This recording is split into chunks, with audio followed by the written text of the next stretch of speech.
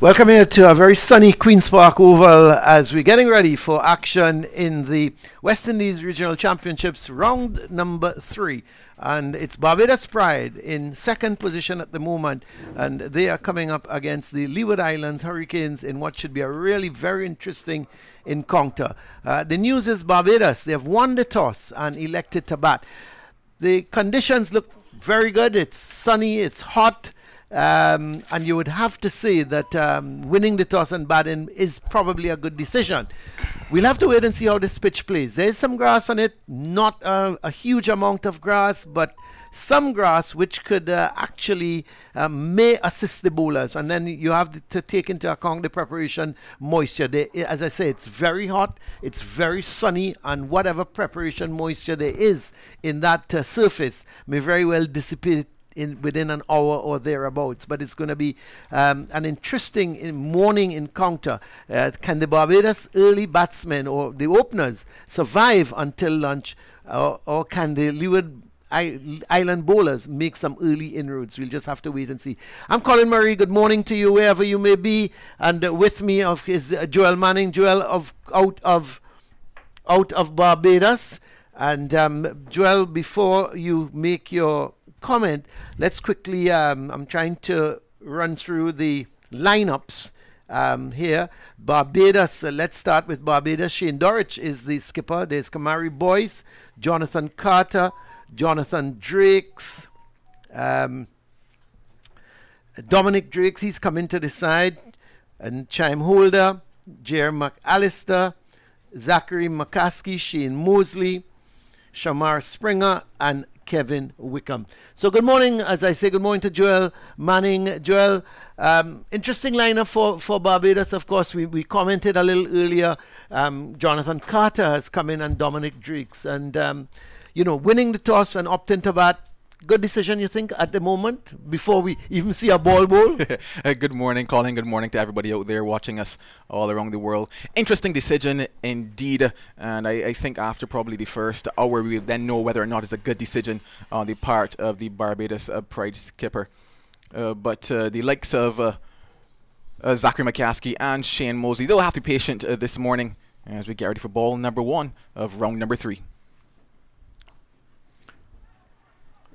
Not much pacey, not a very pacey delivery, and you would think that he's gonna look at the field. There's 3 slips and a gully, so you would think that it's gonna be looking for this delivery pitching somewhere outside the line of the off stump. Is that Louis starting the bowling? It's actually in fact Shino Berridge. Oh yes, it is Berridge. Yeah. So we're gonna quickly run through the Leeward Islands lineup. That's much better outside that line of the off stump. Making some height. Nice carry to Dorich. So the Leeward Islands, Tamar Hamilton is the skipper. He is, in fact, the wicket keeper. There's Rakeem Cornwall, who's at first slip. Then Kieran Powell. Devon Thomas is back in the lineup, so they will be happy for that. There's Monson Hodge, Akeem Saunders, Colin Archibald Jr., Jeremiah Louis, Shane Berridge, Hayden Walsh Jr. and Kofi James as we look at Berridge again. So not very pacey, is he? He's just about fast medium, but of course this is his first 3 deliveries. You could see him just warming to the task at the moment. Certainly just getting into his stride. He picked up a couple of wickets across those first 2 rounds, and be hoping to find back those lines and lengths that worked for him over in Antigua. We mentioned the fact there is some moisture in that surface. There's some live grass as well into the fast bowler. I believe that would excite him. So hopefully he can use what is out there for him. Yes, this is the line he would want. Maybe getting that batsman on that front foot, pushing forward to it. Of course, the openers for Barbados is McCaskey and Mosley.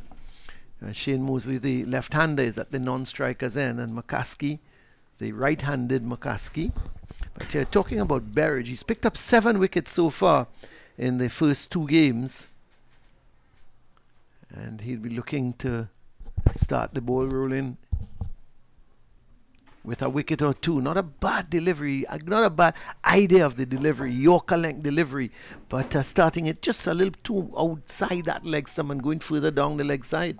Yes, just struggling. Well, not really struggling, but still trying to work out those lines and those lengths here.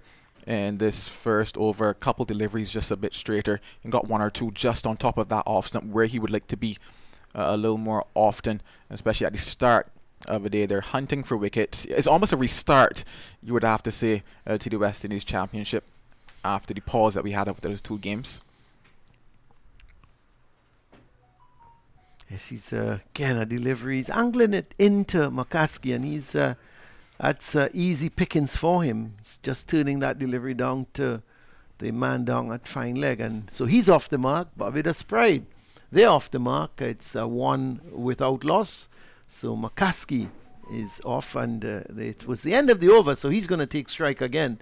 And Shane Mosley at the non-strikers and yet to face a ball. So you'll have to think that an over really and truly, I'm sure Jamar Hamilton would have wanted Berridge to concentrate a little bit more on that off-stump line. Certainly.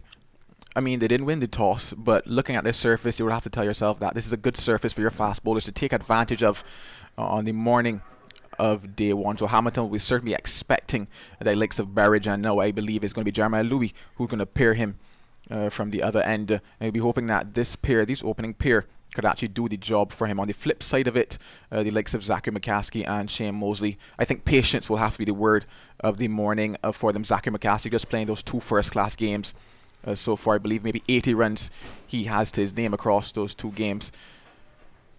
And when he got out, they were loose shots, you would have to say. So patience will be the word for both of them on this morning. So McCaskey is the man's going to take strike. Yes, he's had 4 innings, just 80 runs with a high score of 26. And you would really want your opener doing better than that. Well, here's Louis. Thing with Jeremiah Louis, what I like about him, and I've seen him last year and previously, he tends to bowl a good line. He tends to bowl a good length. He keeps that ball just on or around the off stump. Makes a little bit of height. He's very deceptive because he also comes off the pitch pretty quickly. Much quicker than you think he is. When you look at his run up and you think, well, it's a little bit of a medium pacer, but I think he's a little sharper than that. He's not express pace, of course, but he bowls a good line. He moves the ball, and he can be a handful on a pitch that would assist him.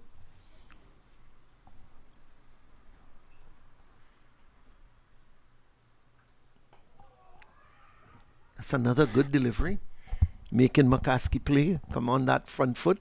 Again, 3 slips on a gully in position.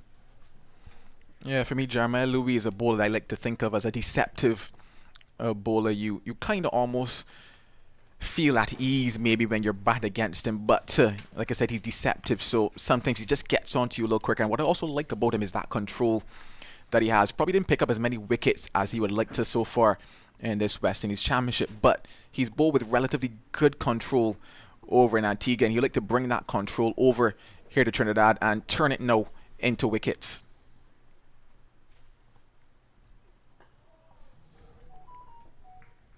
Well, he's certainly found his line, and at the moment, so he's making McCaskey play at these deliveries just outside the line of the off stump, and that's what you want.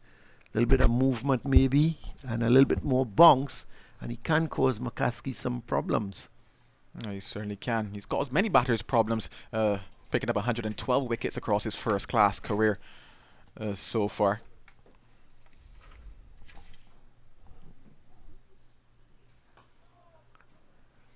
And he's only picked up 4 wickets so far in the tournament this year, which for him, you would have to say it's a little bit below par. I would think after 4 games, after 2 games, you would be thinking of Jeremiah Louis maybe picking up at least 6 wickets rather than 4. So he's averaging 2 wickets a game, which for him, I think he would be a little bit disappointed with that. I definitely do think that a bowler of his caliber and how he ranks himself, he would definitely be disappointed with the wicket haul and the wicket tally that he's gotten thus far.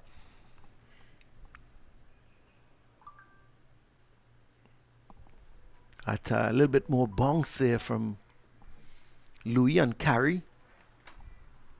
The ground staff, they've told me it's a good batting pitch. They told me that because I asked them before the game started in terms of the pitch. He says not to worry about the grass. He feels that there's not a problem, that the ball will be it's just for some carry and to keep the wicket over the 4 days.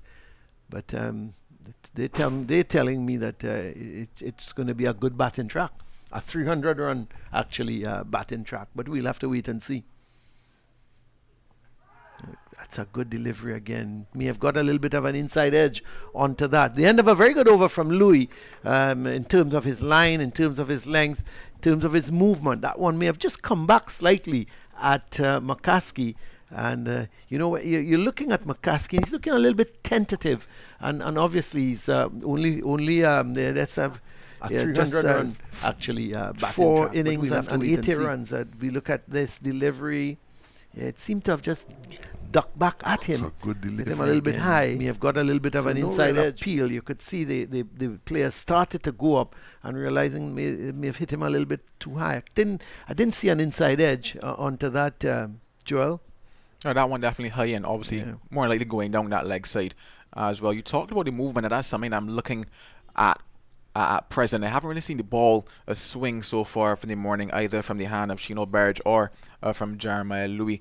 That's an interesting proposition, I guess you would have to say, for these two bowlers, especially Jeremiah Louis, who likes to swing that ball and who likes to take edges. So I haven't really seen much movement on offer in the air thus far. That one just nipping back off of the surface. Still early days, as we'll see how things progress, but I'm going to keep an eye on that early movement. Yeah.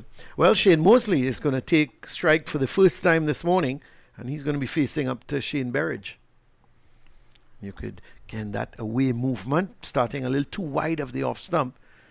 Similar type feel for the left-hander as we have for the right-hander with 3 slips and a gully. There we see those 3 slips there in the catching position with the gully. Very straight gully. And but they're operating with a 6-3 feel. Those slips could be looking for some action early on this morning. Shane Mosley is a batter that likes to go after the ball, likes to play shots. As he's hit, just short of the man at mid-on. But you talked about liking to play shots, and he was looking to pull that delivery, and was dropping just in front of that Jeremiah Louis at the mid-on position, and it was dropping just short of him. It is Louis at mid-on, but again we see him going for that shortish delivery. Didn't think it was that short for him to play that pull shot. Good away movement. Yeah, Mosley actually he's doing pretty well. He's got 160 runs, the most by any Barbadian player from his 4 innings, and he's averaging 40. Got called up for the West Indies a couple of years ago, and a lot was expected of him, but he's never really wasn't able to command a place in the team ahead of John Campbell, and worse than that, he sort of fell out of favour now with the West Indies selectors.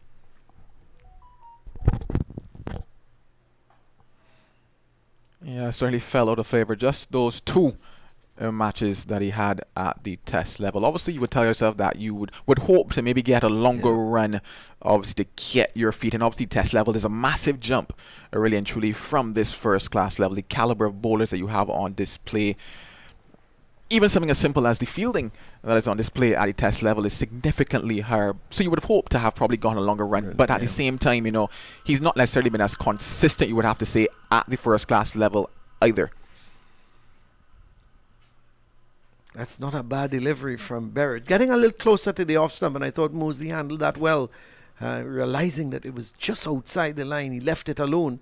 And not a bad delivery, because you could see it angled into the left hand and then just hitting the pitch and leaving him, and he was able to allow it to go through.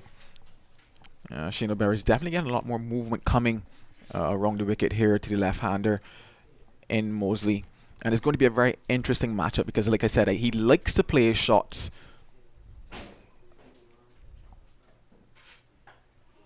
This is a much better over to the left-hander. Maiden over from Berridge, and the Barbados Pride at the moment, they face 3 overs, just have 1 run on the board, so it's good, consistent. We've not really seen any bad deliveries, 1 or 2 deliveries going down the leg side, but outside of that, I think both Berridge and Louis, they've kept their line good, they're getting a little bit of away movement, and I think they would be pretty happy. They just now may just want to up it a little bit in terms of pace, but again, you don't want to sacrifice line for pace.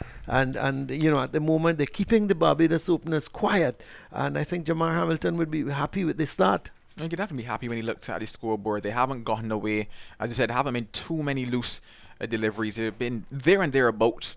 Obviously, here now, into his second over is Jeremiah Lowe. He will want to obviously pick up an advance on what he did in that first over. Tempt Zachary McCasey just a bit more outside that off stump. Some inward movement, but maybe just after passing, McCaskey started to, come back at the right-hander, but he wants that delivery to come into him much earlier than that was. It started to deviate after it passed McCaskey.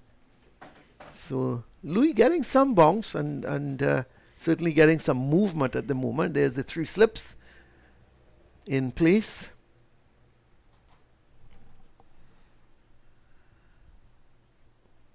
That's another good delivery. I want to give McCaskey the benefit of the doubt there. I thought he played just inside the line because it was another good from Louis, pitching just outside that off stump. And you could see McCaskey was going to play at it. And then I would like to give him the benefit as we have a look at that delivery again.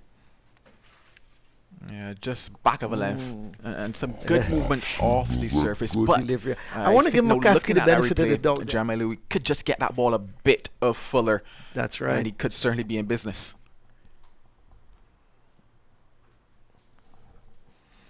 Again, we see that away movement from Jeremiah Louis, and that wouldn't trouble McCaskey. Once it's pitched outside the off stump, McCaskey, and it's going to go further away. He's allowing it to go through. So Louis got to get, you're right, a little bit fuller and a little bit closer to that off stump. Yeah, true. Make McCaskey play. On that particular occasion, I think he maybe hit the right length, but now then it was the line that was maybe just missing there. So if you can now pair it together, because you're starting to see the movement off the surface, not necessarily in the air, but off the surface. Off the pitch, yeah. Now that one coming into McCaskey, but the line again, starting it a little bit maybe middle and leg and going further down the leg side. He seemed to have got some bat onto it because there's no signal coming from umpire Gustav. So it's 2 without loss, and McCaskey, he is on to 2. So it brings the left-handed Mosley. He's going to be facing Jeremiah Louis for the first time this morning, and it's going to be interesting. Louis is deciding to go round the wicket to the left-hander. From a left-hander, it's always, left-handers prefer when the ball is coming round the wicket rather than over the wicket. He's good. Like he's heard me because he's gone back over the wicket. It's always a difficult thing for the left-hander when the ball is coming over the wicket. You've got to open up slightly a little bit more as a left-hander. And if you can get that ball to go across that left-hander, you can be pushing at it. Yeah, exactly. I think that is exactly what he should be looking here to do. Just push that ball across Shane Mosley. We talk about the fact he likes to go at the ball. He likes to feel it on the bat very early. So if you can get it in that good channel, on that good line, on that good length, just touching down maybe on middle and off, going away from him, those 3 sips in the gully, could be looking at something exciting this morning. Well, Mosley waits on Louis, who's operating from the Brian Lara Pavilion end. That's much too short. Umpire Gustav had a long look at it and then decides to signal a wide. I think he's right. I think Mosley had to borrow a ladder to try and hit that one. What's your thoughts on Mosley as an opener? He's it's not the typical type of opener. He's more aggressive, looking to go after the bowling. I wouldn't necessarily say not your typical type of opener. When we look at cricket these days, we've found that a couple of the guys at the top of the order have opted to be a bit more aggressive in their stroke play. That's better from Louis, but he needs to get it a little closer. Yeah, I hear you. But the thing with Shane Mosley, and I've heard it said before that he tends to be a little bit too over aggressive. So here's where I go with that. No, I think it's a case of shot selection. So that is where I think the problem is with Shane Mosley. He has that aggression. He's someone that if he spends time at the crease, he will get runs. But I think then it just comes back to, choosing your deliveries right at the top of the innings. Well, there's he flashing at one outside the line of the off stump. And, of course, the Leeward Island bowlers, they know Mosley. They know he's going to try to come after the bowling. And Louis just tempted him with full delivery wide of that off stump. And he was looking for the drive. Luckily, he didn't get the edge. Let's have a look at it again. Joel? This one definitely a lot fuller as well, inviting that drive. I talked about starting out middle and off. That one actually started outside off. It tells you that Mosley flashing at one outside the line of the off stump. Come back to the off stump. But he went at it. Luckily, he didn't get an edge. And Barbados Pride make it to the end of over number 4, 3 without loss. Yes, it's certainly very, very interesting indeed from Mosley. Completely different type of opener to Brathwaite and of course Chandapol, Tejnarayan Chandapol. Much more in the defensive mode, the two of them. But hard to dismiss, they are the openers that will, dog it. They will just try to grind you down. Whereas Mosley, he's gonna go after you if you give him the loose deliveries, and then he's gonna also gamble with some of the better as we saw with that one. If you look to give him room outside the off stump, he's gonna go at you. But you're right. I think it's a matter of shot selection, because his shot selection on that occasion, he was lucky not to get the edge. But we're looking at McCaskey facing up to Berridge, and he's going to get some runs here. He's going to pick up a couple. So there's McCaskey just coming on that front foot and guiding the ball in that gap between cover and, or I should say more of a point and mid-off, and picking up a couple runs. So he goes to 4. Looks pretty solid. When you think of it, he's only got a top score of 26. So he's got a start. He's got starts, but not able to carry on. Berridge looking for some extra pace. Loses his line. Yeah, McCaskey he's got some starts, but not able to carry on. I think that's, you'll have to say, throughout the region, that is the complaint with most of the batsmen. They get starts, but not able to capitalize, go on to get half centuries and centuries. That is definitely it indeed. Zachary McCaskey, on his day, he looks good. He's a quality young batter. He's somebody who I have time for, but once again, I think shot selection for him as well. Talk a little bit more after this ball. So Zachary McCaskey, in those matches in Antigua, he made his debut. He played just those 2 games, got 26-4, 24 and 26.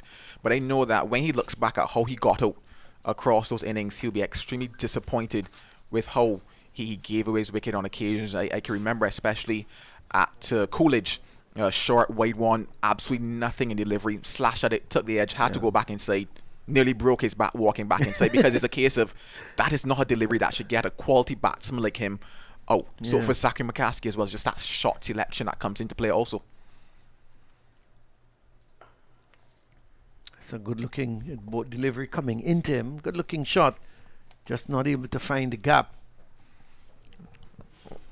Yeah, what I like about it thus far though for Zachary McCaskey, with that 2 that he got into the offside, he allowed the ball to come to him. He didn't straight out too much, let it come onto the bat, timed it beautifully. That occasion, playing the ball to mid-on as well, let the ball come to him also. So if he can play a lot more like that throughout this morning, like I say, he's somebody also too, like Shane Mosley, likes to play a couple shots here and there.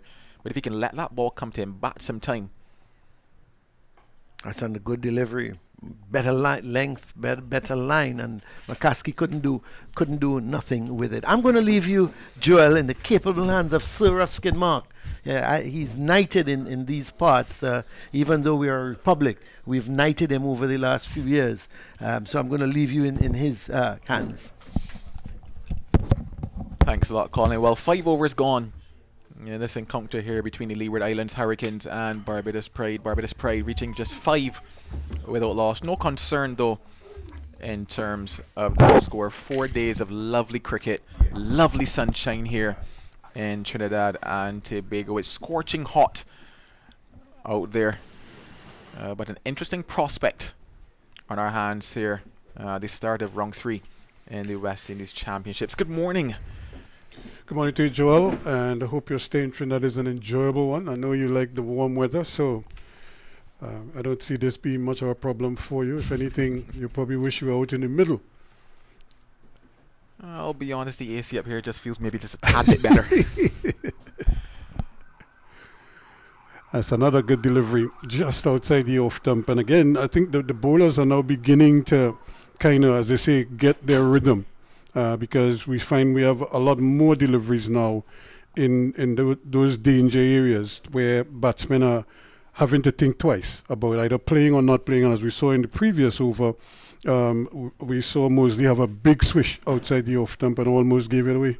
Yeah, certainly right now is a case of just stringing those deliveries together for Jeremiah Louis. Here he is again. This is not a bad delivery. In fact, it touches the outside edge. They're going to get a comfortable single. They may even get 2 if they were interested. But they didn't seem too keen on that. But this is kind of like what we're talking about now. We're beginning to see the bowlers put the balls in those danger areas where batsmen having to work and make decisions whether to play or not to play. I think maybe it could have been a case of this morning, looking at that green grass, knowing that there's moisture in the surface. Many fast bowlers get excited and sure of what to bowl very early in the morning. But they've certainly started to settle a bit. Those last 2 deliveries from Jeremiah Louis were 2 good deliveries to Shane Mosley. He now is going to be bowling to Zachary McCaskey, so hopefully he can make that adjustment from left-hander to right-hander. He is right on the pad. This could be interesting, but the umpire says not out. Might have been just going down leg just that little bit. And again, you could see McCaskey shaping to play it on the onside, probably played around it. And now he's rehearsing a shot with a much straighter bat as opposed to turning the face to leg. Yeah. You can look again, watch at him. He went right across it. And luckily for him, it started to tail away down the leg side. Yeah, just a bit of inward movement there. From Jeremiah Louis, striking him outside that leg stump, so no concern there for Zachary McCaskey on that particular occasion. But good stuff, you would have to say, from Jeremiah Louis, and this is 3rd over. He is again touching down. There's another appeal for an LBW. Not out again, says the umpire, Gustad. It's almost as if it's not a carbon copy of the one before, but this one is a little bit closer to the stumps. The one before was definitely tailing down leg. This one started a little more towards the off and middle and came back. It came back a long way. And that probably is what the umpire was concerned about. It certainly looked a much better shot than that first one. It definitely looked a lot closer there, striking the back pad, rather the back leg of Zachary McCaskey as well. So I would have to say it's a very good shot on that particular occasion, but umpire Patrick Gustard saying no.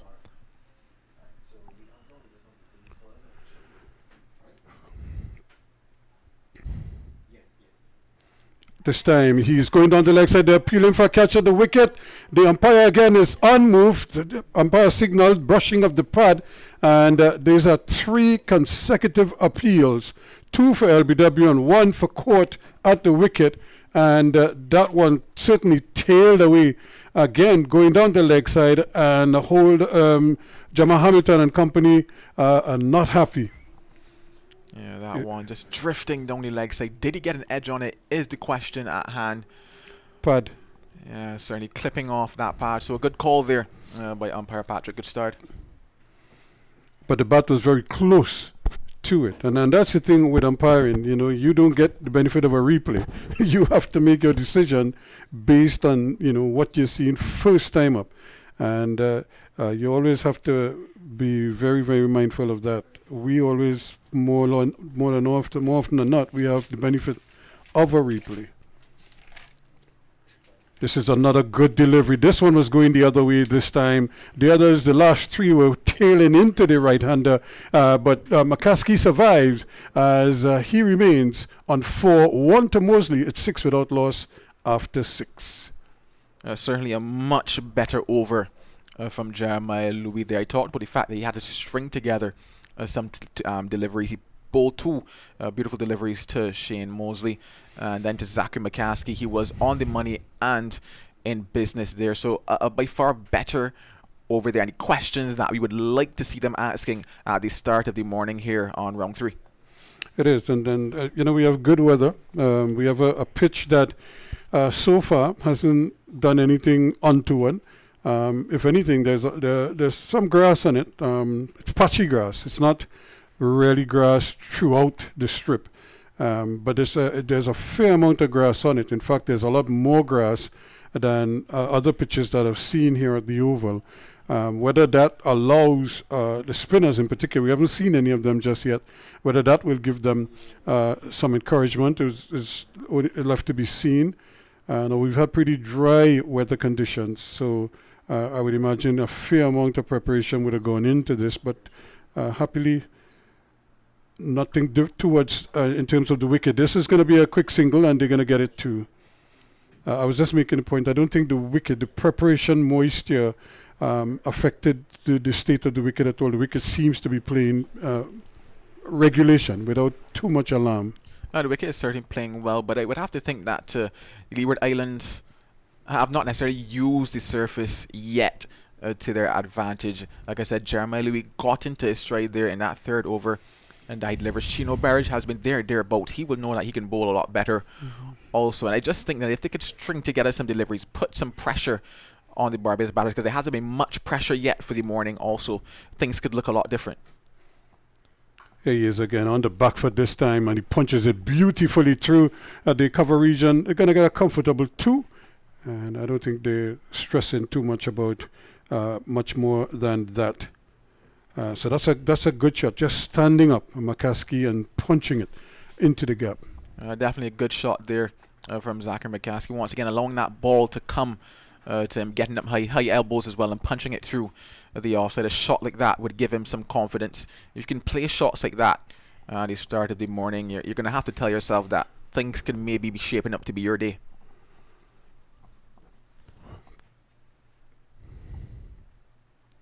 Another ball on his pads and another good-looking shot. Very, very composed, almost deliberately playing the ball with the inward movement of the bowler, and he gets another comfortable single, which is good, sensible batting.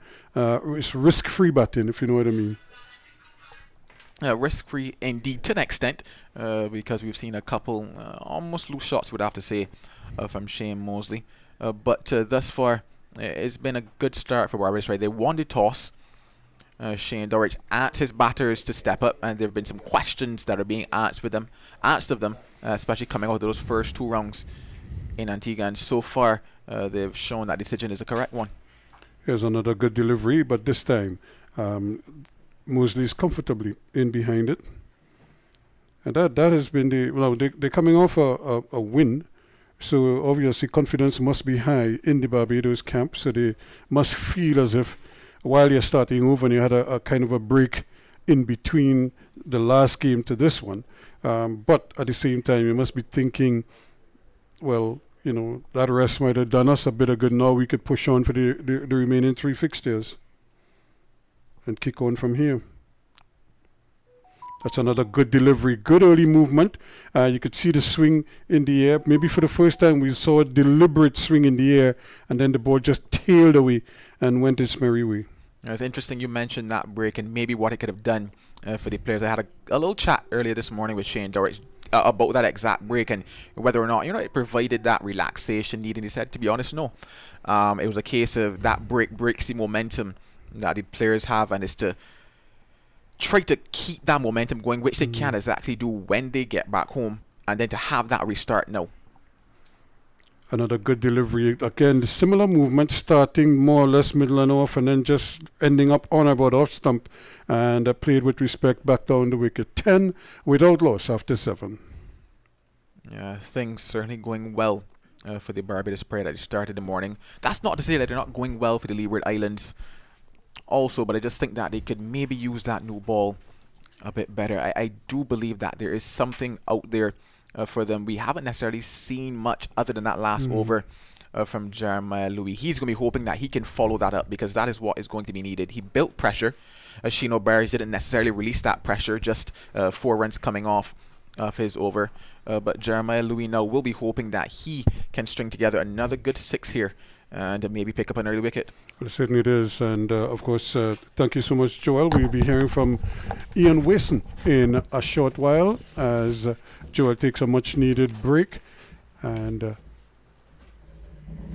enjoys a little bit more of the weather in downtown Port of Spain as he watches 3 slips and a gully, plus a man at that backward point position, a straightish, well, a short mid-off, almost wide mid-off, or straight extra cover if you want to call him that, a mid-on, a short mid-wicket and a fine leg. Driven beautifully back down the wicket, but good anticipation, good movement, and the batsman can't get the single. And as I say good morning to Ian Wilson, and the man doing the fielding there was Archibald, Colin Archibald, the left-hander. And good morning, Ruskin. Good morning to all the viewers all across the Caribbean, taking in some first-class cricket from the Caribbean. On the legs, and that's a gift really, but he's only going to get 1. He probably should have done a little bit more with that, as the ball was tailing into his pads, and he just helped it on its way, and picks up another comfortable single. McCaskill, he goes to 8. Mosley, who's on 2, and Ian Mosley's been very patient so far. McCaskill rather goes to 8. Mosley is just on 2, which is pretty much unlike what his reputation suggests. Yes, of course, and it shows the good bowling coming from Berridge and Louis for the Leeward Islands. And of course, the Leeward Islands, they have a legacy of fast bowling, Ruskin. They do. Here's a ball outside the legs, and again, that one might have just brushed the pad on the way through the thigh pad, and the hand started to go up, but the bat was nowhere near the ball, as Mosley just kind of watched it go in some area way. This is where the left hand, right hand can become a problem. We saw Louis put in a strong effort, with the ball at that end the previous over, but now he's facing the left hand, right hand combination, and he's a little bit off. The radar is a little bit off. Again, beautifully done. He gave that one a lot more air, but it's nicely driven in the end. And when I say he gave it more air, he pitched it up, right up, give it time to swing. It did, but Mosley kept his eyes on it, and he played it well in the end. But that could so easily have produced a wicket for Louis. Unfortunately, all he got for it was a single, conceding a single from a very good shot from Mosley with a straight bat. Yes, a very good shot. He kept his eyes on the ball and on the confidence that he had just to come forward, just a minimum movement coming forward to push it back past the bowler. Things are beginning to really heat up here now, because I think the bowlers are beginning to, as they say, bend their backs here now, looking for that breakthrough. They have been at it now for 7 overs, almost 8 overs, and they must feel that with the new ball, they'd want to at least get something out of it. Yes, always the goal of the fast bowlers to get a couple wickets within the first hour. If they can get 3 wickets in this session, they will be happy for that.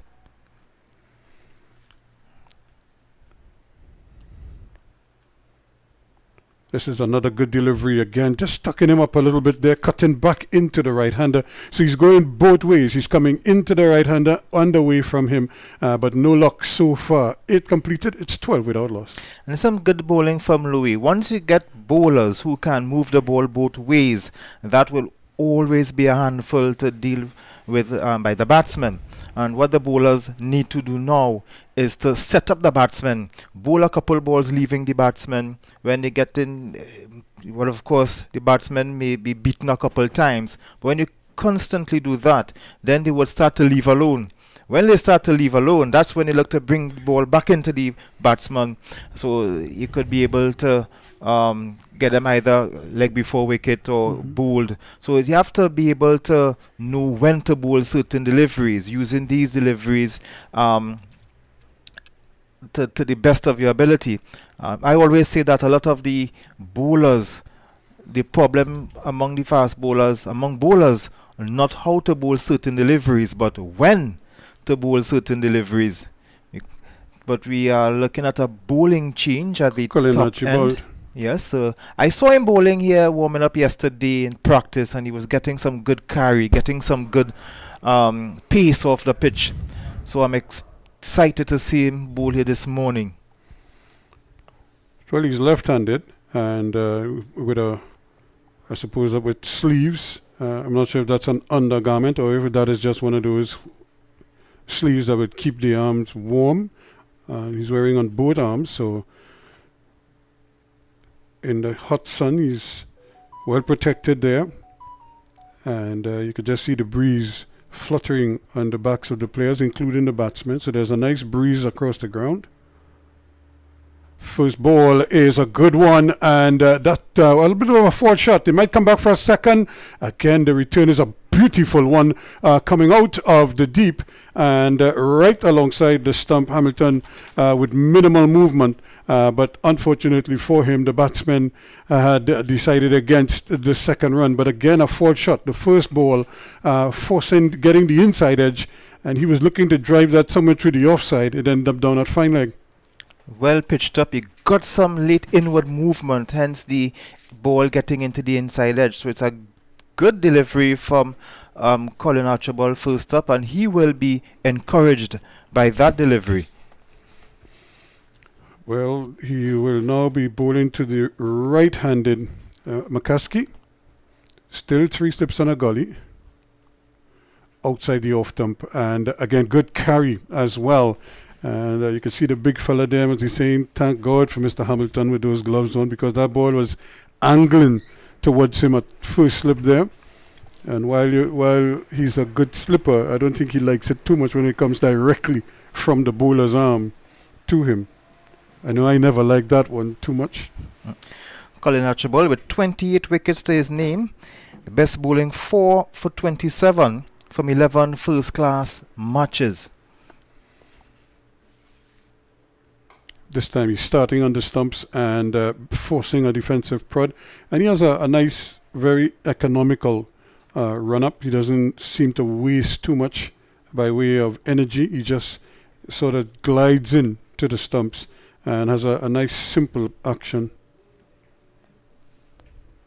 Economy of movement. And you would like to think he's always saving energy in the process. Not a very long run. Again, he's touching down just on that off stump, and a little bit of movement away. You could see the batsman McCaskey making a quick adjustment and playing it out into the offside. So Colin Archibald, always useful to have a left arm pace bowler in your lineup, and one like Archibald, who is also handy with a bat with 100, an averaging of 20.92 with a bat. So a useful player from Nevis. Here he is again, almost a carbon copy of the delivery before, and just touching down just on that off stump and leaving the right-handed batsman, which is good bowling, especially when you have 3 slips on a gully waiting there for anything that comes off the edge. But what I would like to see him do is just pitch it up a little bit further, give the ball more time to swing. Bowling it over just off a length. There's a big gap on that offside there, and so that might be the invitation that you're talking about. This time he pitches up slightly further, but it a little bit too far outside the off stump. No interest there from McCaskey. He remains on 8. Mosley is 4. 9 overs completing. It's 13 without loss. So slow going by the Barbados team, the Barbados Pride. McCaskey 8 off 35 and Mosley 4 of 19. So slow going, by the Barbados batsman. But we're gonna have it's gonna be like a double change because it looks as if the big fella is gonna come on at the southern end to spell the faster bowlers, and Rakeem Cornwall, the vice captain, is immediately coming into the attack. And speaking about coming into the attack, is Colin Murray, probably about the same pace as Rakeem, but just a little bit, probably a little faster run up. Just a little faster run up, you say, Ruskin? Slightly faster. Slightly faster. Well, Rakeem Cornwall comes into the attack from the southern end, or the pavilion end, what we'll call the Branlara Pavilion end. Rakeem Cornwall, who has played 9 tests, 34 wickets, but he has 364 first-class wickets from 78 matches. The big fella comes in, and we want to welcome back Colin Murray to the attack. Yeah, thanks a lot, Ian. I wouldn't comment on Ruskin's comments. Not just yet. Not just yet. Not just yet. As the match progresses, you know.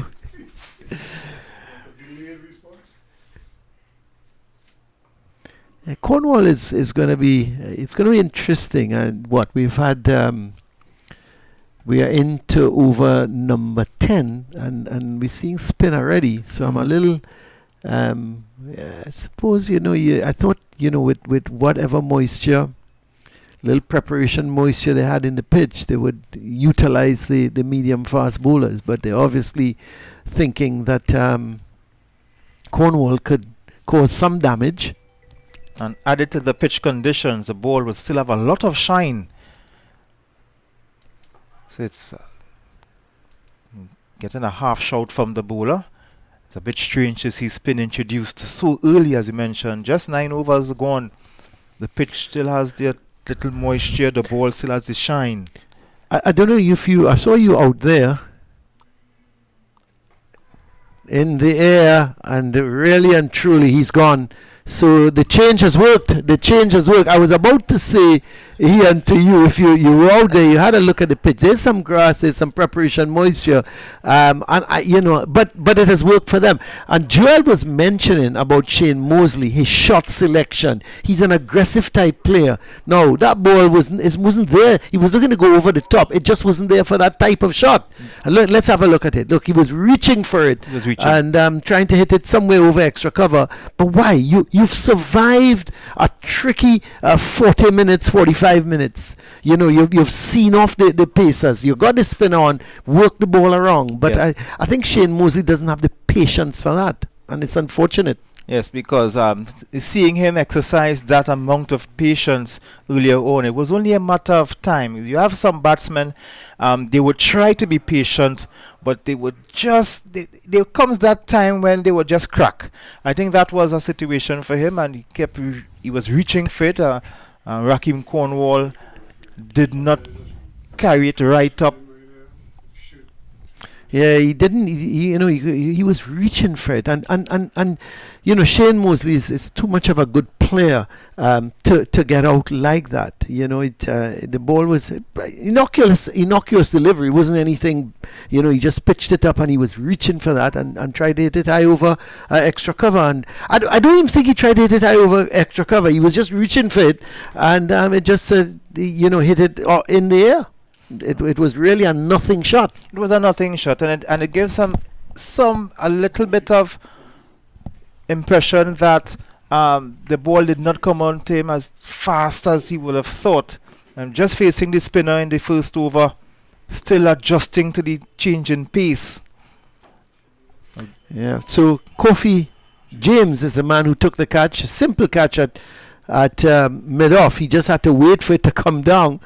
And he held on to it comfortably. So Cornwall picks up another wicket, and that is what? His 11th wicket now in the tournament. I know a lot of people felt that he should have been on the trip to South Africa. Yes, a lot of people were saying that. Yeah, but I don't know. It's he's one at test level. Who's not really lived up to the expectation. But some were also saying that he have not done badly enough to lose his place. Yeah. He continues to do well, though, at regional level. Picks up the wickets all the time.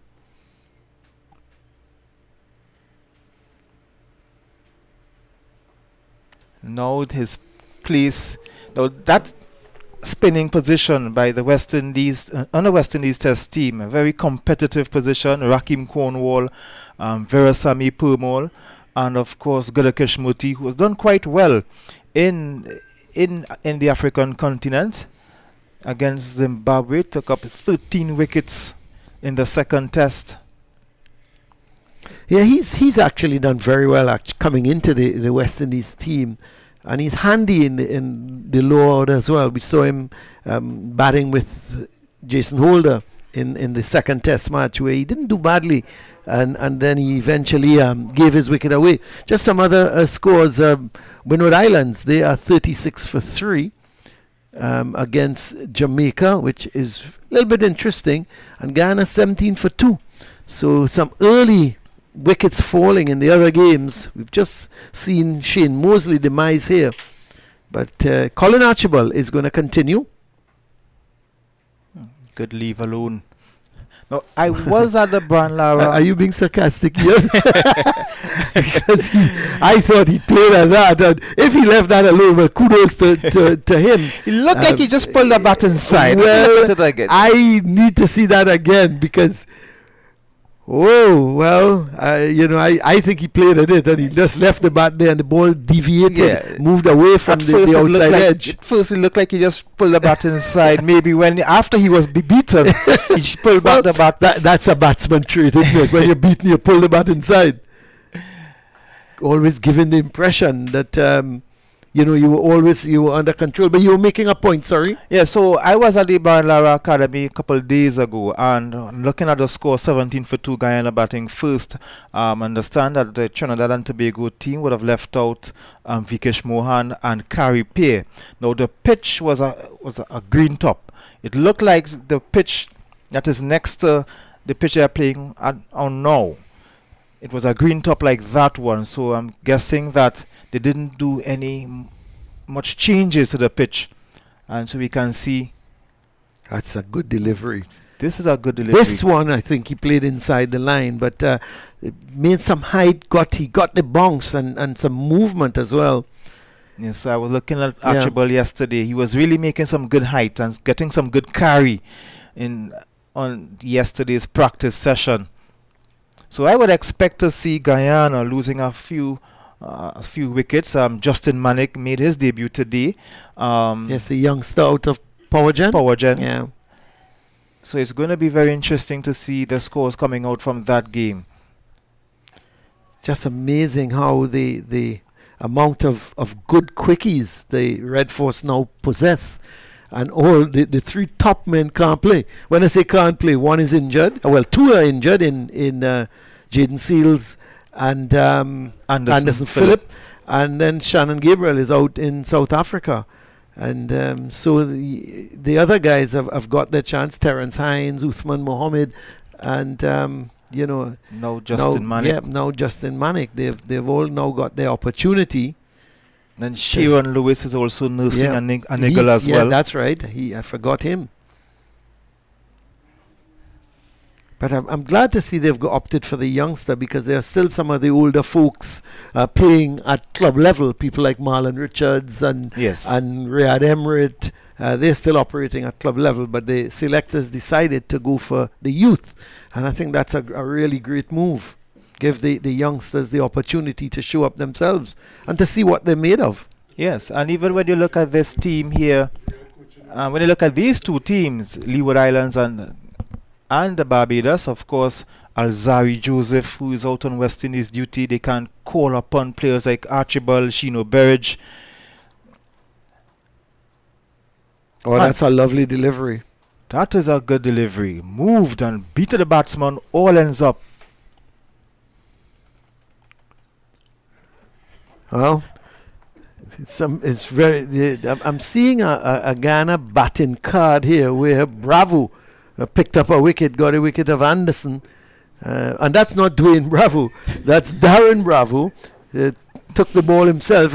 When you're captain, you tend to do these things, don't you? Took the ball himself and picked up a wicket. So, very interesting. So he's obviously the third seamer in the lineup.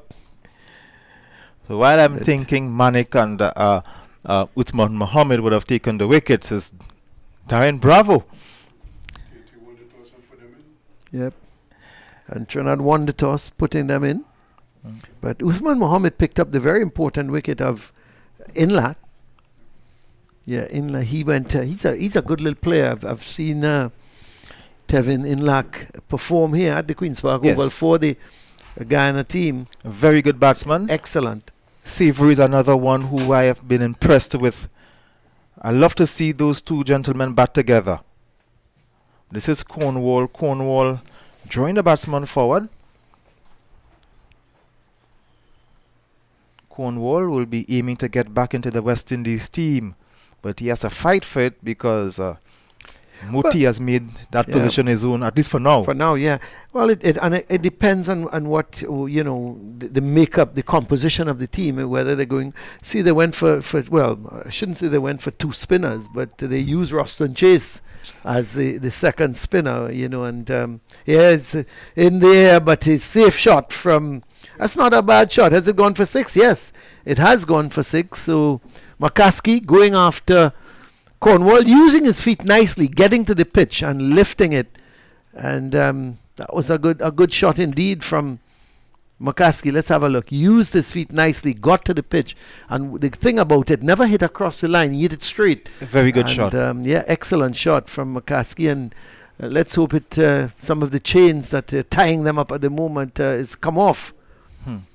Well, as we were talking about fast bowling earlier, we know that Keon Harding is one notable absentee in this Barbados team. So and Jordan. And Akeem Jordan. Yeah. Well, he will be on his way back from South Africa. He was part of that West Indies team. But when Manning returns into the attack, he would explain to us about Keon Harding. Why is he absent? He's one of the fast bowlers who we have been keeping an eye on over the past few years. Yeah. Well, Akeem Jordan, he's picked up 12 wickets, the most wickets in the tournament so far.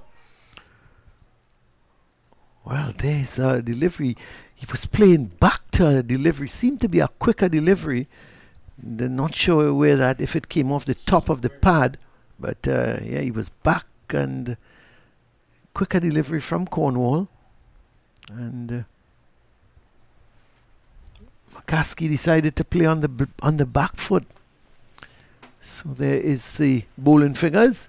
Berridge, he's had 4 overs, none for 7. Louis, who's been pretty good, 4 overs, none for 5. Archibald, he's also been good. The medium pacers, and they've conceded just 13 runs between them in 10 overs. So they've been pretty tight. Very tight. Well, Archibald is going to continue. Remember him getting a half century. That's runs here for Drakes. Just it's gone to the boundary, has it? Yes, it has. So he's timed it very well indeed. He pushed it. It was just a push more than anything else, and used the pace of the delivery. And there's still that gap between mid-off, and point. And he found the gap, and it raced down to the boundary. Its outfield is very quick. Yes, that entire area, no extra cover, so that there's a big space there, and it was all about timing, as you mentioned. Just a push, and not a violent shot by any means. All about timing. And remind me of a certain Carl Hooper. Yes, Carl Hooper.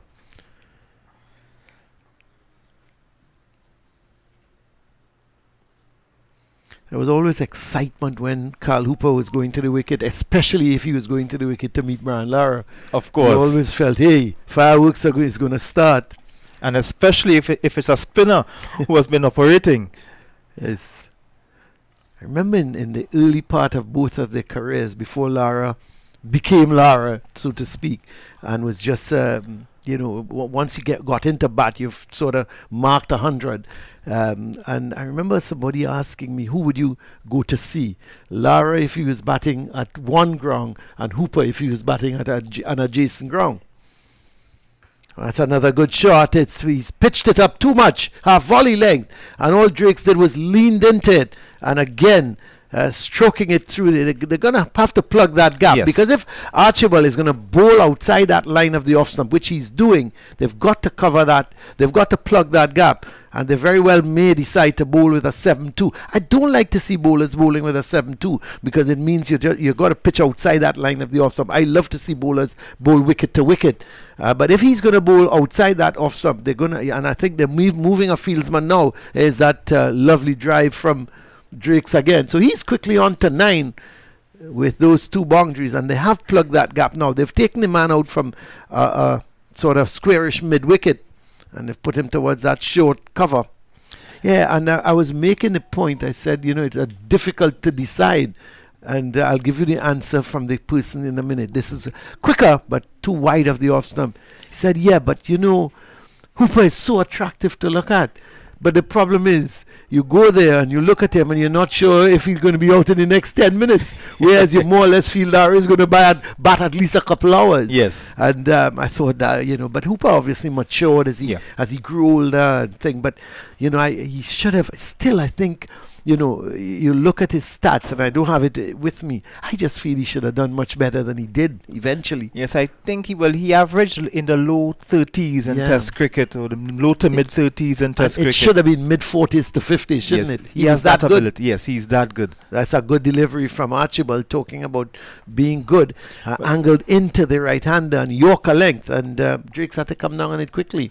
Well, I'm looking at Archibald, and Archibald, as you mentioned, you don't like to see bowlers bowl with a 7-2, but I think Archibald is bowling disciplined enough. He's maintaining that consistent line, so he could afford to bowl with a 7-2 field, because we're looking at the fine leg. The fine leg has nothing much to do in this game so far, especially when Archibald is bowling. So with his line, you could bowl with a 7-2. Well, he's come round the wicket, and that's a good delivery. Pitching up to him, moved. You could see the movement coming into Drakes, and he was unsure. He was pushing on the front foot, and that ball beat him and went through to the keeper. So the end of the over from Archibald, an expensive over when you think in the context of the game. 8 runs coming from the over, and we've had 13 overs bowled so far, 28 for 1. So as I make my exit to welcome back Mr. Manning, of course, Barbados going quite well, just losing the 1 wicket. But as the day go along, you will see the runs come on when they get the eyes open. And we'll see, of course, as Shane Dowich won the toss and he elected to bat, they would not want to lose any more wickets in this session. Yeah, they certainly would not. They would want to go in at the lunch. Now, you're not missing any cricket, because there is it's going to be a bit of a water break or a refreshment break, as I know, because nowadays when the guys come out, they come out with all sorts of different things, Lucozade and all types of different drinks. So the very interesting news coming out of Antigua Cricket West Indies today announced that the role of head coach for the West Indies senior men's team will be split into 2 separate positions. Recruitment for both head coach roles will start immediately for a red ball head coach for Tests and an A-team cricket, as well as a white ball head coach for one-day internationals and T20 international cricket. Jimmy Adams, the CWI Director of Cricket, said after recently completing an independent review of their 2022 ICC World Cup performance, which included a closer look at the roles of the current head coach position, we believe it is now necessary to split the role and engage separate coaches for red and white ball formats. The increased frequency of back-to-back multi-format tours, combined with the specific demands of the respective formats, no longer provides enough time for one individual to adequately plan, prepare, and review across bilateral series and franchise itineraries that are so condensed. Adams added, separating the roles will also provide the head coaches with more time to oversee players' ongoing development away from tours directly and through increased engagement and planning with suitable high-performance programs and coaches. According to Adams, the decision to separate the head coach roles was made with reference to the recommendation by the independent 3-member World Cup review group to consider splitting coaching duties as one factor to help improve team preparation. The World Cup review group was appointed by CWI to conduct a comprehensive review of the West Indies men's team early exit from the ICC Men's T20 World Cup in Australia last year. The group was chaired by Justice Patrick Thompson Jr., High Court Judge of the Eastern Caribbean Supreme Court, and included Brian Lara, the West Indies batting legend, along with former South African, Pakistan and Sri Lanka international coach Mickey Arthur. Position of West Indies men's head coach became vacant when Phil Simmons resigned following the 2022 ICC T20 World Cup and subsequently relinquished the post following the end of the West Indies tour of Australia. Andre Coley is the current interim head coach for the recent Test series in South Africa and Zimbabwe. Recruitments for both head coaches' positions expected to commence shortly. Joel, interesting developments, Cricket West Indies? Interesting developments indeed. We've certainly seen a couple international sides opt to have Separate split coaches, roles. yeah. And it will be interesting to see how that goes from a West Indies perspective. Obviously, we would like that whoever they choose. Obviously we don't expect miracles to happen. It's a developmental process all across the board in both the white ball format and the longer formats as well. But all in all, it will be interesting to see who actually fills those roles and what becomes of everything after that. And also Andre Coley, because is he? Well, he did well in Zimbabwe, winning the series, and then lost the series in South Africa. So is he going to continue as the red ball coach? Maybe he may apply for the white ball coach role. So we'll just have to wait and see how that pans out as well. But Cornwall is here at the Queen's Park Oval, and he's going to continue from that Brian Lara Pavilion end. That's a nice, pleasant shot here. And it's going to reach the boundary just about now. So that's McCaskey picking up a boundary. Just a delivery, just back of a length from Cornwall. And there was McCaskey just sort of getting onto that back foot and opening up and stroking it nicely through the cover. We've seen some nice, pleasant shots so far, Joel, from both Drakes and McCaskey. It's certainly just all timing. Certainly we have. On that particular occasion, just getting back a beautiful transfer of weight, you would have to say, from Zachary McCaskey there. And once again, not looking to overhit it. When I had my first commentary scene, I talked about the fact he let that ball come to him. He did it there again. Yeah, he looks pretty comfortable, but we've seen McCaskey get good starts, look good, and then gives his wicket away. And you were off here at the time with Shane Mosley's dismissal, and my mind immediately ran on you when you talked about the shot selection with Shane Mosley. Cornwall had just come on to bowl, and he was just reaching for a delivery and just skied it really, and nothing shot.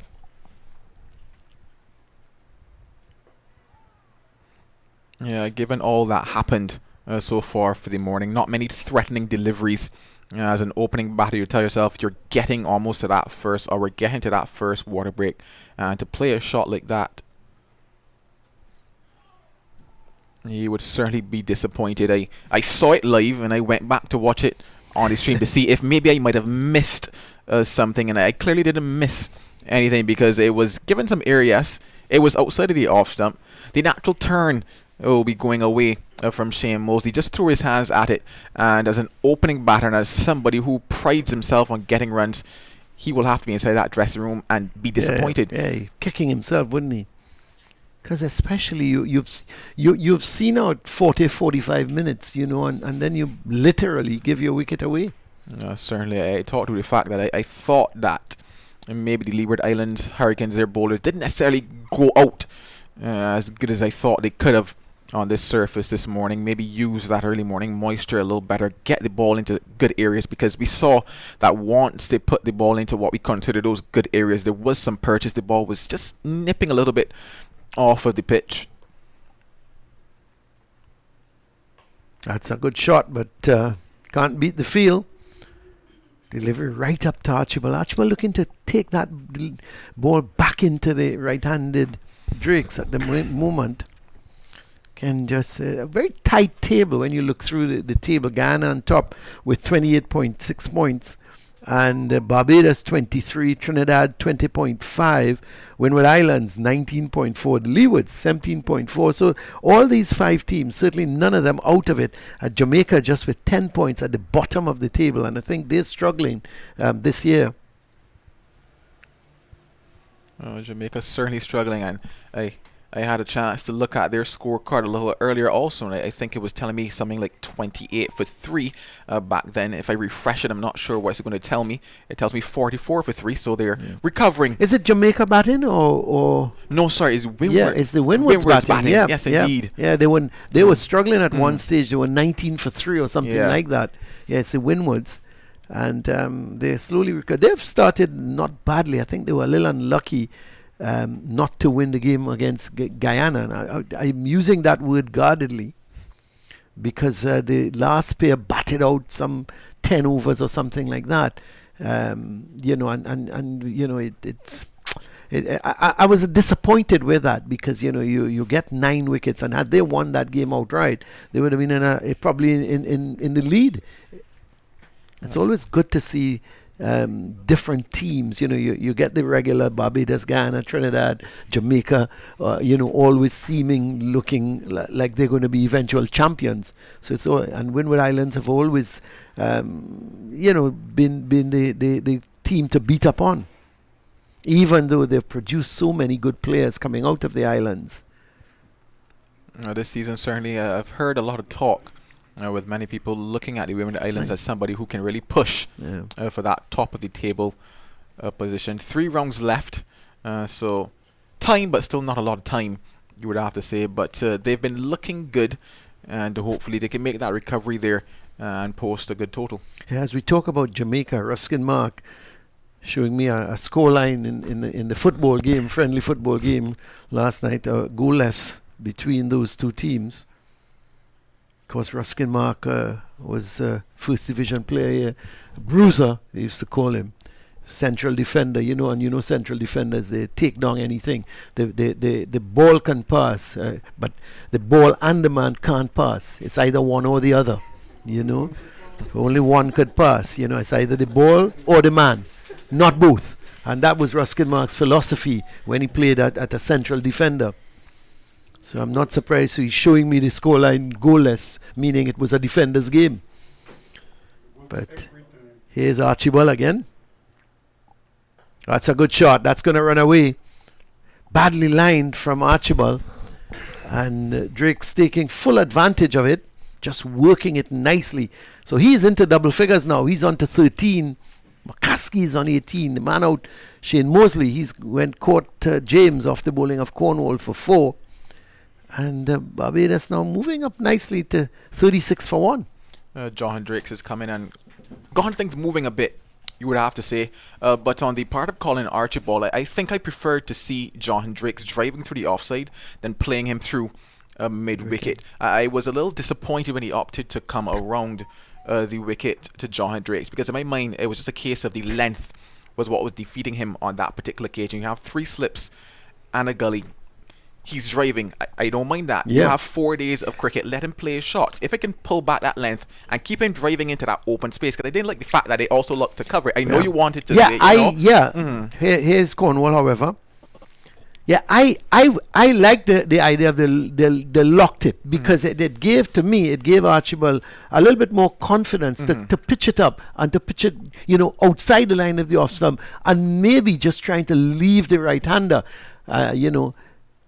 I don't think Drake's considered, well, the gap has been closed, he's not going to play the shot. I think he once it's pitched up to him, he's going to go for the shot. And you know, what I was disappointed was when he decided to go, wrong the wicket. Yeah, certainly changed that angle, changed the plans. Like I said, it's a little more disappointing to see the ball clip through mid-wicket, especially from a bowler like Colin Archibald.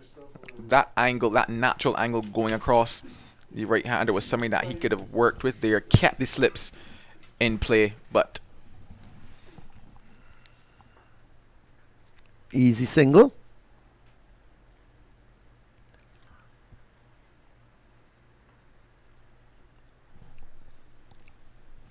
Zachary McCaskey now moves on to 19, so you would have to say that he's gotten another start here in the first class championship. And the question then is, can he now build on this start and get past that 26 that he's stopped at quite often? Nice good conditions here. The pitch hasn't done anything untoward, Joel. It's been a pretty decent batting track, and when I say decent batting track, no alarms for the batsman. The ball is coming on nicely to the bat. Yes, the bowlers are getting some movement off the pitch, but you expect that. But it looks to be a good batting track. Yeah, it certainly looks to be a good batting track indeed. The sun is baking down on it. That moisture that we talked about earlier on this morning is certainly, I wouldn't say all gone, but for the most part it has disappeared.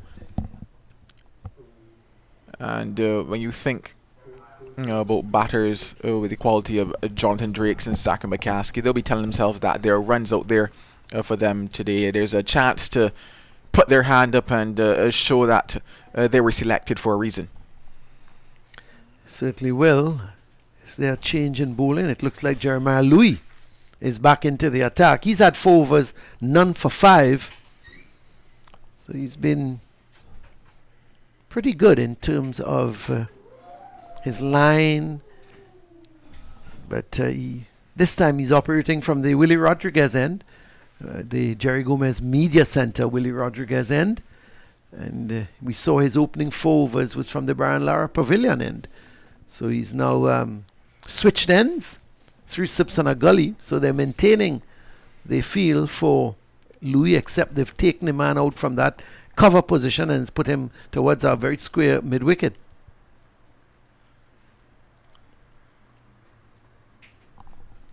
Jeremiah Louis. Can we just make mention, he's only picked up 4 wickets so far, which he would be disappointed with. And Jonathan Drakes, he's got a top score of 36 from 4 innings. And you look through the Barbados team, and really and truly, they've only had 4 half centuries to date. Nobody has been able to get to the 3-figure mark. But Dorich has had a half century. Mosley, he's had 2 half centuries. And Shamar Brooks, who is gone out to South Africa, he's had 1 half century. You look at that after 2 rounds of cricket, Joel, and you have to say it's very disappointing from a batting perspective. They're certainly been looking for a lot more from their batters, hence why I said they started today that a lot of questions will be asked of them, and hence why it was so interesting that Dorich opted to bat knowing that.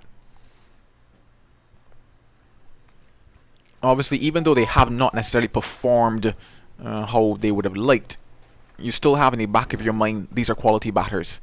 You think about what they've done back home in Barbados, a lot of these guys have done well. And let me not say a lot of them, all of them who are on shore here at the moment have done well in a local tournament. They have done well in terms of the practice games and the challenge games that we had ahead of this first class championship. So there's a standard that they would like to maintain. They haven't reached it just yet, but they know that it's there. That's a good delivery, pitching and leaving the right-hander. The comforting news to that is that the Leeward Islands Hurricanes are no better off, their batsmen, because they've also had only 4 half centuries, 2 of them coming from Rakeem Cornwall, one from Jeremiah Louis, and the only other one is from Casey Carty, who's gone off now as well to South Africa. So they're not been, and you know, I don't want to harp on it, and it's too early in the game to discuss this, but that's the perennial problem with West Indies cricket. We no longer seem to be producing batsmen who go out there and you almost could close your eye and say they're going to score 100. Here's runs for McCaskey, just going to pick up a couple, as Jeremiah Louis this time angling the ball into the pads. And McCaskey just worked it off the pads. Didn't really hit it, more just pushing it into the gap. Picks up 2 runs. He's into the 20s. So he's on 21, 39 for 1. Yeah, and you know that's a perennial problem. You know that and the young batsmen too are not progressing. They're not. I tell you, I have a lot of time for Alec Athenes. You know, and I must admit, I was disappointed that he wasn't given the opportunity in the second test. You know, just to see as we look at the end of the over from Jeremiah Louis, that was a quick one. So the over has come to an end and it's 39 for 1. Yeah, and I was hoping he would have been given the opportunity just to let him understand and have a look at what international cricket is all about. You know, he's 24. You know, did you take him there just to be among the squad? You know, get him in, you know, let him get off, because our middle order 3, 4, 5, 6 have really been failing, you know, and I would have certainly given him the opportunity there to have a game. Yeah, but I've seen him here at the Oval. He scored 100 against Guyana, and I remember telling the Trinidad and Tobago coach, you know, he's got to be careful of this young man. And here's Cornwall starting a new over. Yeah, and I was saying you got to be careful of him, and he promptly got 10 and 5, something like that. And the coach called me. I said, "Is that the guy you want me to look out for?" You know, but you know, he's one who you just feel if you work with him that eventually he's going to come good. You know, funny enough, exactly what you said there, I think is what we have about a lot of our batters. Yeah. They have the signs. They look as if they will produce, but I think something also going against them is the stop-start nature of our competition like this. So it's... Yeah, you're right. And also, we need to be playing much more first-class cricket. 5 rounds of cricket. I mean, come on. We need to be playing at least home and away, you know, or I don't care, 10 games. You know, you need to be playing 10 first-class games, and at the moment, it's not happening, and that's the problem. Yeah, I definitely agreed, because it's a case of you can have 2 bad games, yes, in a first-class season, but then you literally have no time to catch it back up. But not only that, you may not get into the team for the third. He's using his feet. Thought he was going to go over the top. Drakes, he started to come down the track, and then don't think he was really to the pitch to hit it over the top. So you did the correct thing, got over the ball then and played it all along the ground.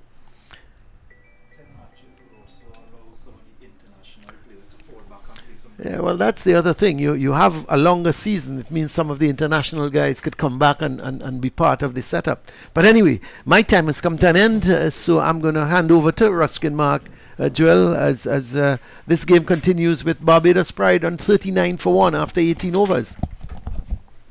The pair of Zachary McCaskey and Jonathan Drake certainly carrying on here. Obviously, Barbados Pride would love not to have lost the wicket of Shane Mosley, but here we are, 39 for 1 after 18 overs. It's day 1 of round 3 in the West Indies Championship, as I welcome back Ruskin Mark back into the commentary position. Yep. And I'm not sure if you got to go outside, Joel. I know you're enjoying the air condition here, but it's pretty hot outside, I would imagine. And so you're probably operating on the side of caution. Very much so, and I'll explain to you why. But he played it so well that it just sped away. And the man who was retrieving it was jogging after it purely to retrieve it. He never had a chance of cutting it off. Certainly a fantastic shot that from Zachary McCaskey as we get that replay. Jeremiah Louis just fractionally short on that occasion. Zachary McCaskey getting up tall, getting up high, and once again letting that ball come to him and punching it through the offside. That takes him now up to 25. The score to 43 for 1 now.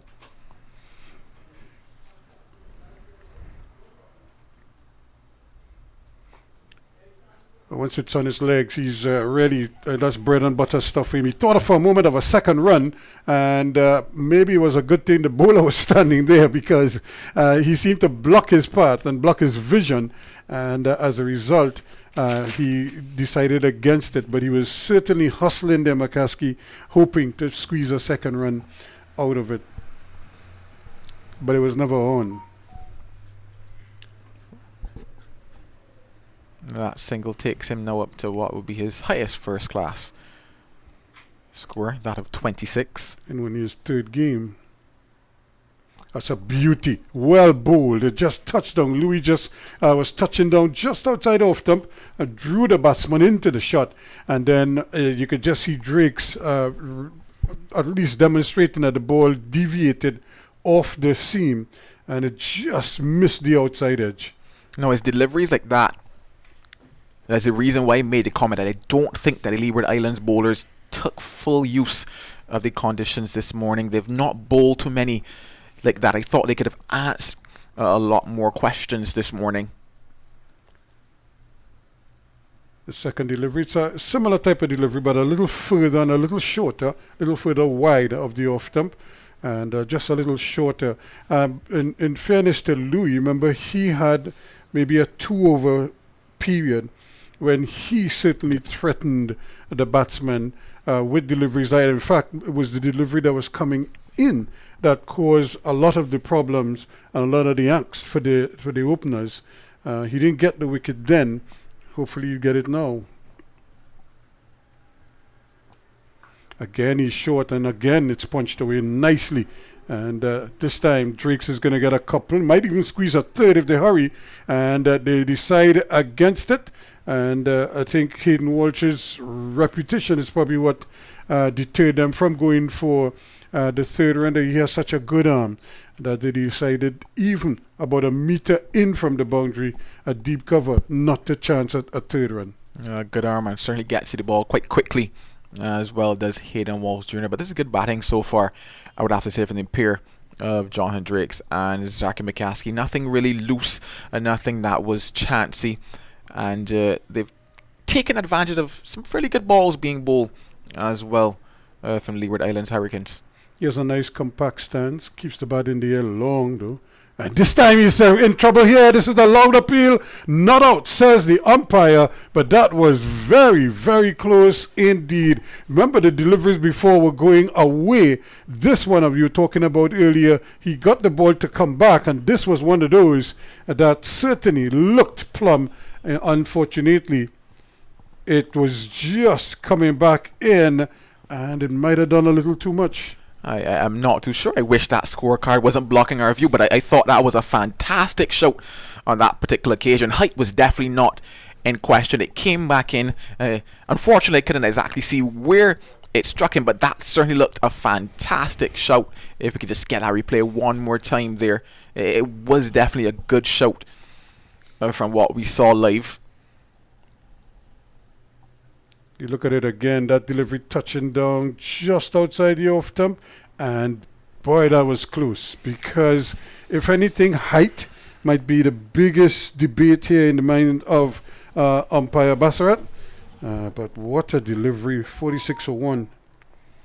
Well, I'm telling myself it definitely can't be height there when I saw that one. Maybe you would have to say maybe doing too much off the surface. That is the only consideration in my mind, but that was a fantastic shout on that particular occasion. Cornwall with that quick arm action of his. He just kind of wheels it over and the ball is on its way. And I think a lot of times I don't want to say ambush batsman, but he's deceptive. His arm comes over so quickly. It's like he just whips the ball away. And speaking of whipping it away, that one was just flicked off the pads as well. But the arm comes over. Everything else is kind of like in slow motion, and then it's just a quick release. The arm just wheels over quickly. It's like he just snaps the ball. There's another appeal for LBW. Yes, this time. And McCaskey has to go. A delivery not too short. I'm not sure if the sweep shot was on there. It was very close to him. It was pitching very close to him. Maybe an on drive might have been a better option, but he elected to sweep across the line and was struck plumb in front. And this time, the umpire, Gustad, decided to raise the finger, and Cornwall has a second. Look at how close that ball is to him, right up. He could have driven that straight. Would have been a much better shot. It wasn't much turn, but and again, you're playing with a straight surface, you're full face of the bat. Just a drive, even an on drive, might have sufficed, but he went right across it and he paid the price. Well, all we can say today is that another start for Zachary McCaskey, another 26 for Zachary McCaskey. And the question then must be, what happens when he gets to 26 in his mind? Because on that particular occasion, definitely that ball was too full for the sweep. And with the pace that Raheem Cornwall bowls with as well, you would have to tell yourself, up and down cricket, get that ball going back down the ground. But another start for Zachary McCaskey, another start gone begging. 2 wickets down now for the Barbados Pride, 46 for 2. We're into the 20th over now as the experienced Jonathan Carter now strides to the crease. He gets his first game of these first class championships. And Carter has a rich history with the Barbados team, and he's had good success with them over the years. He's had some success at the higher level as well. And here's a chance now for him to put his name back in the hat, so to speak. And that's the thing, you know, Joel, there are so many opportunities now in the international arena, and well, just in cricket in general right now, for players at all levels. That it really is a question. If you're going to be playing at this level, then you have to be thinking of playing for the West Indies. What balls are beauty! Well, indeed, how did that miss the off stump? I don't think they themselves even know. Look at Hamilton. He is amazed that ball didn't hit the off stump. There was no turn. That ball just came straight through a pipe, and it just shaved that off bill. Not by much. He left it alone, and then watch the ball just jumped over the bail, and you have to say it passed over the bail. That's probably the only place that ball could have passed. I don't even think it passed over the bail. I think the stumps moved on that particular occasion. No, I am absolutely serious. That was brilliant, and that speaks to the caliber of bowler that Raheem Cornwall is. You talked about deceptive. He's brilliant, absolutely brilliant. This time he gets a little bit of turn, so he's really mixing it up here. And Carter played it with that one well in the end. He survives, and at the end of 20 overs, it's 46 for 2. He survives is the best way that you could probably describe that particular occasion. The angle, the trajectory, everything said bowl down. But somewhere there, the cricket gods decided that John Carter needed to face a few more deliveries. It would have been interesting. As I mentioned, this is his first game that he's getting for this first class. He was left out when the team went to Antigua. And the interesting question there was, they were talking about the fact that, you know, Jonathan Carter's played a lot of cricket, yes, but then where's he going next? And they were saying, you know, we're going to give the youngsters an opportunity. Shamar Brooks has gone off to South Africa. He's got the chance to get back and decide what can he do with that chance. Louis Bowes, another good delivery, and again you could just see Drakes taking that from on the stumps and trying to whip it away through the onside. So maybe the batsmen are maybe a little too relaxed now because they feel they've seen, you know, like you said, you get to 15, you get to 20, and you feel you know everything about what the bowler is doing. But this man Louis here is very deceptive because he can move the ball both ways. And that on drive, I think, could be a difficult proposition at times. That is a good shot, though, because it was right there for the taking, and he didn't miss out. Punched away beautifully for 4. Simply glorious there from Jonathan Drakes. He's played a lot of back foot punches on that particular occasion. Probably a little bit more of a cut there. That one short and wide and dealt with by Jonathan Drakes. That takes him up now to 19. He's played quite confidently, you would have to say. That brings up to 50 as well in the 21st over for Barbados. And so they're beginning to maybe just press the accelerator a little bit. You would think Drakes is 19 from 33 deliveries. Remember 26 to McCaskey. And here he is again with that delivery. And I think that is the delivery he wants to bowl because of that same on drive, that flick that we saw from him a short while ago there from Drakes. And but that's the beauty of Louis, because I think he's understanding his bowling now and what he probably needs to do on this surface. Yeah, certainly getting into this work. I do believe that there's still something here for the fast bowlers from the Leeward Islands. Barbados Pride have not gone away. 50 for 2. Right up in the block hole. That is such a beautifully bowled delivery, and almost getting through the gate, but to Drake's credit, he got the bat down in time and kept it out. Good cricket all around, we would have to say. A wonderful delivery that by Jeremiah Louis. Just coming back in there. Some late swing on offer, and John Drake's equal to the task and getting his bat down just in time. That's good cricket. That's what you'd like to see. A bit of a contest, a bit of a competition. And those are what you call ankle breakers. He tries it again this time, and again, both batsmen thought about the single, and then they had to quickly get back, as the ball wasn't too far from that man standing there at mid-wicket, unable to really get the ball away from him, and as a result, they couldn't get that quick single. Berridge, it looks like, who's standing there. I'm sure he probably think he should get he would like to get the ball back maybe before lunch, maybe for another over or two, just to see if he could prize out that wicket. This is a much slower delivery this time. Good change up, so to speak, and almost getting Drakes to commit an error.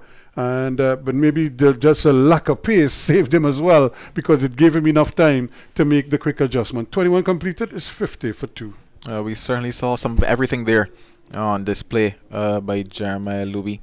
Quite a crafty customer going around. He's played a lot of first-class cricket. He's taken a lot of wickets, not so far in his West Indies championship, but you saw that delivery just outside the off stump. John Drake dealt with it, but then he came back. He found what would work for him here, went full, and got some movement. John Drake just getting the bat down onto it, but all in all, just 4 runs off that over. So another good over there by Jeremiah Louis, keeping the pressure relatively on the Barbados Pride. I talked about the fact that sure, things are looking decent for them at 50 for 2, but they haven't gotten away, and there's still a chance for the Leeward Islands to take 1, maybe even 2 before we head to lunch. Cornwall, no doubt, must be thinking seriously of continuing his wicket taking here. He's bowled well. He's hasn't turned all. He hasn't done every delivery, but he's turned a couple, and just putting enough spin on there. And there's another appeal for an LBW decision, and where does the ball go? It just scuttled between the legs of the batsman and almost trickled behind him. I see Jamar Hamilton behind the stump questioning the height. Asking umpire Patrick Star, was it too high? Yeah, definitely. And certainly he's giving the batsmen, especially Carter, giving him quite a bit to think about. Cornwall from around the wicket. Carter hasn't settled at all just yet. This time he's spinning this one outside the off stump, and really again mixing up his deliveries nicely here. Cornwall really asking the batsman to make a decision, play or not to play. This time he's playing, might have been off the pad, it is, and but a good catch taken there at that forward short leg position. You don't always get to handle those, but Saunders did well at that forward short leg position. Here he is again, Cornwall touching down on a good line and a good length, keeping Carter quiet. He's yet to score 19 to Drake's. It's 50 for 2. Yeah, very good over from Cornwall as we just get a chance to see that one that ballooned, yes, off the pad. Good take at short leg. That will boost your confidence. You always want to hold on to the ball when you're at short leg. There's a lot of excitement that happens there when you're close into the bat and under the helmet, especially when the likes of Rakeem Cornwall is bowling. He's been creating chances, and it looks like a bit of rotation will continue to happen for Jamar Hamilton in terms of his seamers. It looks to be Berridge. Yeah, just as I was suggesting, he would probably wish to get back before the luncheon interval. So they'll keep Cornwall churning at one end, at the southern end of the pavilion end, and rotate the quicker bowlers at the top end, which is not a bad strategy. And I think a lot of people who play cricket here at the Oval would love to bowl at this top end because you kind of come in with the slope to some degree. And it's coming up the hill that is the challenge most times. But as a fast bowler, you love it bowling from this top end because it's almost like you get a little push going forward. Of course, you always have to consider overstepping, but certainly in terms of your conditioning, you feel that you're not exerting as much energy as if you were coming up the hill. That's not a bad delivery to start a new spell here from Berridge, touching down just outside the off stump. Probably not as quick as some of the others. In fact, while he might be taller than Louis, Louis tends to come off the track a little bit quicker at times and more deceptively so. Yeah, agreed, and it's worked for him across this championship. He picked up 5 wickets, or rather 7 wickets. Drakes is going after this one outside the off stump, and but he can't get it through. But again, he seemed to have this delight in driving at deliveries, and we saw him cover drive a couple from I think it was Archibald, who was over pitching outside the off stump, and he drove him sweetly through the offside on a couple of occasions, and he almost got another one through as well here from Berridge, who may just have to pull his link back just a trifle. And again, watchful is Drakes. Really paints a lovely picture. He looks a very organized batsman. No, he certainly is. He's a young man that I have a lot of time for. Once he gets in, he gets those runs. But it's a case of scoring big runs. Obviously, if you want people to look at you, if you want people to talk about your name, getting starts is simply not enough. It's about getting those big runs. He's gotten big runs at the local level. He's gotten big runs just above that in terms of the Listy Games. Here's another good delivery with a slight change in the field, and then immediately as they brought the man into that short extra cover position, Drakes is able to find him. So they've decided to drop the man at point back out in the deep, and then they were able to just bring the man over to that short extra cover position. So they're giving Drake something else to think about now. Are you going to go ahead and play that big expansive drive outside the off stump, or will you do what he just did in the last delivery, which is just play it back defensively on the onside this time, and whipped away beautifully, but only for a single. But it was such a picturesque and elegant shot. He just used the pace of the bowler and got another comfortable single. He's certainly been playing quite nicely off the legs today, as Jonathan Drakes, as he actually rehearses that shot once again. But he's looked good. He's gotten in, he's gotten a start. He's now gotten to 20. He had an interesting time in the first 2 rounds over in Antigua.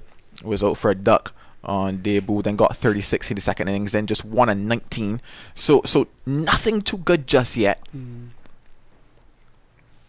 There's a delivery right up again. Berridge was veering in at the stumps on that occasion, but once again Carter is able to keep it out. 51 for 2 at the end of 23 overs.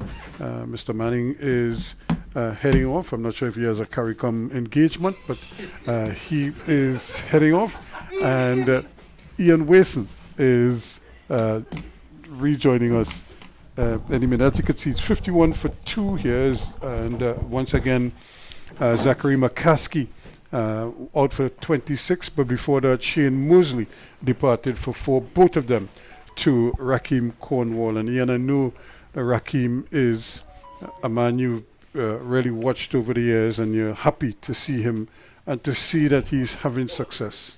Yes, of course. From early since playing T20 cricket over a decade ago. Always admire him, always a decent player. He continues to give the batsmen some problems here from the southern end. He doesn't spin all of them. He doesn't turn all of them. And I think that is what is creating the indecision on the part of the batsmen. They're not sure which one is going to turn. This time he gets a lot of bounce from outside the leg stump, and it was a badly lined delivery and forcing Hamilton to almost grab at it. But I don't think he expected nothing that happened that went before would have suggested something like that would happen. But that ball just pitched and jumped, but it pitched outside of his legs, and it just went its way. They picked up 2 byes in the process. And of course, because of his height, he can generate that extra bounce. This time is Drakes is just coming onto that front foot, and you can see him covering everything, being very watchful. I'm sure now you may be thinking of lunch. The irony of this is the clock on the wall. There are no arms on the clock. And he's trying to play through the onside, and this time he was in a little bit of a tangle there and missed it and struck on the pad. So it is interesting. What is the time, Mr. Wolf? And the clock tells you it's no time on the clock.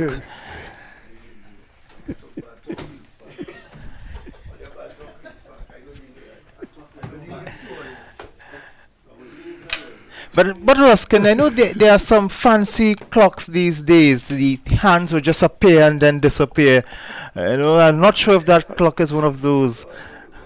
To be honest with you, I couldn't really tell you, but it's 53 for 2. But maybe to find out if this is a Grundig or whatever it is, Colin Murray will be able to tell you exactly what brand of clock that is and how he tells the time.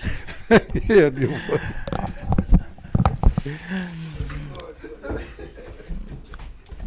Barbados winning the toss, and they elected to bat first at 53 for 2. The batsmen losing their wickets is Zachary McCaskey. He went for 26. Leg before wicket to Rakeem Cornwall, and Shane Mosley. He went earlier. He was caught off the bowling of Rakeem Cornwall by Kofi James. He made 4. So Rakeem Cornwall 2 for 12 so far. He will be one of the players in this match looking to get back into the West Indies team. Look at Sheeno Berridge. He leaves the commentary box end. That's not a bad shot. Before I go into the cricket, Ian, I was just happened to be in the back listening to you and Ruskin Mark about the clock. Yes. Now, the problem with the clock is, yes, it has no hands at the moment, but we have to relocate the clock. The clock has to be relocated, because the problem is, anything goes wrong with that clock, you've got to get a man lift to go up there to fix it, and it's a real huge problem. But it should have been fixed in time for the regional game, and let's hope by the next regional game it has to be relocated. So somewhere that is lower. Yeah, so no, we're looking to put it closer. You see where that sign says Joey Carew members balcony? Yes. Maybe that's the place we're trying to see if we can fit something there. Because other than that, it's you don't want to put it to the sides.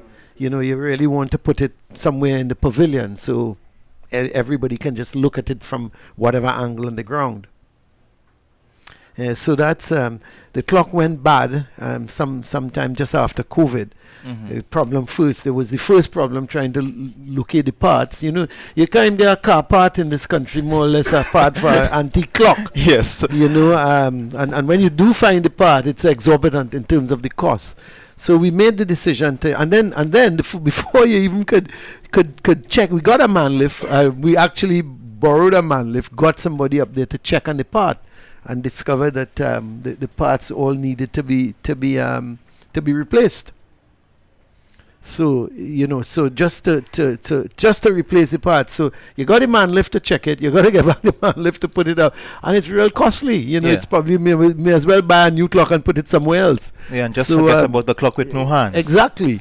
So we remove the hands now, but I'm just wondering, based on you and Ruskin Mark, we should have just left the hands there. And even if it says 1 o'clock at 12 o'clock, it didn't matter. At least you all would not have had anything to talk about except to say, but that clock isn't working. Yeah.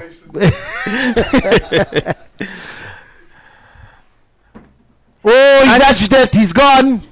So Jonathan Carter makes his way back, and you could see Berridge was looking for that, taking it outside the line of the off stump, just maybe slight movement, but Carter reached for that one, got the outside edge, and in the end it was a comfortable catch in the second. Who took that? Powell? Yes, that's Kyron Powell. Yeah, he took that catch, comfortable really. As slip catches go, that's where you want it, just about waist, just above the waist. He had to move to his left. I mean, the slip catches are never easy. Any catch is never that easy. You've got to concentrate. But he was moving to his left, and he took it nicely. Good bit of bowling from Berridge, but you would have to say, Ian, not a good shot from Jonathan Carter. Not a good shot at all. It was moving away from him. He was bowling over the wicket across the left-hander. As we see Shane Dorrich, the skipper. So Shane Dorrich is coming in at number 5, one of the other players who would want to make his way back into the West Indies team. It's going to be very difficult, as Joshua De Silva has been doing quite well behind the stumps and also in front of the stumps for the West Indies. I think he would be a little disappointed, though, that he's not been able to carry on. He's been getting 20s, 30s. He got 100 against England, his first Test century. But he would be very disappointed that he's getting into the 20s and 30s and not being able to carry on. But his keeping, you're right, his keeping has improved. I've seen Joshua De Silva here. Of course, Queen's Park is his home club. And I've seen him coming from a second team. And work his way up, and his keeping more than he was opening the batting for Queen's Park second team, so we know his ability that he can bat, but his keeping has got better and better and better over time.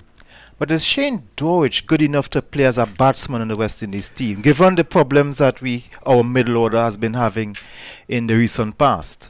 Well, he's got to perform at this level. He's got 150. He's batted 3 times, been not out twice. So they've only been able to get him out once so far in the 3 innings, and he's got a 50. So he's got to continue in that vein. This is not a good delivery from Berridge outside the line of the leg stump, and he got away with that one. So the end of the over from Berridge as the end of it, 53 for 3. 53 for 3. Shane Dorrich coming in at number 5, having played 35 test matches, batting at an average of 29.07 with 300s and 950s. So his figures as a batsman looking a lot better than some of the players that we have currently in the team. It's just some updates on the other games. The important one, Trinidad and Tobago in 3rd place at the moment against the leaders, Guyana. 49 for 3, Guyana batting. So and then Jamaica, the Windies, their slight recovery. They're 64 for 4. Of course, here at the Oval, the Pride, Barbados Pride, they're 53 for 3. So there's a change of bowling at the southern end. Colin Archibald is making his way back into the attack. He's bowled 4 overs and 1 for 13, none for 13. 4 overs, 1 maiden, none for 13. He has replaced Rakeem Cornwall, who have taken 2 wickets. Interesting move, is it? They've probably the new batsman in maybe would have looked to let Cornwall get an over 2. But the left arm medium pace of fast medium, Colin Archibald. Again, we saw him operate here from the Willie Rodriguez end, the Jerry Gomez Media Center, Willie Rodriguez end. And now he's opted to go to the Brian Lara Pavilion end. He's different. He offers something different, as he Colin Archibald, left arm fast medium. Just 2 slips and a gully now for Drakes. Drakes is on 20. It's another one who so much his promise. He's had 56 runs from his 4 innings with a top score of 36, averaging just 14. When you think you're batting at number 3, that's not good. It's the number 3 batsman, the number 3 position. The number 3 batsman traditionally is your best batsman on the team. Yeah, it's supposed to be. You think the West Indies think that with Raymond Reefer? Well, for years, it has been years that the West Indies' best batsman hadn't batted number 3. When we look at Chandra Paul, when Chandra Paul was in the team, Chandra Paul, even when he was batting in the recent past, he was always batting number 5 and number 6, and he was the best batsman in the team. So it's been a long time West Indies haven't batted with their best batsman at number 3. But in terms of Chandra Paul, all his success came with him batting lower down the order, 5-6. But somebody sent me a WhatsApp message and said we've gone from George Headley to Vivian Richards to Brian Lara to Raymond Reefer. And no disrespect to Raymond Reefer. Let me make that quite clear. I just don't think he's a number 3 batsman for the West Indies. 5, 6, 7 maybe, but not at 3. And surely the coaches are seeing something that we haven't seen. That delivery was lifting on Drakes, and he seemed to have got hit on the fingers, which let's hope that he's all right and it's just a little bit of bruising or nothing broken, because that would be not only disappointment for him but for the Pride if he would have to go off now with just got a few minutes left before lunch. You wouldn't want you already have Dorich there. You wouldn't want another who's just faced one ball. You would want another new batsman coming in. Yes, so let's hope that it's very minor. Doesn't look serious from this vantage point. Just getting some assistance. Of course, Ruston Chase, who would have been making his way back to the Caribbean to probably play in the 4-day game. Well, he's replaced Obed McCoy. A little bit strange. Two different players. You can't call that like for like. For Chase replacing Obed McCoy. And I would have thought they would have opted for maybe a medium pace bowler or at least a bowler rather than going for a batsman who can bowl. Yeah, it's a very strange decision. But selectors tend to do strange things, don't they, Ian? Yeah, over the years, and always with the West Indies, we have been making strange decisions in the recent past. Well, you weren't on at the time, but see, the Cricket West Indies released that they're now looking for separate coaches for the red ball game and for the white ball game, which is interesting. I think it's a good move. Because you always find the head. I know Phil Simmons, for example, he was preparing a team, or he was in a white ball tournament and a red ball tournament, or let's say, this white ball and red ball. Let's say he was preparing a team for the limited overs game, and then he had to quickly go over to try to prepare the test team, and which maybe he needed a little bit more time for the test team. Yes. And we are seeing that all over the world, because just recently England, they played New Zealand in a test series, and the next day after this delivery, they started a white ball series against Bangladesh. Yeah, that's right. So it's happening all over. So and that's going to happen more and more as time goes on. Yes, so you're going to see more teams making that decision, splitting players, but that does not encourage players who wants to play all formats. Let's say there are some England players from that test team who wanted to play in the limited overs game. So it doesn't encourage players to play across all formats. So I think ICC really needs to look at that schedule. That's a good shot, but it's in the air, is it? But it goes down to the man, away from the man at fine leg. He had to run, that's Berridge, had to run, make a lot of distance to his left, but it was a bit of a top edge. there from Drake's. And, yes, it was in the air for a while. Let's have a look. Yes, it was in the air, but away from Berridge. And they were able to pick up a run. So Drake's is 21 now. And Dorich is going to take strike for the first time against Archibald.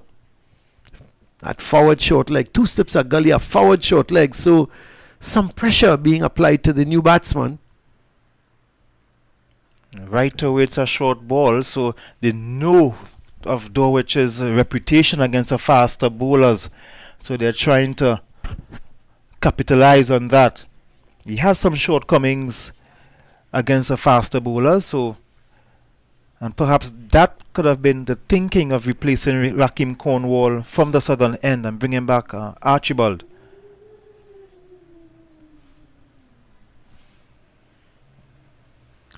So Archibald operating there from that Ranelagh Pavilion end. He's been a good servant to Leeward Islands cricket. A short delivery. Played that well. He kept it down. Did Dorich.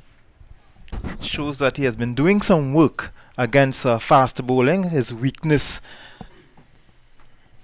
So the end of the over, 55 for 3. As the Pride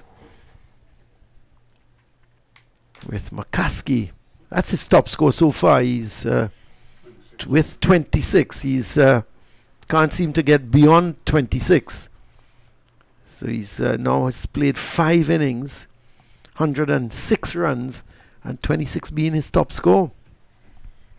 There's something about 26. So Berridge is going to continue. It's going to be bowling to the right-handed Shane Dorich, the Barbados captain.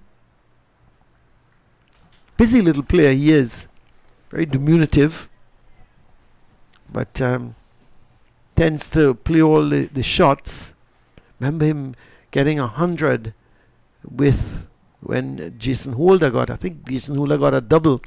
Against England. Yeah, and he got 100. In those days he was in some impeccable form for the West right. Indies. He was. And you felt, here is a man to stay coming in after the likes of Junior Murray and Jacobs and that lot. It's a good delivery. He played it well in the end, but the oohs and ahs went up because it came back at him. And he was coming across it. He was coming across his stumps. And as it came back, just worked it nicely. It's a good shot from Dorich. He looks good. He looks in good touch. He's not scratching, and he's only faced 5 deliveries, but the 5 deliveries he's faced, he's looking positive. The ball's coming off the middle of the bat. Yes, Dorwich has been around quite a while. I remember him well in the days of the Caribbean T20 cricket as a 19-year-old wicketkeeper. So he has been around for quite a while. I think West Indies have always had good keepers. They've always produced good wicket keepers, and again, we've seen quite a few in this championships. I think Amir Jangu got his opportunity and scored well in the first game when because of Joshua De Silva's absence. Yes, and of course up to last year he was playing with this franchise. Jamaha Milton, who is a former West Indies wicketkeeper as well. I don't like to say former, just out of favour. He's still playing. He still plays. Out of favour West Indies wicketkeeper as well. Yes, he's. I remember him, and Django actually was playing as a batsman. And when I think there was a slight injury, I remember, in one of the games to Hamilton, and Django took up the duties behind the stumps. When you look at Guyana, Anthony Bramble has been doing quite well behind the stumps for Guyana for quite a while as well. Tevin Inglak is also a pretty good keeper. That's another good delivery, angling it into Drake's. And Drake's just playing it back up along the pitch. Good conditions remaining here at the Queen's Park Oval. Nice sunny conditions, good outfield, the pitch is good. As they say, it's a lovely day for cricket. Batsmen should be enjoying themselves. And bowlers should be saying, geez, I've got to bowl another over. Yeah, 6 o'clock must come at some time.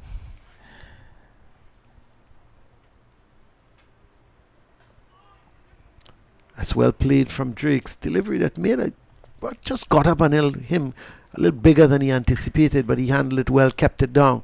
So one more run and the total goes up to 57 for 3. 27 overs have been bowled and Parbasarat just takes the bails off at one end. And the wicketkeeper Hamilton, Cornwall, Powell, they turn towards the pavilion, which indicates to us it's lunchtime at the Queen's Park Oval here in the encounter between the Barbados Pride and the Leeward Islands Hurricanes. It's 57 for 3 at the luncheon interval. The batsmen out thus far, Zachary McCaskey, he went LBW Cornwall for 26. Shane Mosley, he was a disappointment, caught by James of Cornwall for 4. And Jonathan Carter, he was even more disappointment. He went caught Powell. Bowled Berridge without scoring, was 53 for 3. At that point, Jonathan Drakes is still there. He is on 22 not out. He's batted pretty well. With him is the skipper, Shane Dorridge, who is on 2. The bowling for the Leeward Islands, Cornwall, he's picked up 2 wickets. Berridge is the man who has picked up the other. Berridge is 1 for 10 from his 7 overs. Archibald, he's completed 5 overs, none for 15. But the pick of the bowlers thus far is Rakim Cornwall, who's picked up the wickets of Mosley, the 2 openers, Mosley and McCaskey. He picked up both of them. And Barbados Pride winning the toss and opting to bat here. At lunch, they're 57 for 3. A very sedate morning thus far, Ian. Yes, a sedate morning. It was thought that as winning the toss, electing to bat, they should have done better, but a good bowling and a good performance from the Leeward Islands. But Shane Dorwich, he's at the wicket now. He would want to stay as long as possible with Jonathan Drakes. And of course, they want to bat. If they can bat out the day, that would be very good for Barbados Pride. Yeah, if they can certainly at least bat until tea time. And because at the moment you have to say that the Leeward Islands are in the ascendancy. They've picked up 3 wickets in the session between start of play and lunch. And when you think Barbados Pride won the toss, the Leeward Islands would be very, very happy with what is happening thus far. We're just trying to get an update on the other games that are being played. The Windward Islands, they are 74 for 4 at the moment. And Alec Athenes, a gentleman who I spoke about, he is on 35 not out thus far. Coming back from South Africa, he went to South Africa, wasn't able to get a game, but he's come back here to show his wares, and he's on 35 not out at lunchtime against the Jamaican team. The Trinidad and Tobago Red Force at one stage, Ghana, they were I think 49 for 2. I'm not too sure how they have progressed. Ghana, they've progressed to 60 for 3. The Guyana team, and so the Windward Islands 74 for 4. Athenes is on 35 not out, and the Guyana, they are at the moment, what is it, 64 for 3, is it? Just trying to confirm that. Yes, 60 for 3. And the batsman out, Imlach, he went for 4.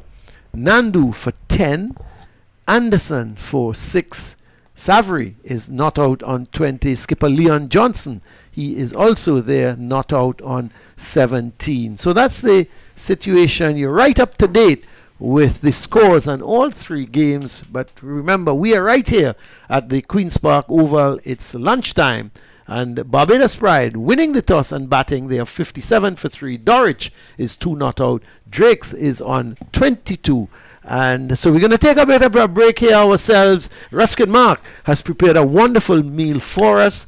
So we're going to probably try and see if we can eat it and if we can survive it. And if we do survive it, we'll be back right after, just about 5 minutes before start of play after lunch. So until then, it's goodbye from us at the Queen's Park Oval.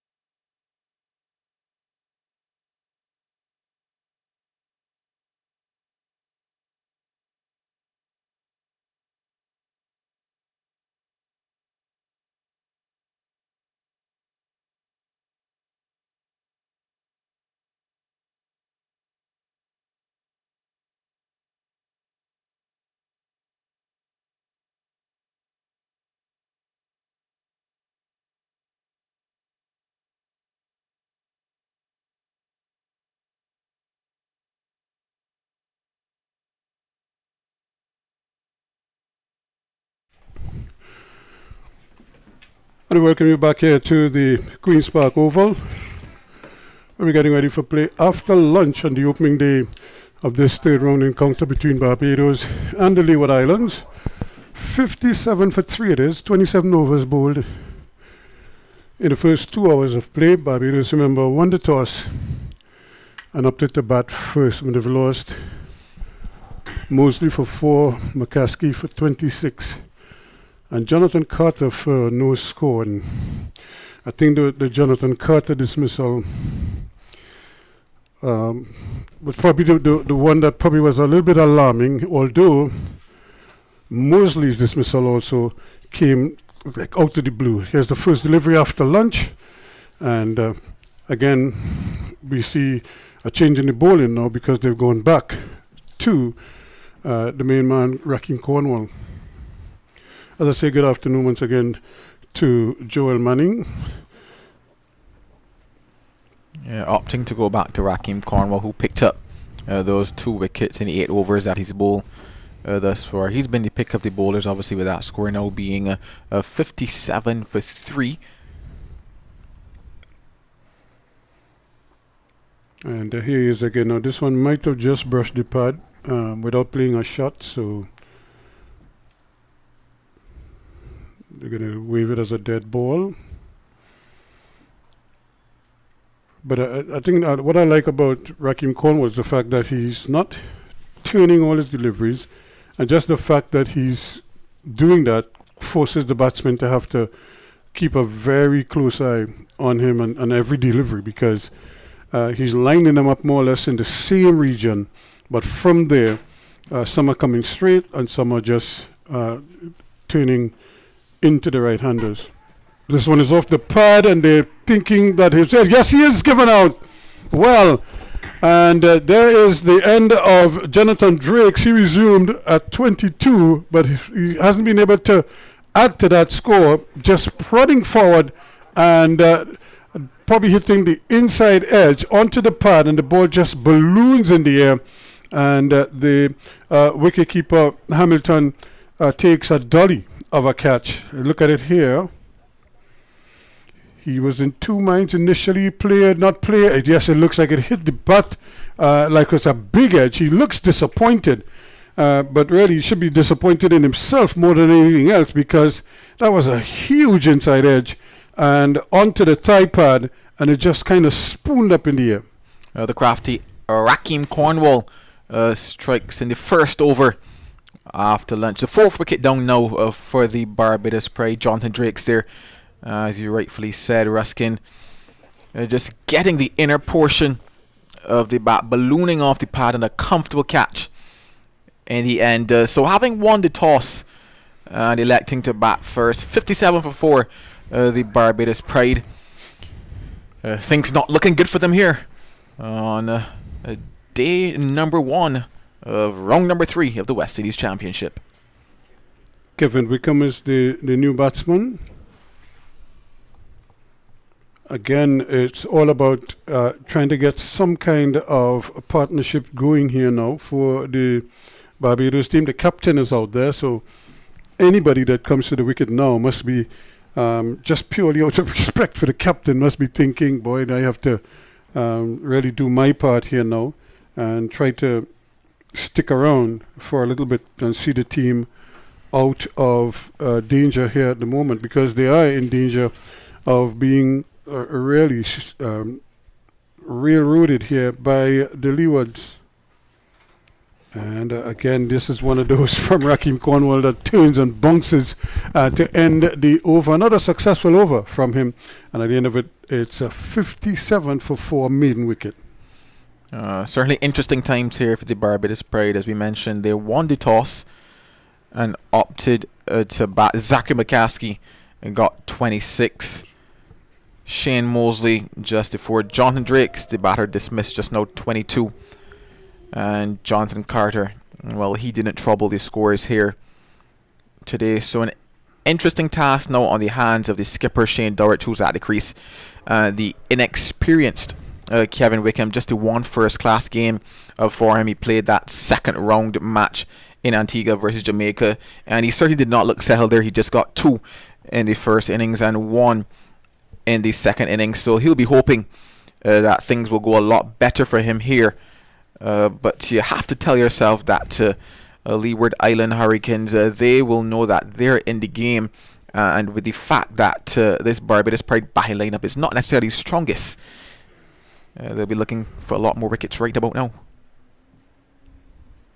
And that's a pitch of delivery there coming in from Archibald, who is back in the attack from the top end or the northern end or the commentary box end.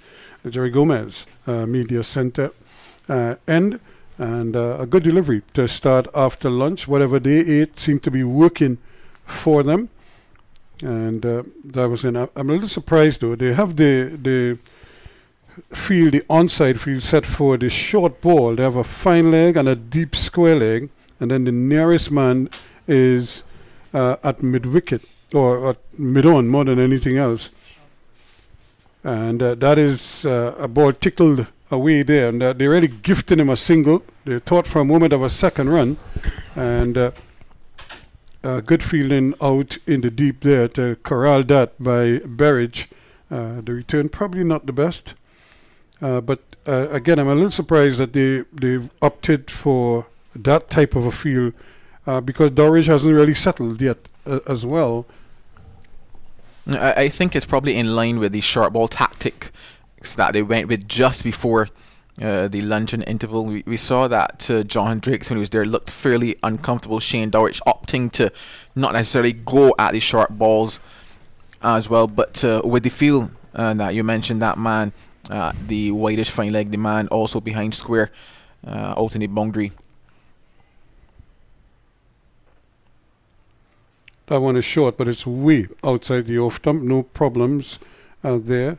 The thing is, if I'm going to be bowling on his body, and I'm setting that field there, maybe the man here at mid-on or wideish mid-on could probably be going a lot squarer, because you don't want to give him that easy single to get out. Neither one of these two batsmen, have settled. Dorridge has faced 7 deliveries, Wickham 2. So you want to keep the pressure on at all times. That's a better delivery, but it's well played as well, and that's going to run down the hill for 4 runs. The moment it left that inner ring, which passed through the slip cordon, it was going to race down the hill, and Wickham is off the mark with 4 runs, 4 good-looking runs as well. 4 good-looking runs. Indeed. Yes, it ran behind square, but he let that ball come to him, and that will certainly ease the nerves for Kevin Wickham. It's always nice to feel the ball on the bat. It's also even nicer when it runs away for a boundary. Well, look at the change now. They brought the man at the backward square, and they brought him to just forward of square next to the umpire, which to him I think is a much better field. And so they're not going to just allow him to just drop that ball there by the square leg umpire and scamper for a quick single. Bang on target again, and but playing it nicely there was a Wickham, and as a young player in the team, no doubt, I'm sure this is like a big opportunity for him. So I'm really hoping the folks back in Barbados who might be watching would give him the support that he needs. Most times you're going to get support from your family and your friends, but that's it. It's outside of that now. You want to sort of convince people and persuade them in your direction. He's watchful again, and right in behind it, playing it with a full face at the bat, and they're squeezing it out into the outside, but he can't get a run. He remains on 4-3 to Dorridge. It's 62 for 4. Kevin Wickham is certainly an interesting young prospect. Obviously, this is just his second first-class game, but we had a chance to see him in the Super 50 and also a chance to see him in the Under-19 World Cup. And just based on the performances that he had in the World Cup, he got runs, he looked good, and because of that he got people talking. Also in that Super 50 he looked good as well, and he'll be hoping obviously to get an extended run. well, I say extended, but it's just 5 first-class games that we have. But he'll be hoping that he can get runs under his belt. Cornwall again continues from that bottom end, and like I say, in the most economical of movement, he's really almost mechanical. He just comes up, weaves the arm over, and gets ready to do it again. This time, Dowrich is going to get another single, so he goes to 4 to join Wickham on that score. But this is a real rebuild here for Barbados. They really need to dig deep here now. Again, another flat, quick delivery from Cornwall. So he's really mixing up his deliveries quite nicely, keeping the batsman honest at all times.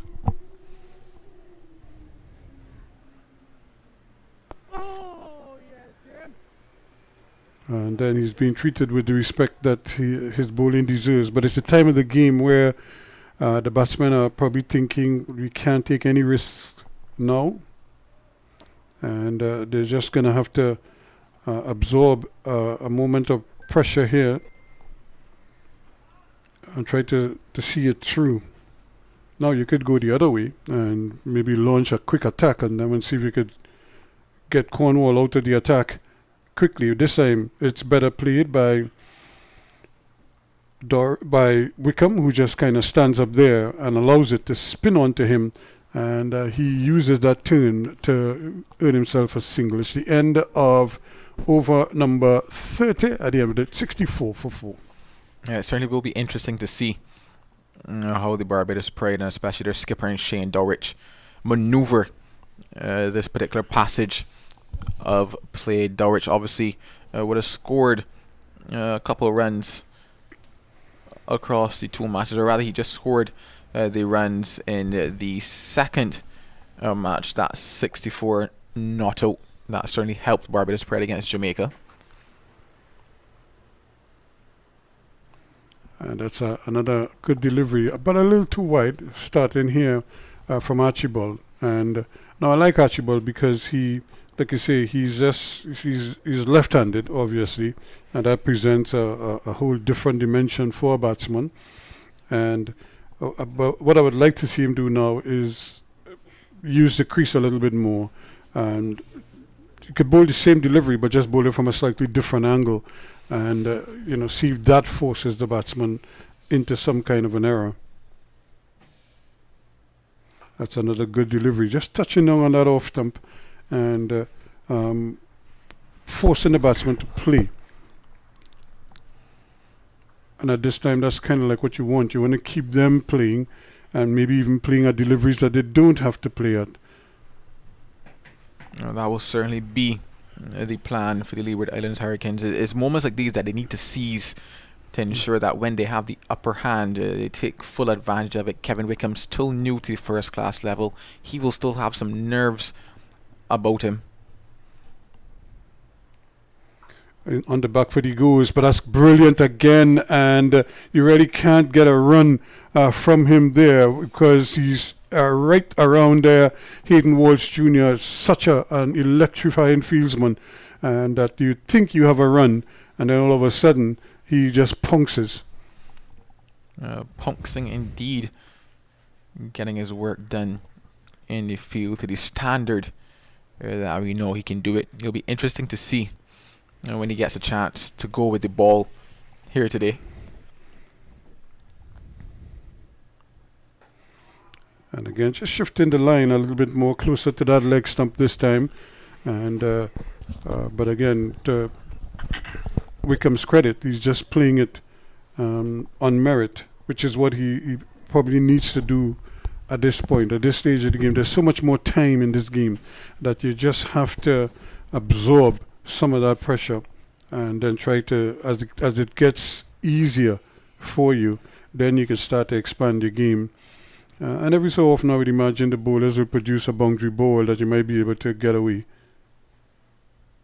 This is another good delivery, right on target, and keeping the batsman watchful. What I can say about Kevin Wickham is that he looks a lot more settled in this match than he did versus Jamaica in round 2. He didn't seem to be entirely comfortable in that encounter. It was his debut. You do expect the nerves to be there, but I can say he does look a lot more settled and composed and compact at the crease. And he's very watchful on this occasion. Plays that one out nicely in front of him. He remains on 5-4 to Dulwich. It's 64 for 4 after 31.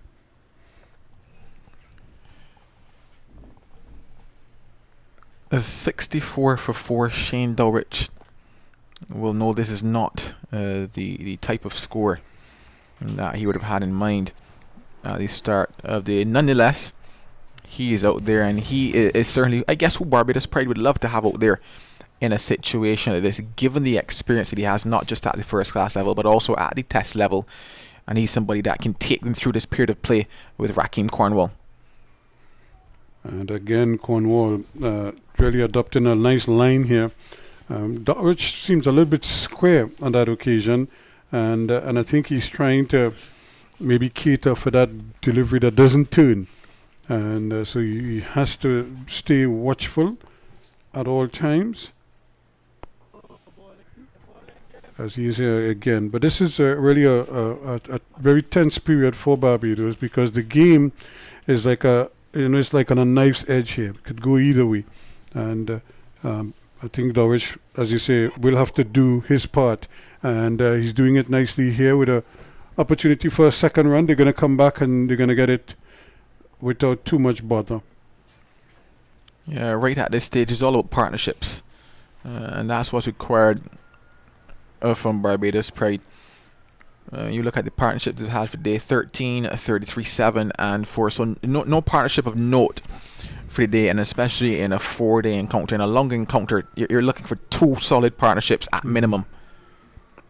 And again, just teasing him almost is Cornwall, just trying to get him to maybe come on that front foot and see if he could drive. But Dulwich is trying to play him almost exclusively on the back foot as far as possible. Here he is again, having to hurry, but they'll get there quite comfortably. And once the fieldsman, who's Archibald, has to run either to his right or to his left, it makes life a little more difficult for him to execute a run out from there. But it was a well-judged single all the same.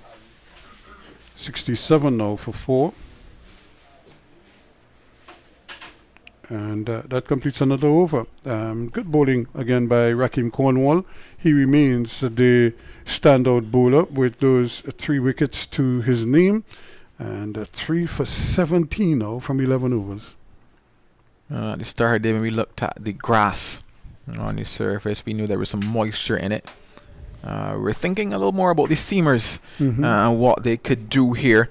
But it's been all Raheem Cornwall thus far. He's really strung some nice deliveries together. He's asked questions of the batters, and he's certainly held up one end here today.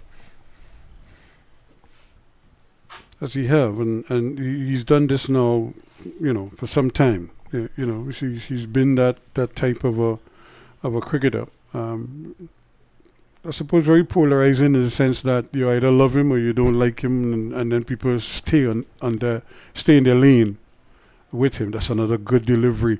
Again, Archibald bang on target to start with, and showing that he is up for the task here now. Really striving for a wicket. Not for 20 so far. He's in his 8th over. And I like, there's so much to like about him, apart from the fact that he's left-handed. You look at his run-up, it's like it's an easy run-up. There is, look at him, he doesn't really waste too much energy, and he just kind of ambles him at the latter stages.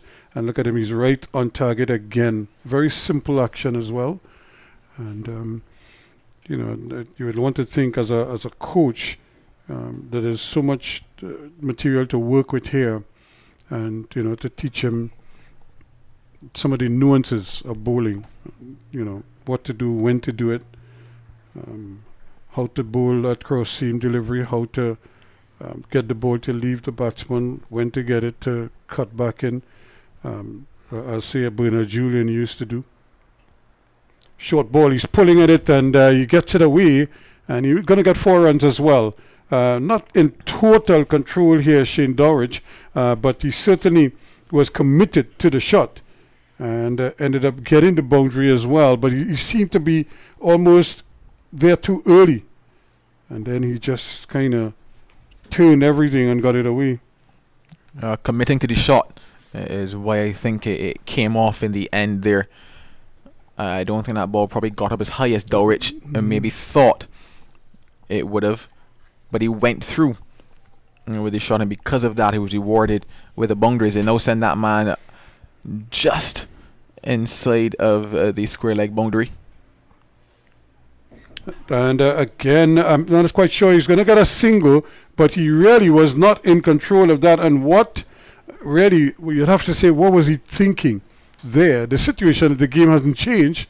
If anything, you know, he just got away with a pull shot that he wasn't in total control of. And then the very next ball, he was just going airy-fairy at one, which was lined just outside the off. It wasn't even that far off the stump. And he was just having a go at it and could easily have gifted his wicket away. I have to ask one simple question. Is one question with one word. Why? He clears his front leg on that particular occasion.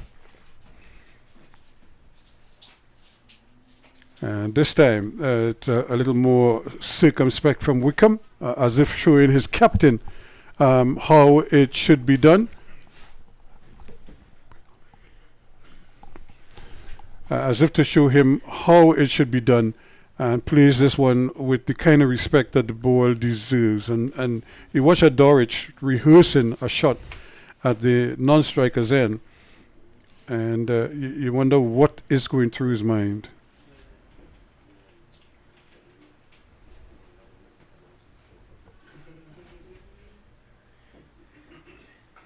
And that's another good delivery. Pitching up on that occasion was Archibald, and trying to entice some kind of drive, but not on that occasion, as the ball was just pushed out into the offside. 72 for 40, 33 overs completed. Mr. Murray is here. I'm not sure what he's trying to do in the back there. He's probably fiddling in some bag or something. He will explain to you all what he was really digging in the bag for when he comes on.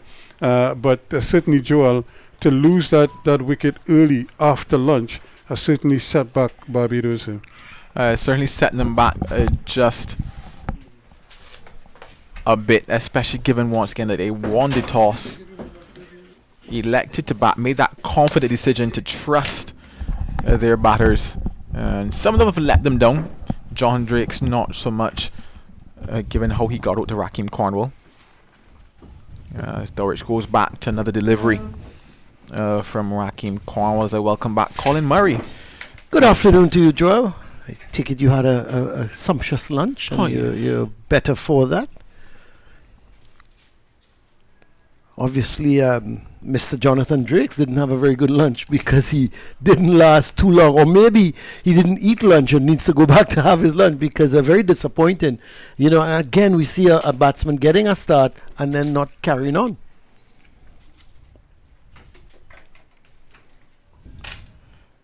Goes back to another delivery there, does Dowrich. But yep, definitely getting starts and not carrying on, and that seems to be the theme of the day. And once again, it also goes back to the shot selection that we talked about.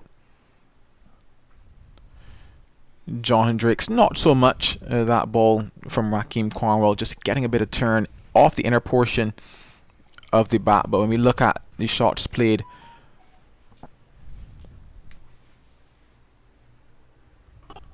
goes back, does Dowrich. They scamper one. Should get two comfortably. Again, just the placement. Was just he was just back and just opening the face of the bat. You could see him and just finding the gap. Lot depends on Dowrich now. If Barbados Pride were to get a respectable score, I think anywhere at 74 for 4, I think they would do well to get to maybe around 250, 275. But you have to think that for them to get to close to 250, 275 or thereabouts, Dorich has got to have a big score. Yes, the partnership here would have to be a big one for them as we end now the 34th over. Barbados Pride 75 for 4, but this is one of the partnerships that they'll be looking at as one that needs to be substantial for their cause. Obviously, there's still a bit of batting left in the likes of Shamar Springer. Dominic Drakes can bat as well. He actually got 100 in one of the practice games just before they came across here. Shot filled, stroke filled 100. That particular one from Dominic Drakes. But in terms of looking at setting up a score for Barbados Pride, this partnership here will have to do that for them. I talked about the fact that you're usually looking at maybe 2 substantial partnerships if you're looking to put on a good score, and this, to my mind, must be one of them. Well, Kevin Wickham hasn't set the championship alight. He's just had the one game, and in the 2 innings just had a total of 3 runs. So that's a good shot. That's a lovely shot from Dorich. That's going to run away. Beautiful shot. Just easing into it nicely. Very pleasant to look at, Shane Dorich, when he's on the go. And that was put right there for him to play that shot. And he timed it he timed it to perfection. Timed it to perfection indeed. A nice flowing drive that by Shane Dorich. A very confident drive at that as well. Got a good stride in to that delivery.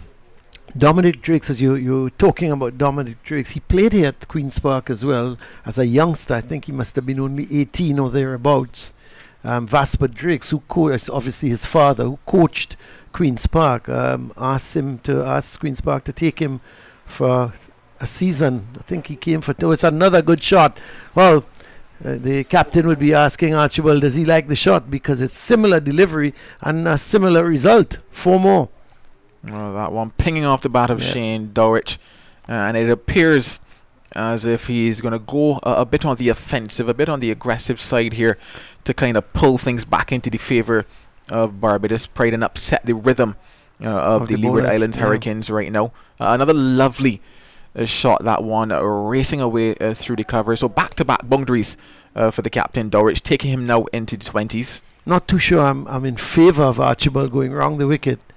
I really prefer him over the wicket and just carrying that ball away from the right hander and maybe nipping one back as well from outside the line of the off stump. But he's opted to go around the wicket. I think that suits Shane Dorich. They're going to look for 2 here. I think they're going to get it as well. That's good running. Good. From the time Dorich played it, you could see him looking for the second, because there's no one at that shortish square leg, either forward or backward. There is a backward square leg, but he's right out on the boundary ropes, and then there's the man down at fine leg. So once you tuck that ball off the pads and with no pace in it, you're going to pick up a couple of runs. And Dorich was alert to it. Now he's moved to 25 from 25 deliveries. So it's a good positive start from him.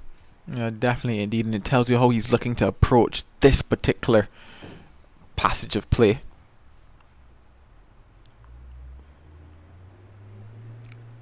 Yeah, I was just going back to Dominic Drakes. He came maybe at 18. Vasper Drakes had asked for him to do a stint here at Queen's Park. Came right into the second team and picked up a lot of wickets. And funnily enough, Joshua De Silva was the wicket keeper at the time, and they did pretty well. You looked at the scorecard of the opposition, and a lot of the times they scored De Silva, bowled Drakes. But he's come on immensely since that, and came in down the order 8, 9, and didn't do badly with the bat. So it's really good to see him, his progression as a young cricketer. Oh, that's beautiful again. That's lovely from Dorich. It asked to be hit. It was wide of the off stump, and he just leaned at it beautifully, timed it. When he's on the go, he really looks a good player. But if you bowl in that arc to Shane Dorich, again, looking at him over the years, he doesn't like that ball short coming into him. But once you pitch it up to him, he's going to play his shots. Well, he just had lunch And that ball was dessert. Wow. I guarantee it. But a lovely shot there by Shane Dowrich again. And it makes me think back to a shot that he played just about 2 overs ago. And it's like, no need to play that when you can play these. Yes, that's right. And it comes back then to the shot selection, Yeah. because I do not mind the aggressive cricket, but it's about the shot selection. That's right. Well, 14 runs so far, and they've actually moved the man out from point, and they've put him right out on the boundary. That's a slower delivery. Drow, that's a good bit of fielding. Looks like, is that Devon Thomas there at cover? But good bit of fielding. And diving to his left. Certainly stopped a couple of runs. Don't think it would have gone into the boundary. But at the end of the over, Barbados Pride 89 for 4. An interesting little period here for the Pride in this battle. Like I said, I don't mind the aggressive approach from Shane Dowrich, because it makes the Leeward Island Hurricanes think about something a little different. They were starting to settle into a rhythm. They were starting to string together deliveries, build that pressure. All of a sudden, the pressure is starting to slowly release off of them. Of course, they still have Raheem Cornwall to deal with from the other end, but they know that runs are coming now from the opposite end. So the pressure isn't there as much, but still, there's a lot of work to do. 89 for 4. You're still a long way off from where you want to be. That's right. That's right. Well, here is Wickham. He's going to pick up a single. That's getting on the back foot and working that ball through past the mid wicket. Just a correction in that last over, and I should have known the man diving to stop that ball was Hayden Walsh Jr. Such a good fieldsman. We haven't seen him as yet. He may very well be. They may very well be looking to replace Archibald, and maybe with an old spin attack. Unless they decide to go back to a Louis or a Berridge, and try to maybe stifle the run flow with maybe a Louis. Gets back, cuts that one, flies off the edge, and it will get very close to the boundary. Pulled up just inside by Hayden Walsh. But they complete 3. He went back to cut it, peeled off the outside edge, and he's picked up 3. So again, he's looking to attack at all times. Dowrich, when he gets the opportunity, as they say, he's going to fight fire with fire. 32 from 30 deliveries.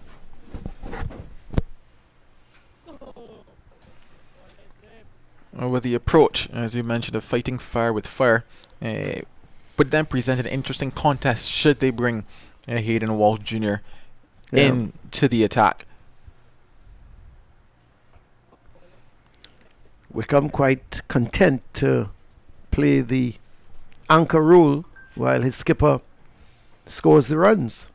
And there's nothing wrong with that. Because it's a delivery that spun. So when you look at it, really and truly, they've put on 37 so far, and Wickham has only contributed 6, but that's very irrelevant. The most important thing is the partnership. 93 for 4 at the end of over number 36. Yeah, that last ball, that was definitely a chance. A sharp chance to short leg that one. No, coming off the middle of the bats. You have to tell yourself that. He's not there for that. Yeah, well, he's not there for that. Sometimes it sticks, it sticks. But if it doesn't, then he's really there for the bat pad. And if it happens to stick, well, then good luck. But we saw actually in the South Africa second test, the guy batting at number 3, the left-hander, the Pisa, the Zusi, he picked up a couple of good catches at that position. I remember one from Alzari Joseph where he played forward and he took it at silly point. Yeah, I remember one off of Raymond Reefer as well. Yep, that's there right. Also. So, but you think more or less they're there for bat pad. Well, Archibald is off and Louis is into the attack. Just an update, Guyana progressing well now. A good partnership between Savary and Leon Johnson. Savary's on 37, Johnson is on 41, and it's now 102 for 3. So Guyana really recovering nicely with this partnership. That's not the line Louis would want. Interesting field setting here, Joel, because they've on the onside, they've got that mid-on, they've got a fine leg, and then they've got a man at deep backward square three-quarter way on the boundary. So they're obviously looking at Dorich to be hooking and maybe not controlling it and made the ball going in the air, because the man at that deep backward square has now come into a forward square leg. So they're trying to work Dorich out and maybe slipping that short ball and tempt him into going for the hook.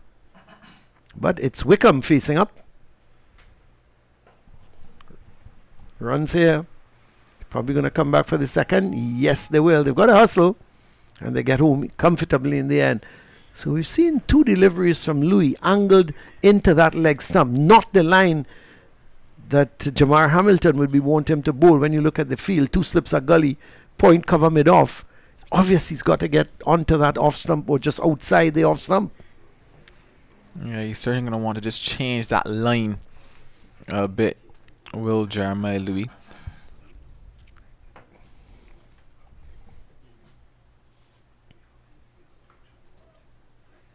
It's a nice looking shot, but no run for it. Straight to the fieldsman.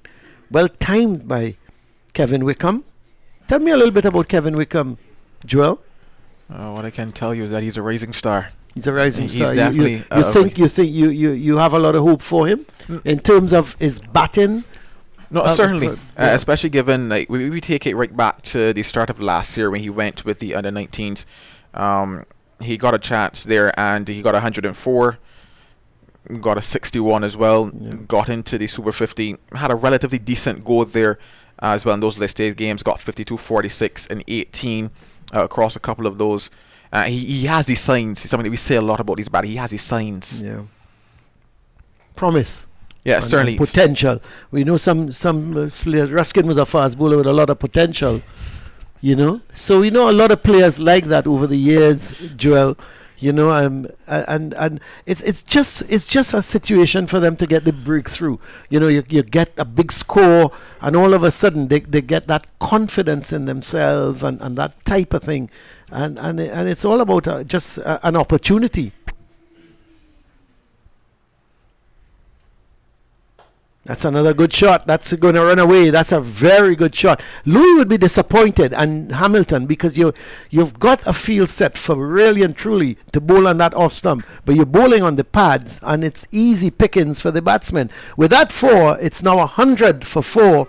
4 more runs here for this time Wickham. So he goes into double figures as he's on 12. And the longer he bats and the more he plays shots like that, his confidence is going to grow. Certainly, I talked about the fact that in this particular innings, because he just made his debut in the second round, didn't get much there, but this innings he looks the player that everybody knows him to be. He looks relaxed at the crease. His mind isn't all over the place. He's balanced and he's playing well. That's a much better delivery from Louis, where Hamilton would want him to bowl. So he's a little bit of a disappointment there, because he came replacing Archibald, and he's leaked 7 runs from the over. So at the end of it, the Barbados Pride now some sort of recovery from 57 for 4. They're now 100 for 4, and certainly Dorich and Wickham can breathe a little more comfortably. So Joel is making his way out, and Ian Wilson. You hear that voice every night on the news, and the sports news interrupts you while you're sitting having your dinner. Comes on to talk about some game somewhere in Europe or something. So he's here at the Queen's Park Oval with us, and he's part of our commentary team. Hello, Ian. How are you? I'm good, thank you. Always good to be here among yourself and Ruskin Mark. Well, here's Cornwall. It's going to continue. Big game today, Ian. Liverpool against Real Madrid. Very big game, of course. Real Madrid. Can Liverpool do it? Ian, think about it. You don't want to answer me right away, so think about it. This is good delivery that Dorich right behind it as it spins into him. You could see him waiting for it to turn. It's 3-goal. Suppose if they were going to Anfield, you would have said, well, they've got a chance. But going to the Bernabeu, it's going to be a big difference, isn't it? It's going to be serious problems, especially when Real Madrid already put 5 past them at Anfield. That's So right. And coming from 2-0 down. coming from 2-0 down. It was incredible. And then, of course, Mo Salah not showing the kind of form that he's shown over the years. Well, It's another good delivery from Cornwall. if it is that Liverpool can show the form they displayed last week against Manchester, Manchester United, that is. Manchester Yeah. United, And what was the score again? something like 7-0. Oh, boy. Yeah. Well, that was a freak result, though. I mean, it seemed that every time they attacked, the ball ended up in the net. It was unbelievable. And the following week, they lost To to Bournemouth. Yes. But that's the beauty of it. That's the leveler as Cornwall ends his over, a maiden over from Raheem Cornwall. He's now 3 for 24 from 14, and at the end of 38, it's 100 for 4. Yeah, it's going to be really, you look at, and that's the beauty with the English League. That's what I enjoy with the English League. You can never really predict what's going to happen. Southampton going to Manchester United again, for example, and a man gets sent off for United, and yet they can't win the game. Ended up goalless. So, that's the leveler, and it's just like cricket. You make a, who's it? Bavuma. Timber Bavuma. Duck and duck in the first, they were currying duck swim at a rage, in South Africa, and then comes in the second test and gets 172. Yeah, so it's That's the really beauty. unpredictable. Even with the English League, especially at the back end of the league, when the relegation teams are battling, That's right. they are the toughest teams to play. Yes, it's very true. Well, they're fighting for every point. Well, we have a change in bowling, as we just diverted a little bit to talk about the European League and the Champion League action. And we're going to come back to that because I want to mention something to you. But Hayden Walsh Jr. is into the attack, and he's going to be having his first over. He's bowling to Kevin Wickham. Hayden Walsh Jr., another one of the players looking to get back into the West Indies team, especially the white ball team in his case. Good shot, but Seemed to be heading down the leg, didn't it? He was looking to whip it away backward of square. Talking about Champions League, and we're talking about goal scorers, Mo Salah. This guy, he's a robot. Erling Haaland. My word. 5? 5. There are guys, and we'll just talk about it after this ball from Hayden Walsh. And this time, Wickham works it away forward of square. He's going to come back for the second, and they're going to get it comfortably.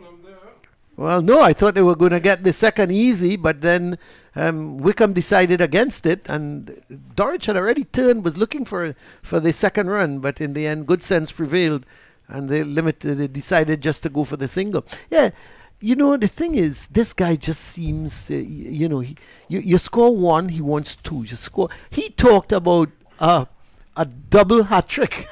You're saying he was disappointed he didn't get his double hat trick. Some guys are just happy to get a hat trick. Some guys are happy to get 1.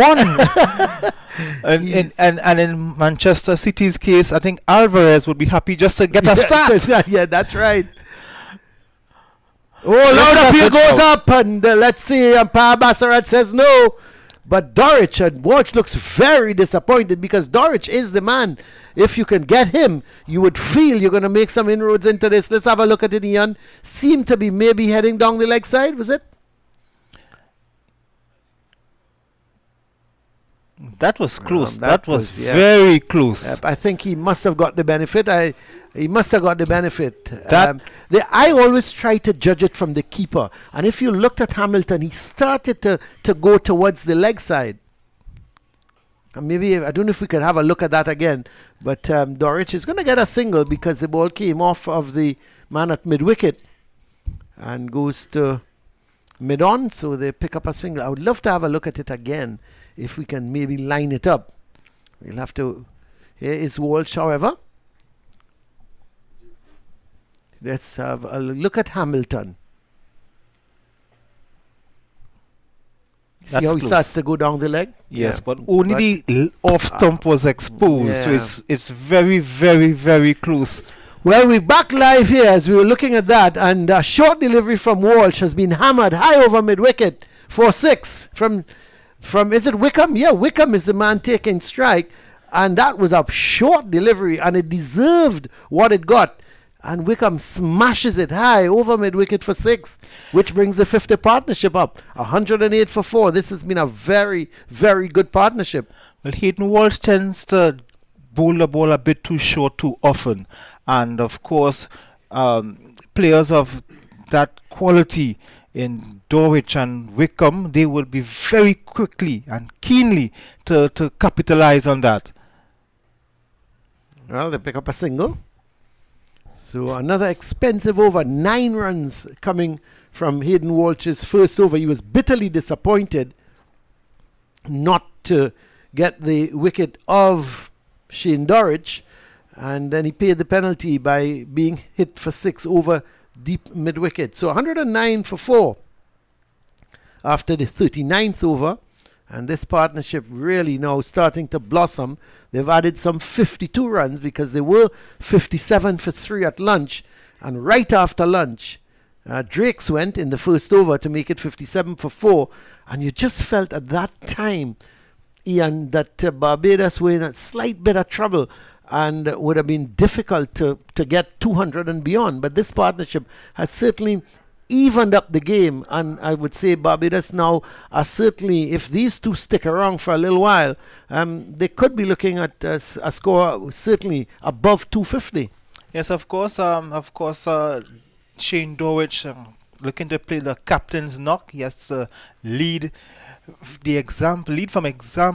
example, and of course we are seeing a change of bowling at the southern end, where Jeremiah Louis is coming back into the attack. None for 25 off 8 overs. Replacing Rakeem Cornwall. This one is played on the onside, straight to the short mid-wicket. Yeah, Louis, I think he prefers to bowl from the Brian Lara Pavilion end.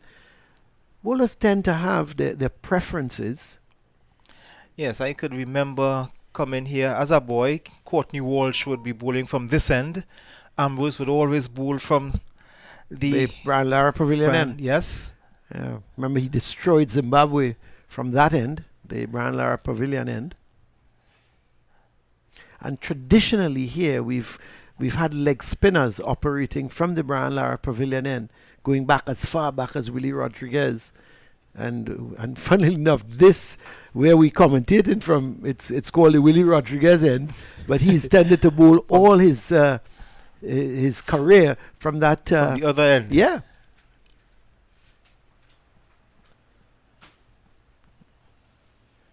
But Louis, in his 9th over,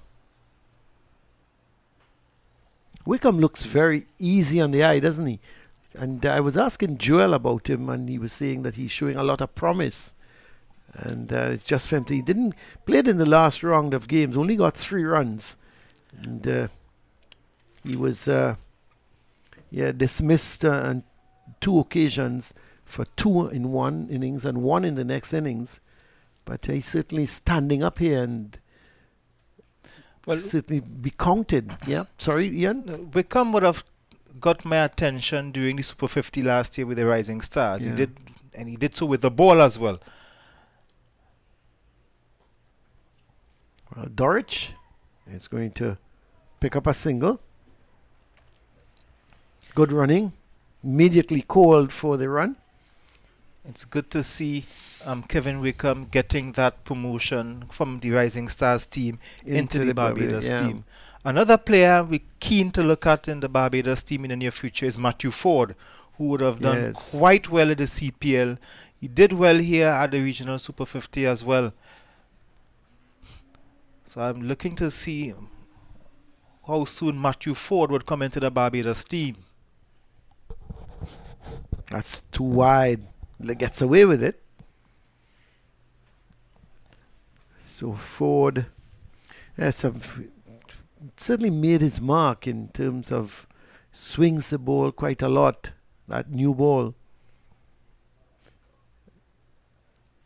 He seems to be kind of like a Andrew Russell-like kind Yeah. of player.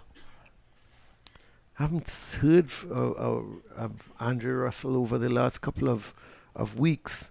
Not sure where he is and what's he doing. Obviously waiting for the IPL.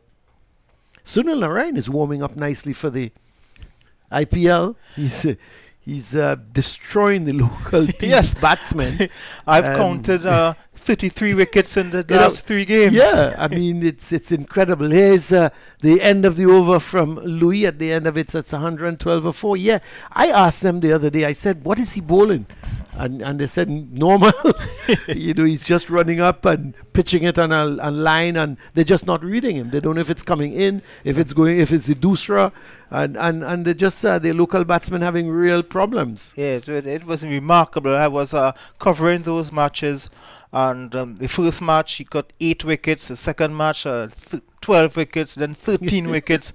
I'm like, 4 consecutive fivers. Yeah. And I'm like, oh my. And then to compound matters, he made 89 in an innings, and you said they probably, I think that was against Victoria. They must be tired of seeing Sunil Narayan. Here's Hayden Walsh Jr. He's still a wonderful performer, isn't he?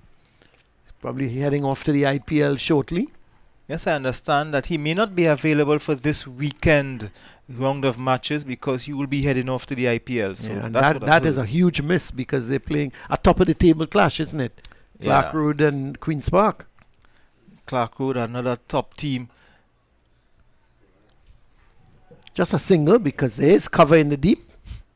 Seems Archibald, the man out there, and they're just picking up a single. Yeah, there's young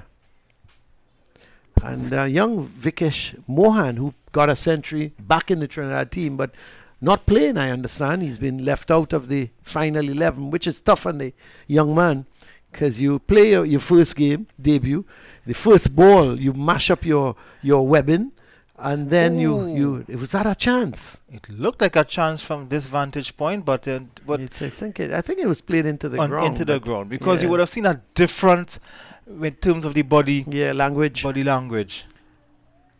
Yeah, and then you make 100, get back into the Trinidad team, and then you turn to say, well, you take the drinks out. Must be tough on the young man, but his chance will come.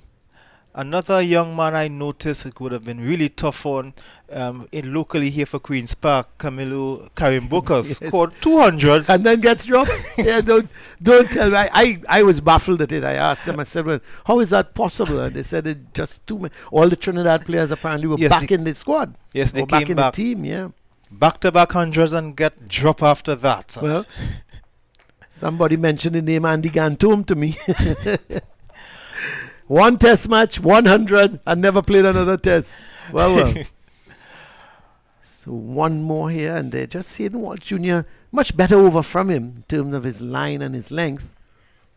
It seems as though in West Indies cricket, the more you feel, the more you play. But that's for another discussion. Yeah, I think it is for another discussion.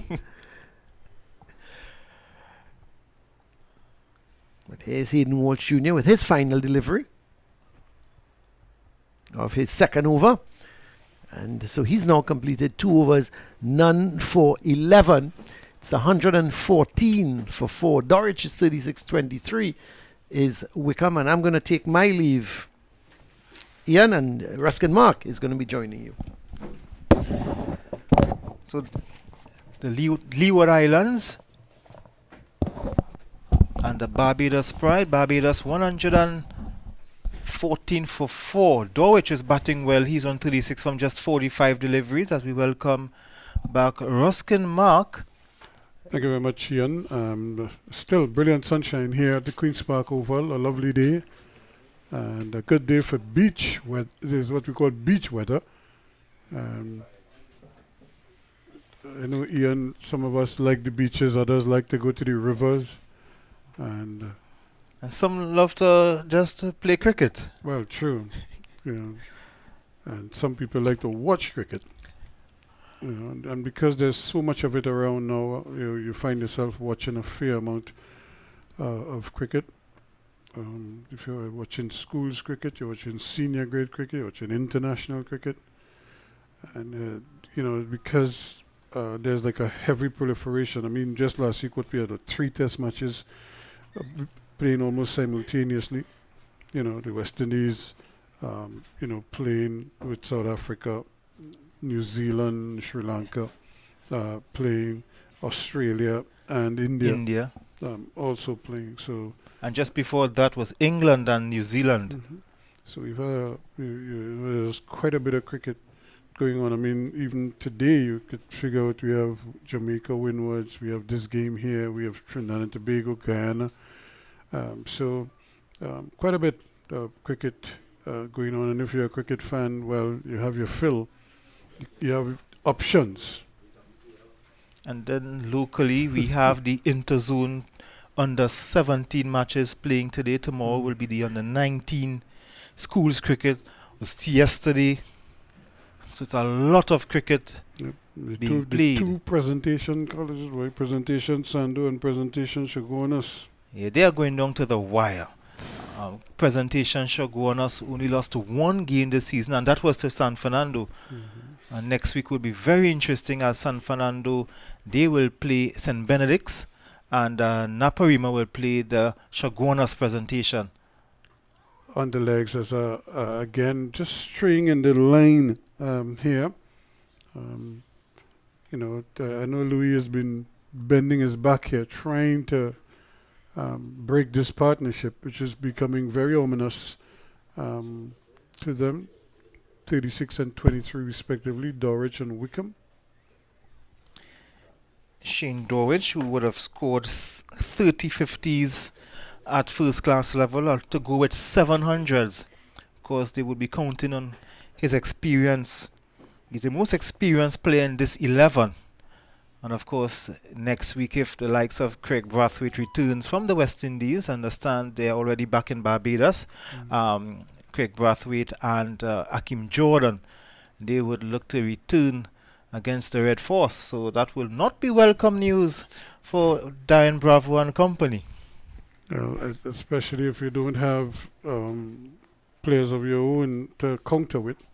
So it's always a dicey situation. But again, the game still has to be played, and you kind of play the game on the day. And you hope for the best then. So it's 115 for 4 now. This partnership is 58. Cut in brilliantly. And it's going to get 1 though. Just a little too close to Hayden Walsh out there. And who covers the ground quickly. And Wickham is just growing in confidence the longer he bats. He's been there for 43 deliveries. He's gone on to 24. So he's batting quite well. And it's good to see because, the regional batsmen have been so maligned. I suppose a lot of them have brought it upon themselves by not really kicking on after good starts time and time again. And, so they've had to really endure the wrath of the spectators, but that is the end of another over. 42 overs completed, and it's 116 now for 4 as the umpires have signaled a refreshment break. Time for some drinks. So you're looking at the bowling figures there. Berridge 1 for 10.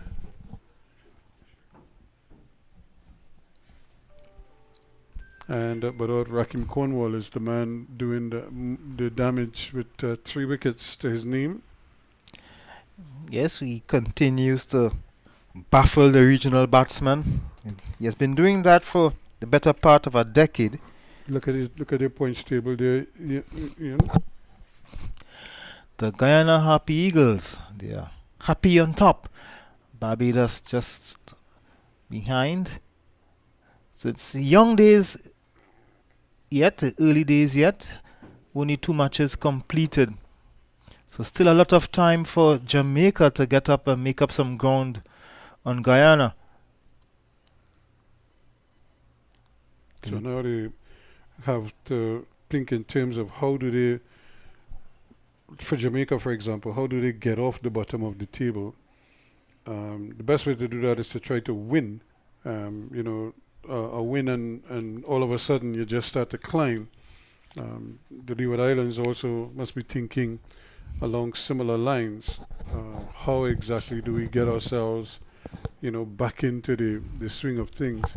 And sometimes all you need is one really good day, and if you can put together a good day with the bat and with the ball, and then you kind of, if I say level peg with your opponent the rest of the way, that one good day could make all the difference in a game. So I think that's how, to me, that's the mindset that they have to. You look at the Windward Islands, the Leeward Islands right now, they huddled up there. They no doubt discussing, how things have gone. And I don't think they'll be happy with the way that these two have been able to just, without too many risks, tack on a 59-run partnership in double quick time, and really kind of taking the game away from the Leewards, who seem to have things so much under control when they got that wicket of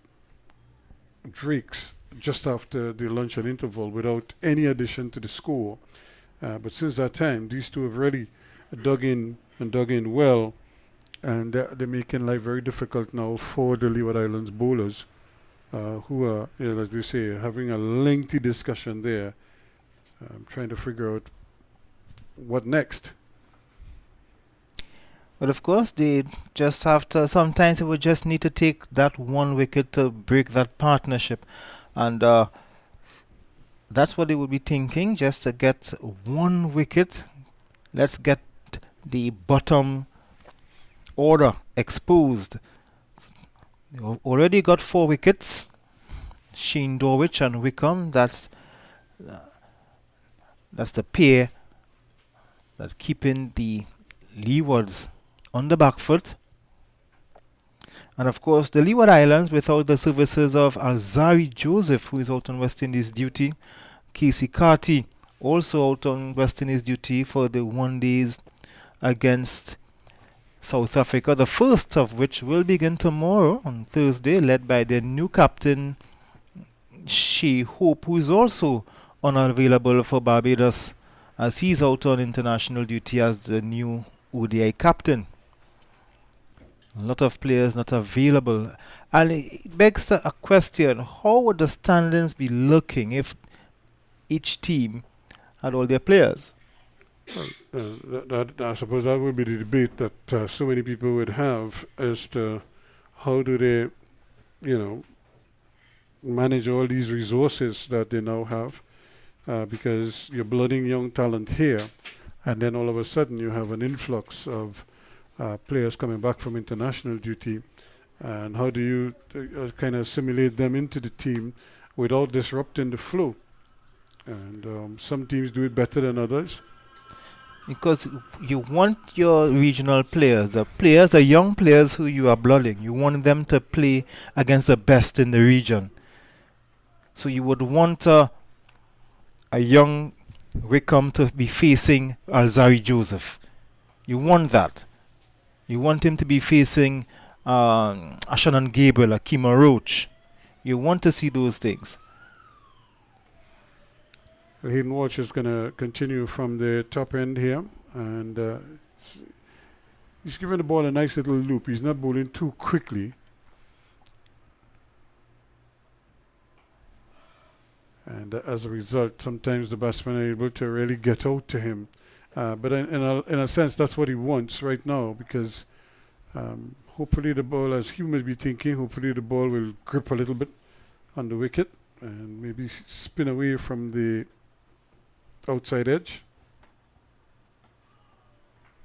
And again, the hands go up, if only momentarily, as if to suggest that it was a good delivery and the batsman did well to keep it out.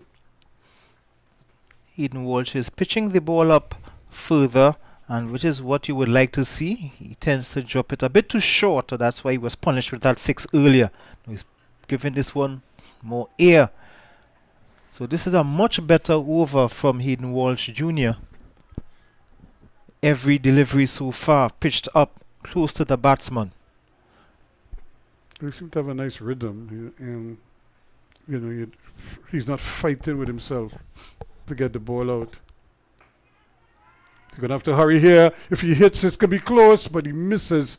And really, an opportunity here to probably just hit the stump. But Louis, the radar was a little bit off, and his return to the stumps missed everything. Missed the batsman running up there as well.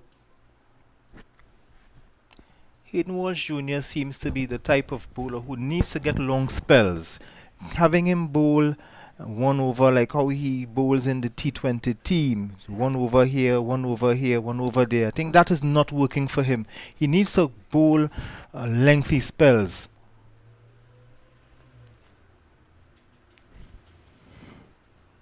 And again, Dorich is right back on his stumps and almost using the full depth of the crease to stand up and punch that one into the offside for another easy single. 43 gone, it's 118 for 4.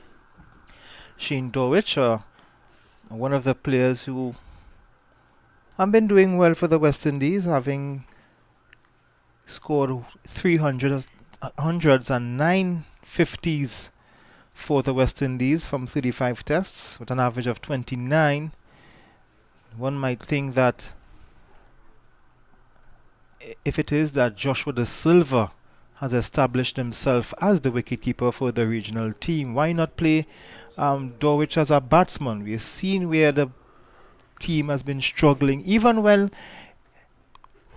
they would have won that match in Zimbabwe after Craig Braffitt's 100 and Chanda Paul's double 100.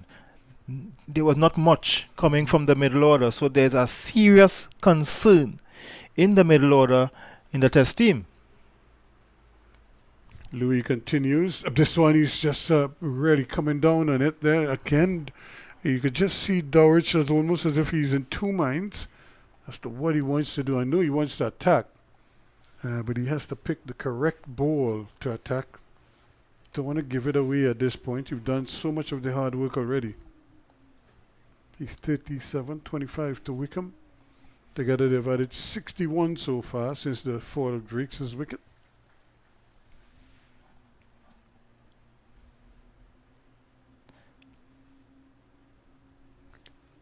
And another glorious shot, but he may only get a single though.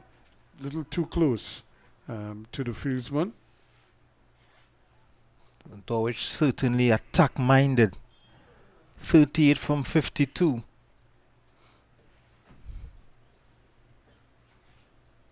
And he's scoring at a pretty hectic rate now. He had a one over where he was just after Archibald with back-to-back-to-back boundaries. And that really changed the whole tempo of the game.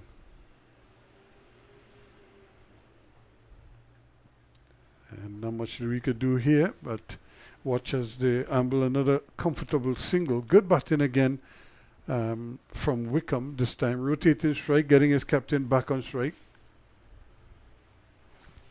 Wickham in just his second first-class match, his best knock so far.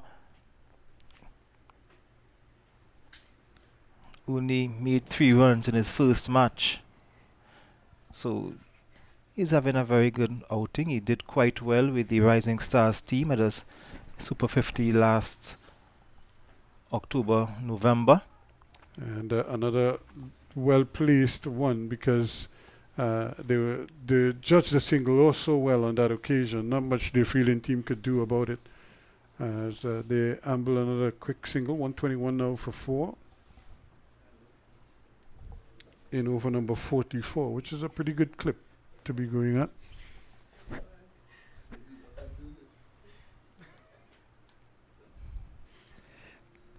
Leeward Island Hurricanes, this is a period of the match might be getting a bit frustrating for them. Partnership building. And again, right out in front there is Wickham, looking very settled now. And if he looked nervous in his first game, well, those nerves have really subsided, and he just seems to be right in the mood at the moment and doing his bit. I certainly like what I'm seeing from Wickham. He's not getting too pressured into scoring quickly. This is the mindset that you want from a player who's playing first class cricket. Getting one more. That was a good shot, and again, minimum risk. Really looking in total control now, and really trading punches, as they say, with his captain here. Dorwich is 39-27 to Wickham. It's 122 now for 4. Dorwich just getting a change of bat. Ocean Primus just running onto the field to change bats with Dorwich. So Dorwich and Wickham. Wickham will be facing Hayden Walsh, who will be looking to start his 4th over, none for 13 off 3.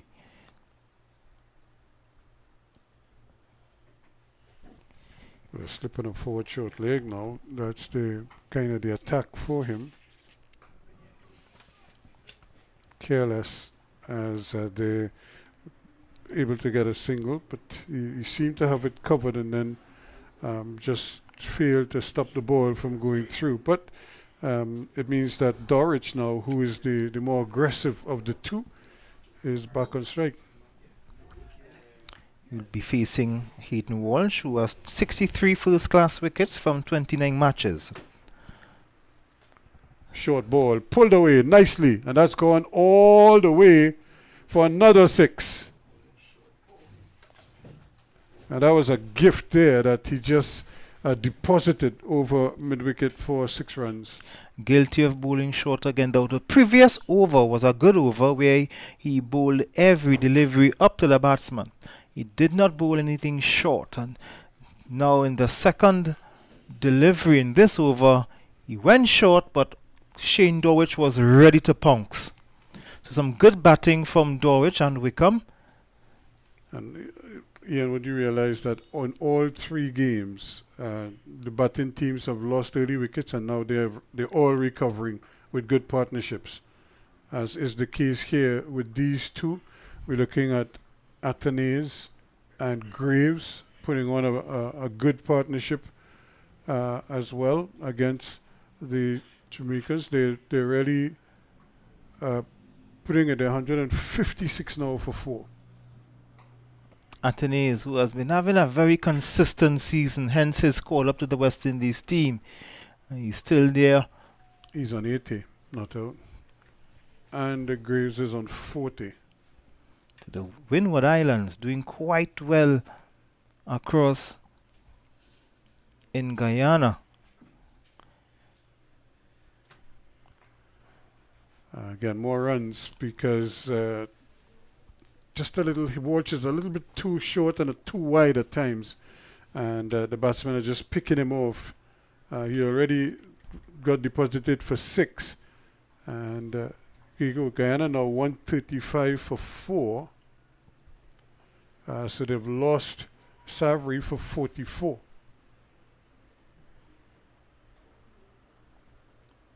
And the line again, the line is bad, and that's just like picking him off there, like a gift on his legs. And thank you very much. 4 more to the score. Pushes it on to now 134 for 4. And Walsh takes his hat, Walsh Jr. takes his hat and walks away a little bit dejectedly. Kevin Wickham goes on to the 30s with that shot. He's on 32 from 53. The strike rate of 60.38. Shane Dorwich is skipper, batting at a strike rate of 83 for his 47. So it's another change at the top. Rakeem Cornwall is walking towards us with 2 2 helmets in his hands. And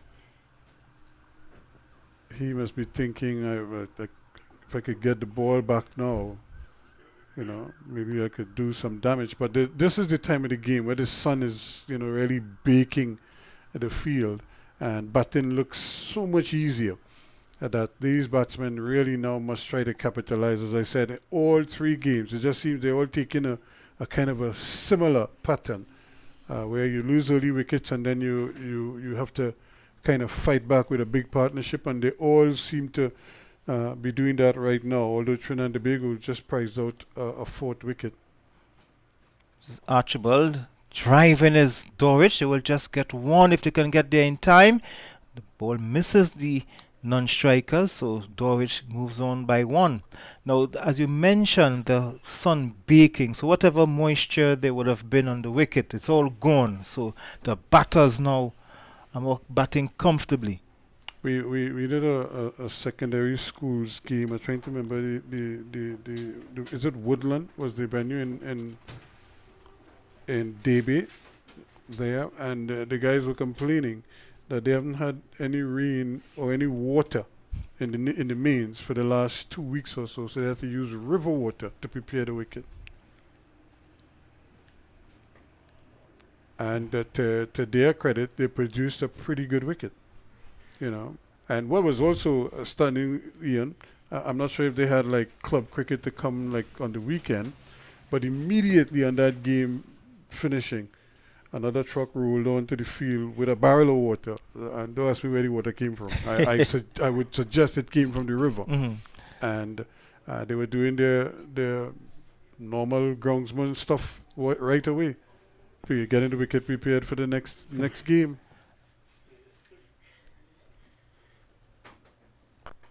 Short again and punched away again. So 4 more, and making it look so easy now is Wickham, as he soldiers on now to 32, and the score pushes on to 139 for 4. Wickham is looking very good. The more he stays in the wicket, the better he looks. And of course, with his captain Dorwich, they're doing quite well, pushing the score to 139 for 4. That's a partnership of 82 by my count. Yep, they're doing very well. And I think the aggressive approach that we've seen from Dorwich has kind of rubbed off on Wickham. It's kind of given him the confidence to show what he's capable of as well at the other end. He's up to 36 now. And there he goes again.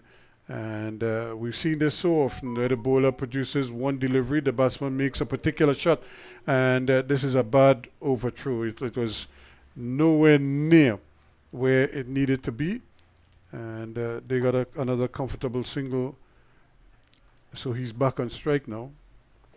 So he gets an extra run, a charity run. He moves on to 38. This is the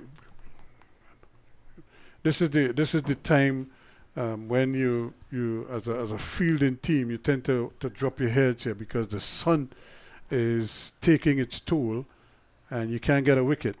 That's a good delivery though, a very short one, and it seems like they're now thinking of a quick single. They're almost, and then you can see a little bit of miscommunication there because while the single might have been on, but it just seemed as if Dorwich has just decided no.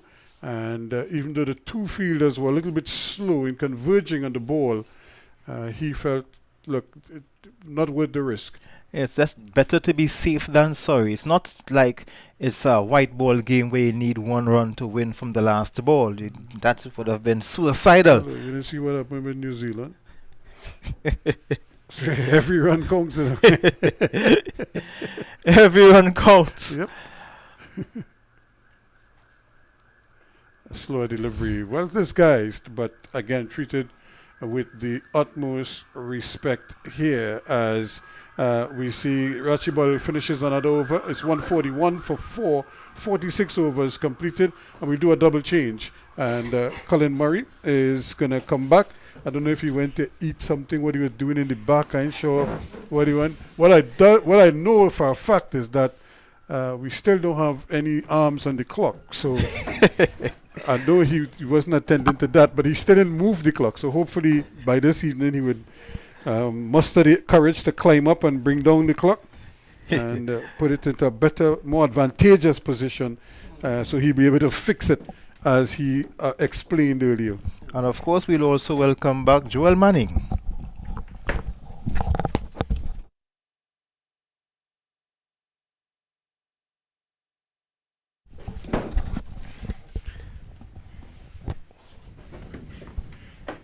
One 141 for 4. This has been a really good partnership. Worth 88 at the moment? Yep, looks like 80. Is it 84? 150, that's right. 84, 57 for they were 53 for 3, but 57 for 4. So the partnership now up to 84. It's been a very good partnership. And Kevin Wickham has been doing well, 38 from 58 deliveries, and Dorich, the more aggressive one, 48 from 57. And we see just giving you an update in that game in Taruba, trying to be on the Ghana team. It's now 140 for 5. So the partnership between Savary and Johnson has been broken, and both batsmen are back in the pavilion. Savary for 44 and Johnson for 62. Imran Khan broke the partnership by getting Savary, and then Charles picked up the wicket of Johnson. This is a shortish delivery, and there was Dorich pulling it, but I thought he played it a little too early, and the ball may have come off more of the bottom part of the bat, and he didn't get the direction that he was looking for. He was looking to hit it somewhere between mid-on and mid-wicket, but he have just come on to him a little quicker than he anticipated, and the ball came off the bottom of the bat, went out to mid-on. Joel, how are you? 141 for 4 partnership. Good partnership now with 84 runs.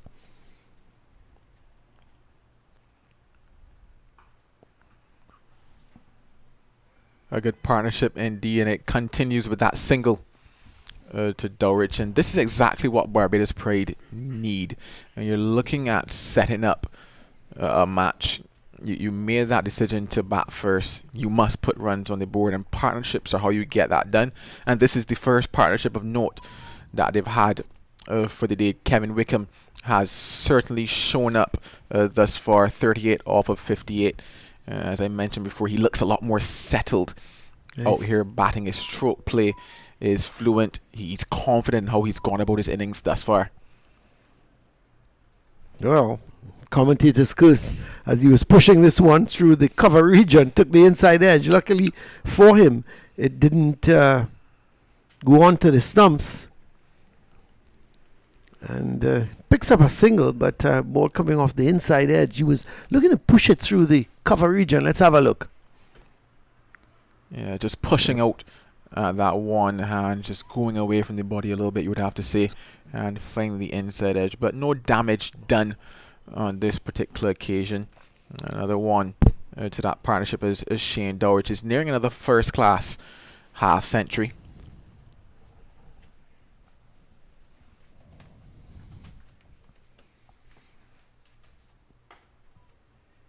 Well, he's not going to get it there because he's just pushing it out towards mid-off. Was thinking of the single, but in the end, good sense prevailed, and he decided against it. Nice conditions still here at the Oval. Of course, we're in the midst of a dry season, and very hot, very sunny. Barbados winning the toss and opting to bat. It's turning out now to be looking like a good decision. Earlier at 57 for 4, you thought, well, they were in a little bit of trouble. But Shane Dowrich has come and has played a captain's innings, and with Kevin Wickham, the young man in the team, they're pulling Barbados out of trouble. And maybe, just maybe, if they can continue batting for maybe another hour, and they can see Barbados close to, well, over 200, and maybe heading towards a 300-run total, which would be a good total on this pitch. Not that the pitch is playing badly. I think it's good for batting, as The over of Berich comes to an end. He's now completed 8 overs, 1 for 12, and it's 143 for 4. It's certainly looking a very good batting surface. There's been nothing that has really jumped out to the surface or done much. Earlier today, we definitely saw some movement on offer, and hence why I still think that Leeward Island Hurricanes, could have maybe done a bit better with their opening spell, but nonetheless, they picked up those wickets. Barbados Pride were guilty of playing some loose strokes, but they're pulling it back here now. And I guess Shane Dart is saying, this is the reason why I decided to bat. I know that this surface doesn't have much in it. I'm going to do it myself. Yes, and he's certainly doing it himself. Raheem Cornwall is back into the attack. Cornwall is 3 for 24 from 14 overs. It's been the pick of the bowlers so far. And the Leeward Islands Hurricanes would be looking for him to break this partnership. And they need to do it quickly. Or as I said, the Barbados Pride could be heading for a total well in excess of 300 if these two continue. Because this is a very important partnership. What I can say is that every time he came on, he picked up a a wicket. wicket. That's right. He has a knack of doing that, Raheem Cornwall.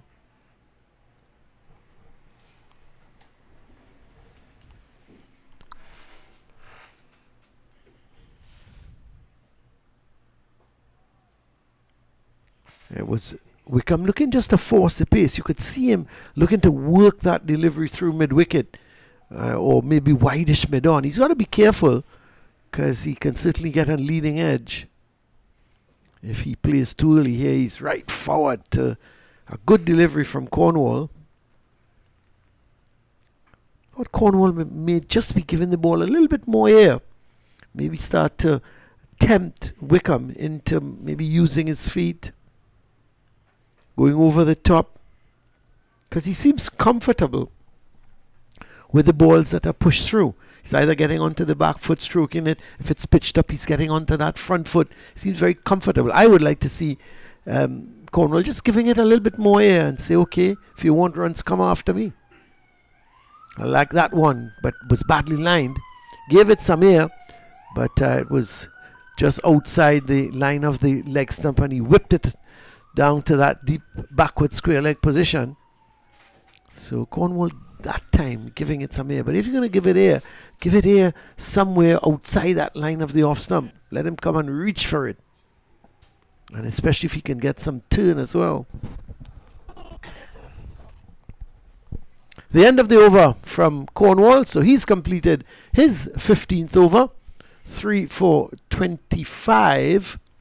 Or 3 for 25 is some of the bowling figures. Berich, 1 for 12 from 8. Louis, none for 34 from 11. Archibald, none for 46 from 10. Cornwall, 3 for 25 from 15. Not his own easy picking up the wickets, but you look at his economy rate, it's just 1.67. So it's Dorridge to face again, and no, it's not Dorridge, sorry.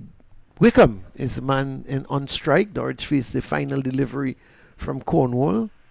So Wickham is going to be taking strike, and Berridge is going to continue. Berridge getting the wicket of Jonathan Carter with a pretty loose shot outside the line of the off stump, and Carter is too experienced to be dismissed in that manner. Especially 13 minutes away from the luncheon interval. Yeah, and it is, like I said, we go back to that shot selection conversation. When we look at the wickets that fell, you look at Zachary McCaskey, probably ill-advised sweep on that occasion. Shane Mosley, a nothing delivery from Cornwall to take that wicket. Then it was the turn of Jonathan Carter playing at a wide one. You would have to say that out of those four, probably the only one you might accept is from Jonathan Drakes in terms of how he went forward at it. That's well left by Wickham, not being tempted. So he's on 40, and it certainly has looked good for his 40. Nice. Playing everything on merit. That's what I like about it. He's just had that one little wasn't a foul shot, but he pushed it, got the inside edge. and just beaten the leg stump. But outside of that, I really can't think of Wickham playing any bad shots. He had a close LBW decision off of, I think, was Hayden Walsh. Oh no, that was Dorich. That was even Wickham. So I can't remember any really false shots from him. No, he's certainly been a picture of concentration. This young man making up for what he didn't do in that second round. Like I mentioned before, he's gotten runs across various levels. He got some at list day level. He got some when he went to play in that under 19 World Cup. When he was playing back home in Barbados, I just had to go pull up those stats. So he scored 398 runs in the first division, or rather in the elite competition. That 398 included 100 and 250. So he's a young man that enjoys spending time at the crease. He gets runs, and now he has a chance at the first class level to try to do the same.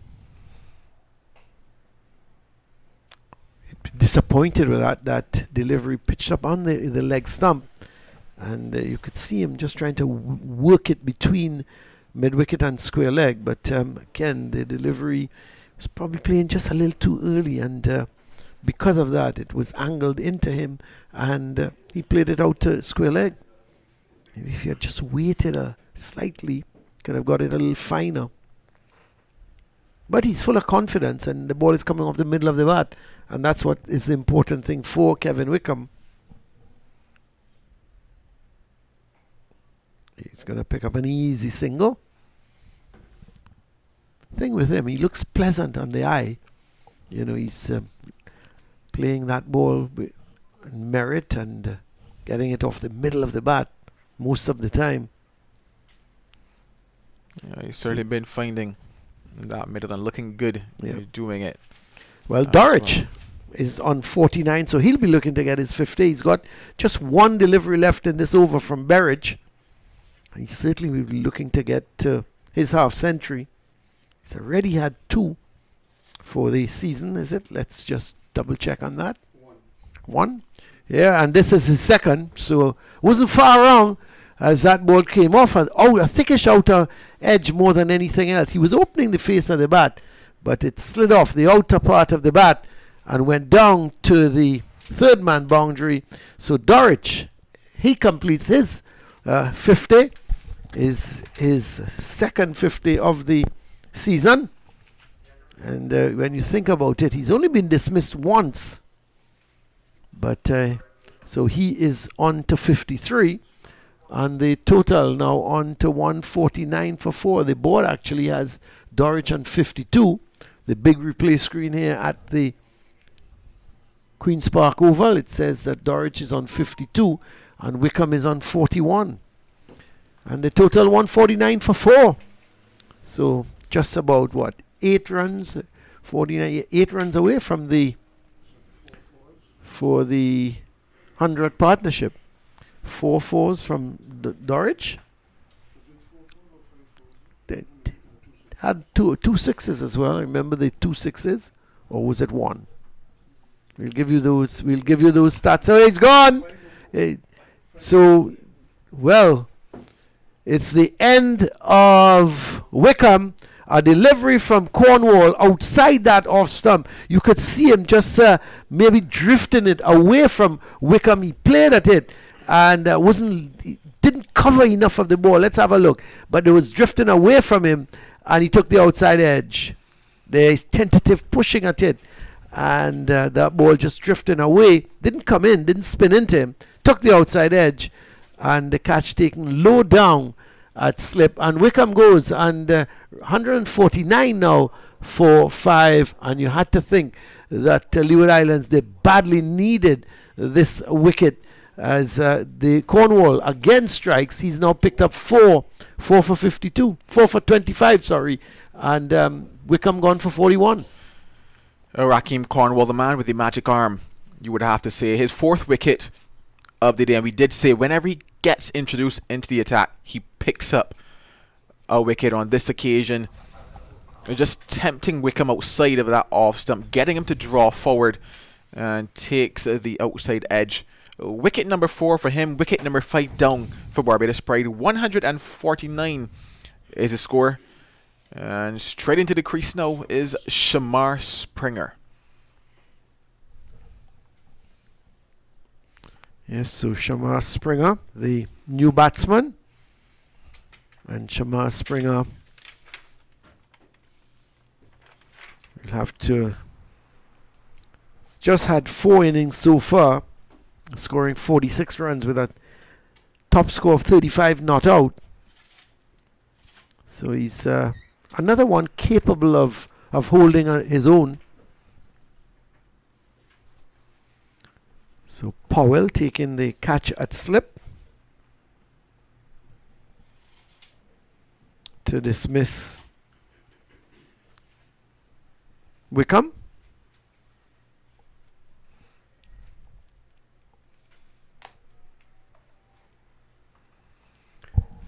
So the new batsman, Shamar Springer. See Hamilton just making some adjustments to the field. Not much. He's asking the man at mid-off to go a little wider. And the first delivery, Springer not playing forward, not playing back. He just stood there and maybe was just hoping to put bat to ball. Luckily for him, it beat everything. Went through to the keeper. Oh, Shamar Springer is another batter that likes to feel that ball onto on the bat. Yeah. They started with a long on for him. They've now asked that long on to come up to a mid on. Interesting move. You would have to think that Cornwall is bowling a little bit flat. It's not giving the ball much air. And the feeling is that Springer now coming into bat may not look to take the chance to go over the top. He's just got to stay there for a while. He's gonna get off the mark because the man at mid-on, Louis, is, I would think he's about halfway back to the boundary. So it gave Springer the opportunity to get the single. So the 150 is up for the Barbados Pride.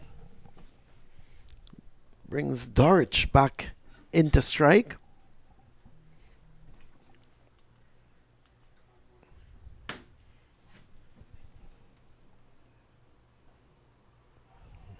Dorich is going to pick up a couple of runs.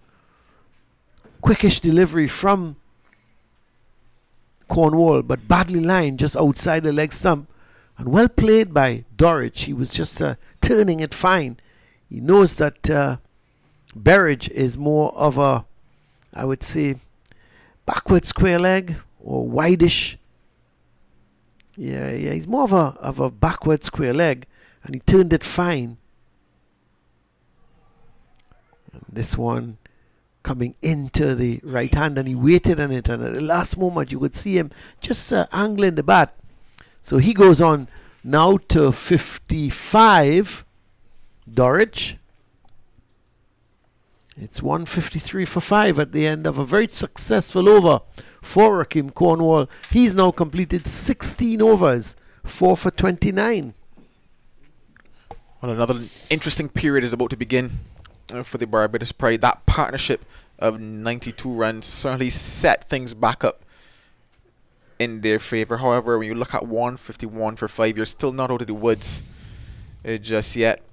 And a couple quick wickets could mean that you still find yourself less than 200 on day one. So you're going to need another partnership, another substantial partnership here. They're going to need Shamar Springer to stand up and bat with his captain. He was there at the end of the last game against Jamaica. He came not out in that one, I believe, alongside Shane Dowrich. They're going to want to maybe continue on that. They know each other well, played a lot of cricket together, and given that we've not seen any sort of demons in this surface, he would have to know he's talented enough to stand up and bat.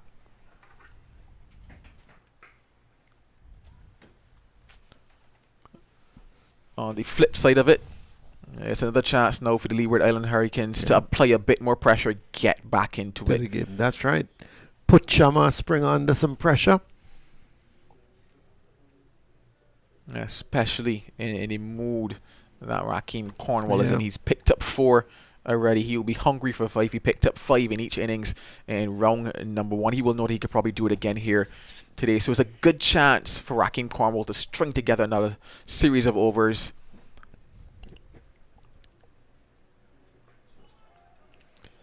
Owen came back at Dorich. 'cause he was looking to push it through the offside, came back at him, took the inner part of the bat. But no real alarms for Shane Dorich. Barring that one shot that he played that I still have in Yeah. the back of my mind, it's been a wonderful innings Oh, it has been. from Shane Dorich, just going on the offensive, asking the Leeward Islands to change up their plans to him, and it's been successful for him today. And when you think of it, it's 55 from 70. Here is a good shot, short delivery, and he was onto that very quickly indeed, and he's pulled it over mid-wicket for 4. The important thing is, from the time that pitch short, he was onto that back foot immediately, and he just went with the delivery and hit it high over mid-wicket. That's a good shot. 4 runs to Dorich. He moves on now. The scoreboard has him on 59. And so I'm going to go by the scoreboard, not what you're seeing on the screen. And let's have a look at that for Dorich. It was short. It was far too short, Joel.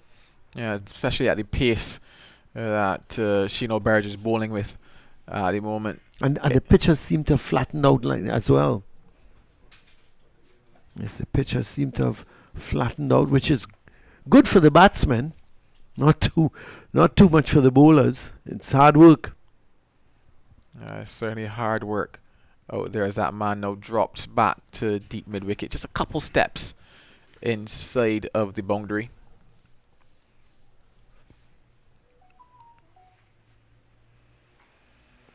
So Dorich remains on 59. Springer is on 1. It's 157 for 5 at the moment. We're into over number 51. So the Leeward Islands getting through the overs quickly, and of course a big factor in that is Rakeem Cornwall. And getting to those overs quickly could actually be putting a bit of pressure onto the fast bowlers, Yes. because I'm seeing Sheeno Burge walking back and he's looking winded. He's doing some extra stretches as well. It's extremely hot out there today.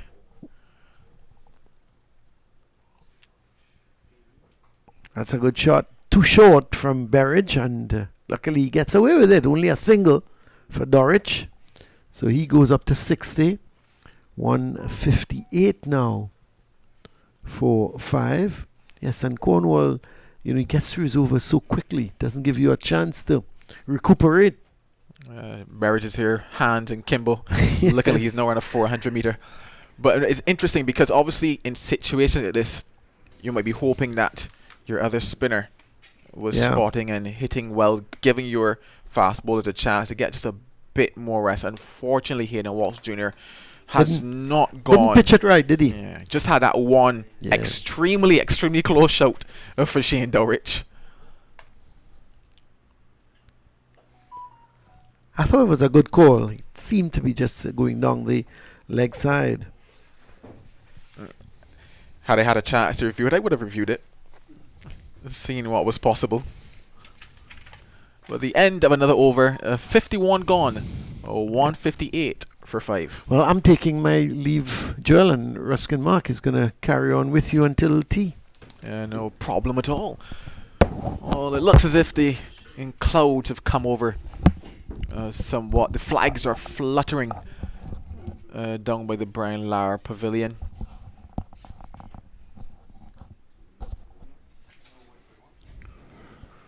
A little delay, and then Cornwall was having a discussion with Hamilton, and maybe a player is going off. I think that's what it is.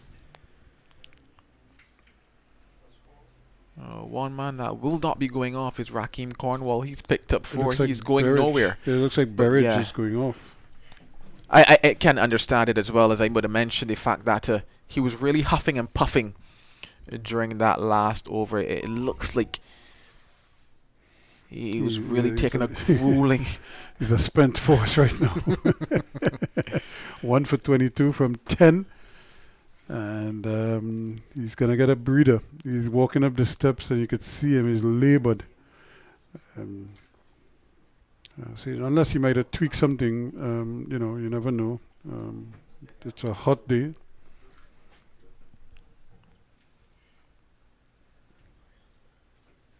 Cornwall again trying to sweep. It comes off the pad, but again, I think that was brushing the thigh pad, if it's anything.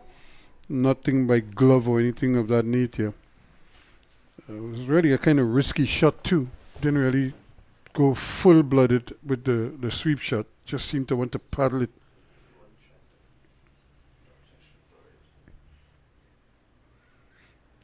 Here again, Cornwall enticing that.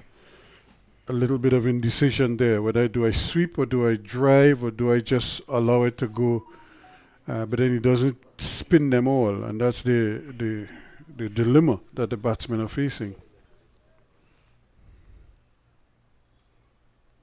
And that's one of those that he's just zooming into on the stumps. No turn there at all.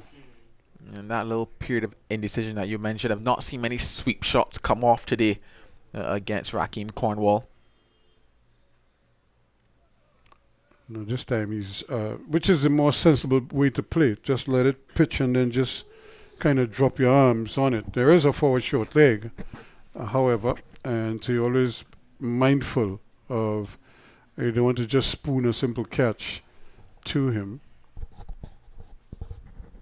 And that's more the shot that you want to be playing on drive, where you can pick up an easy single almost every time, down to long on.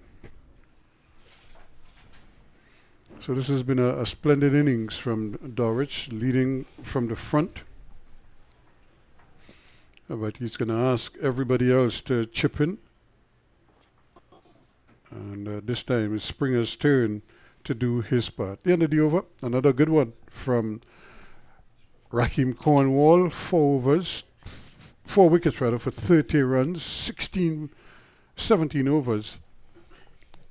And I'm not quite sure what the umpires are, what are they debating or what, but I think it's the end of the over. I don't think, yes, it is the end of the over. It's 159 for 5. The end of 52 overs. Cornwall taking 4 wickets so far. 4 for 30. 17 overs to the big fella.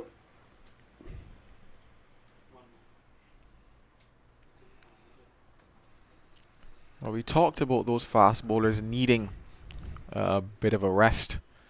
And Hayden Walsh will be given another chance from this media centre end. And, you want to believe he's bowling not from the traditional end where the leg spinners operate.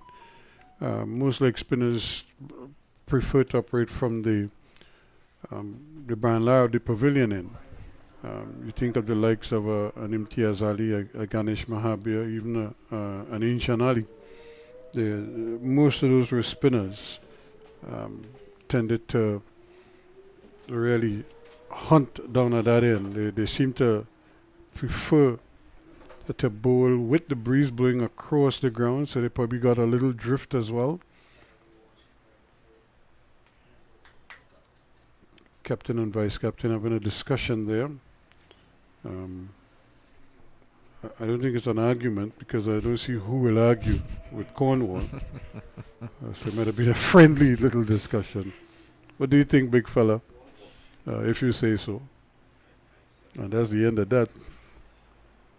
But here's Walsh now. Hasn't really set the place afire just yet. If anything, he's been too short a lot of times. Yeah, I just feel as if he's not really gotten into that rhythm, and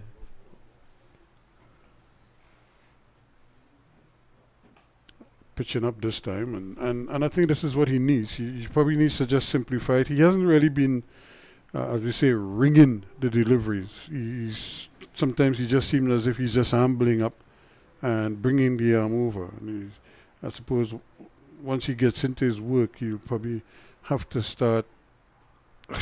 Well, I did say he had to ring his arm. I didn't mean bowl a bouncer. Well, that certainly surprised everybody involved. And he got a warning from the umpire, one bounce up over. And it's funny because a couple deliveries ago, as we now see that replay, I saw Jamar Hamilton hitting at the helmet, and I thought that might have been, some sort of secret code between them. And again, the fieldsman not able to cut it off because I think he wanted to at least keep Downrich down at the striker's end. Unfortunately, that plan goes out the window, at least for now. I think he might actually have a better shout here bowling at Shamar Spring when I think back to Abhijay Mansingh. And Springer strokes it beautifully in the gap. And he might get a boundary. No, he won't. It's brilliantly done in the long off area, and the batsman comfortably back for third.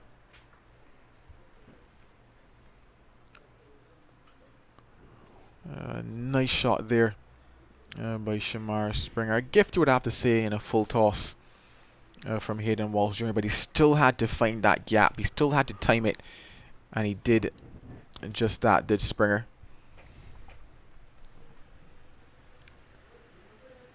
So now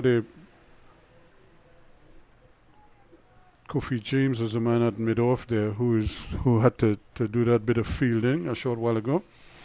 And hands and hips now, that's taking a lot out of him there. And this time it's a loud appeal for an LBW, not out, says the umpire. Again, it might have been drifting down the leg. That might have been the googly pitching and going, or just holding its own and going down the leg side. Walsh bowls.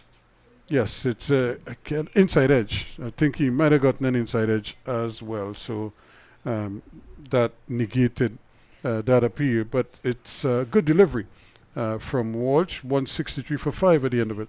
Certainly a better delivery, one of the better deliveries that he has bowled. And I think for Walsh, it's really just a case of putting ball after ball after ball down on the same spot, getting into rhythm, and then looking to vary it from there, because he's been looking to bowl pretty much everything here today, and it's just not worked for him. It's not worked for the Leewards either. Here's a man, he stands at a stumping and he's out. Well, again, we were talking about the ball that doesn't turn, and this one again forces Springer to come and to come down the wicket, which he did. He never got to the pitch of it, and then the ball, he just seemed to walk past the ball, and Hamilton did the rest. So 5-4 for Cornwall yet again. He now has 5 for 30. Shamar Springer on this occasion just chipping past that one, giving some air. And, well, he's gone to the mail room, but no letters to collect. And that is another 5-wicket haul for Rakeem Cornwall. His third of this West Indies Championship. He's now got 5 for 29. Rakeem Cornwall. Wicket number 6 down for Barbados Pride. 163 for 6. And that was another beautiful piece of bowling there. In fact, I thought the ball had gone on with the arm. It turned a little bit, but it bounced. But he seemed to pick up the wrong line, because he was playing, at least he played inside the line. And but he never covered the ball. And again, I don't know if Cornwall got a little bit of drift there. And that kind of deceived Springer, but Springer seemed committed to want to get onto that front foot, and but he did the one thing wrong, which is he never covered the ball and or picked up the original line, and as a result he missed the ball completely. And Hamilton did a brilliant piece of stumping, because it was a difficult take. The ball bounced, a little extra bounce, and so he had to go up and come down with it. And as we see now with so many wicket keepers, he didn't come down with both hands. He came down with the one arm, which I think is probably a faster reflex action for him. And that means that Mr. Drakes will arrive at the crease now. Yes, indeed. It's Dominic Drakes that now walks out for the Barbados Pride. An interesting time, because just a couple minutes left before we get to tea. Leeward Island Hurricanes will be hoping that they could take one more to tee with them, get this to Barbados Pride being 7 down, and they will definitely be happy with how things have gone for them here today. They're really like clawing their way through here. They took a punch from that partnership a short while ago, but Cornwall is back with a bang here. They go for a quick single. He's going to have to hurry. And again, I think at the end of the day, Archibald had to pick up the ball first of all, and which he didn't do. And Drakes might have hurt himself because he went tumbling over there way past the wicket, and now he's really just stretchered there and is hardly moving. So I don't know if the bat stuck in the ground or if he pulled a hamstring or what it is, but it doesn't look good for him. He played the ball well enough, took off for the single, and Archibald missed the stump, and there he goes. He was just running, and then it just seems as if he just collapsed, and it might be the hamstring. Yeah, it looks like he pulled something at the physio sprint so onto the field, and that is definitely not good signs for Barbados Pride, because he will have some work to do with the ball. He's a young man, and he would hope that he springs back from this. And hopefully it's nothing too serious for him. Yeah, it's certainly a bit of a worry, I would imagine, because he just got to the wicket, and he just look at the players, even the players from the Leeward Islands team. They're very, very concerned about the young man. He seems to be laughing a bit now, so. Because Rakeem Cornwall is probably telling him something funny. That's what it is. Well, good signs, though. He's up. Good signs. It's a good start, at least.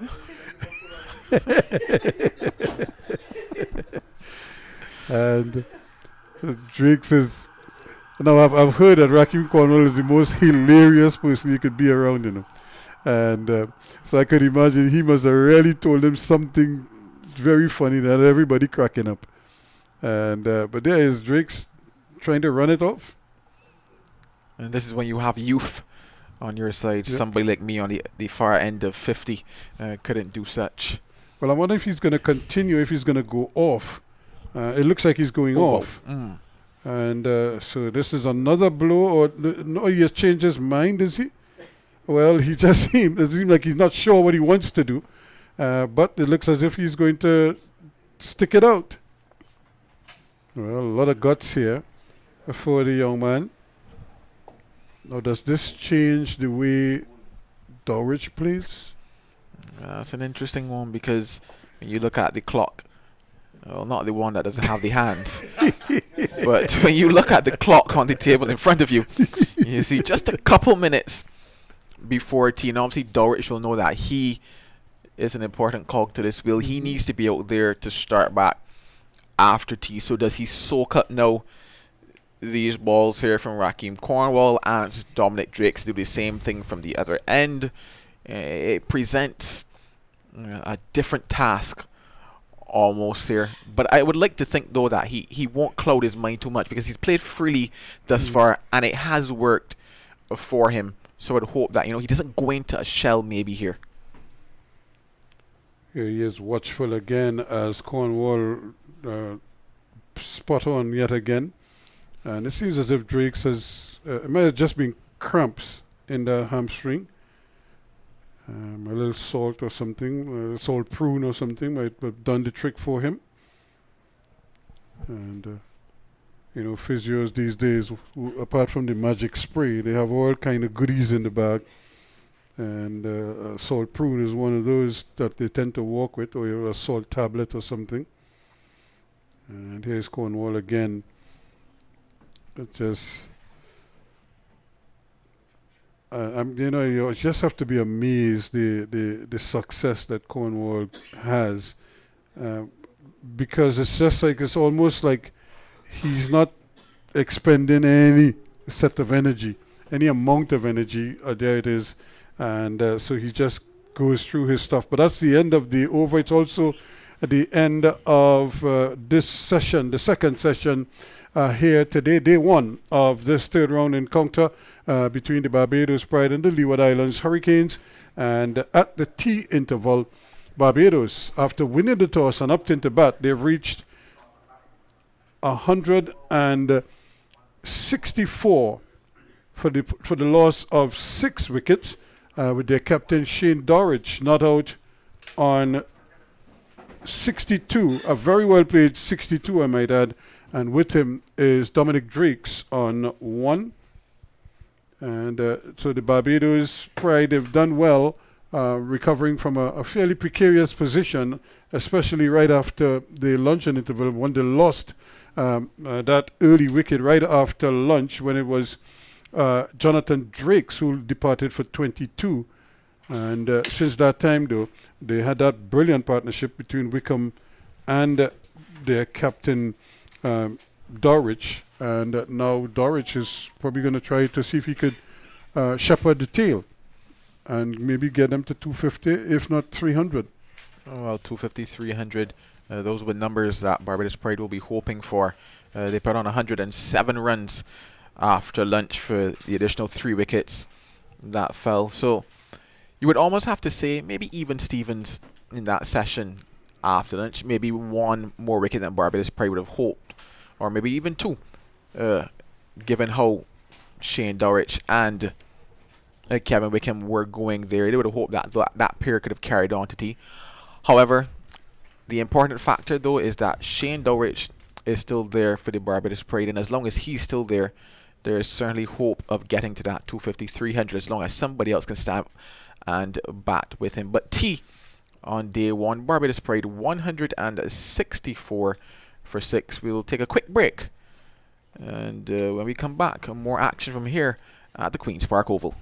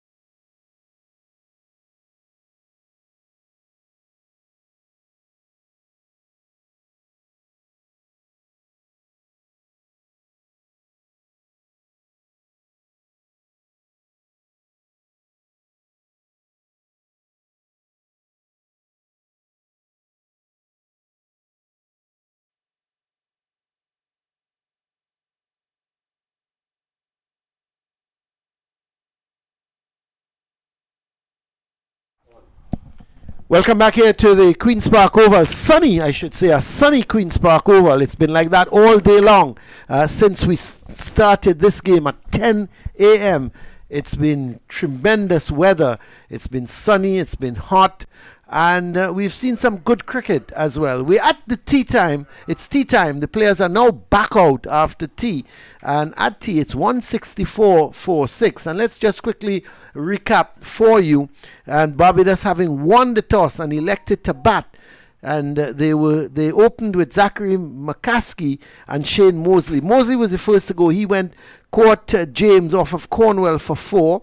McCaskey then followed LBW Cornwall 26. Jonathan Carter didn't get off today. He caught Powell, bowled Berridge without scoring. At lunch, it was 57 for 3. And since lunch, Jonathan Drakes, he went very early in the first over after lunch. He caught Hamilton, bowled Cornwall for 22. Kevin Wickham then joined Shane Dorridge. It was a good partnership, a partnership with 92. Wickham eventually caught Powell, bowled Cornwall for 41. And Shamar Springer came in. He stump Hamilton, bowled Cornwall for 4. And at tea, Drakes was on 1. Dorridge is on 62. Drakes is going to take the first ball after tea. Jeremiah Louis is the bowler, and he is operating to the left-handed Dominic Drakes. That's a good shot for the first ball after the tea interval. A delivery right up to the left-hander. Had a little bit of a scare with Drakes when he went for a quick single. He was off the mark with that single, but then he just collapsed right after going past the stumps at the non-striker's end. And everybody thought, well, it could be a hamstring problem. But physio came out and maybe a little bit of magic spray and whatever else, and he's back up and looks in fine fettle. Just to note, that ball was fielded by the substitute. Yes, the substitute O'Dane. He's fielding for Rakim Cornwall. I'm not seeing him in the field. Well, that's a little bit of a blow for them because Cornwall, you would want him to come back on quickly. He's already picked up 5 for 31 from 18. So he has been the main destroyer here.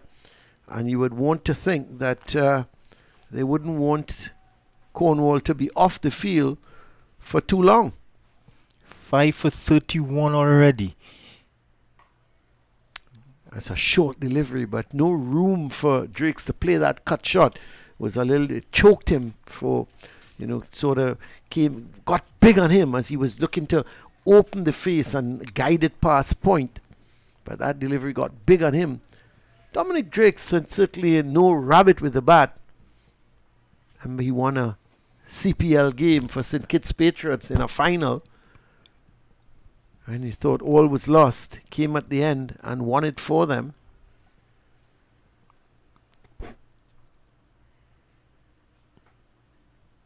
Still not able to beat the field. And a bit of a problem there for, let's see, who is that out there? He had a problem in stopping the ball. He went over because it's not James, no? Archibald. Is it Archibald? Yeah, it is Archibald. But I think it was James who had a shy at the non-striker's end because Dorridge was backing up a little too far. And Archibald, he did well to stop it in the end, but you would think it was some sort of missile that came his way and not a cricket ball.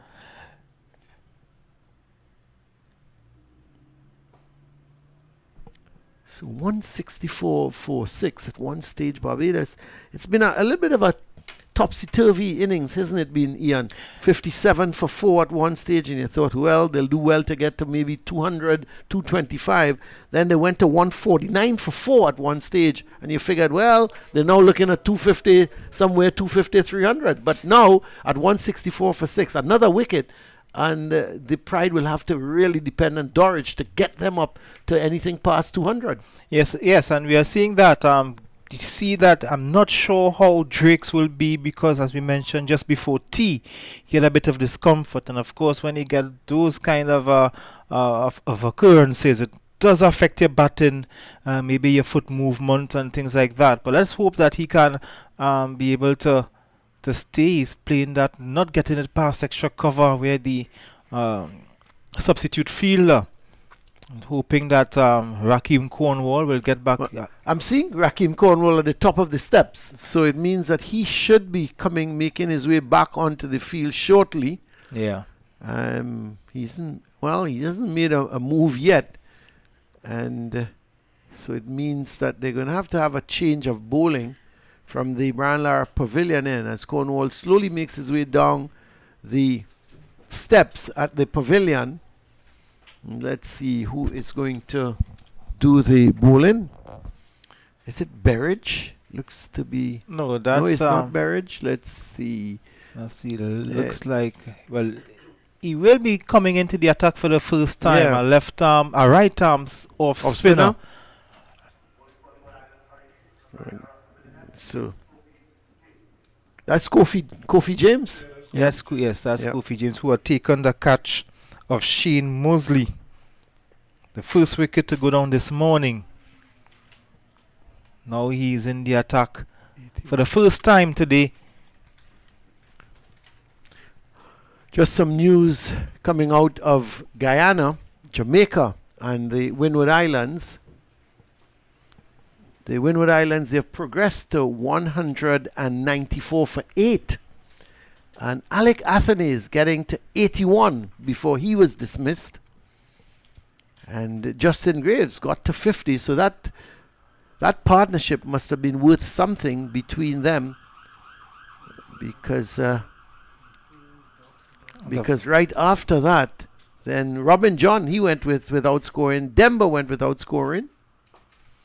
And Larry Edward, he is not out on 2, together with Walcott on 22, and they'll be hoping that wicketkeeper Walcott can stick around for a little while and maybe get them somewhere between 225, 230 to at least give the bowlers something to bowl at. It's a very good consistent season for Alec Athenaeus. So, of course, he would want to continue in that vein, so that most likely he will feature not only as part of the touring team, but maybe in the final 11 of a test team. Yeah, I'm hoping that he gets his opportunity. He's got to turn these, 81 into 100. That's the thing.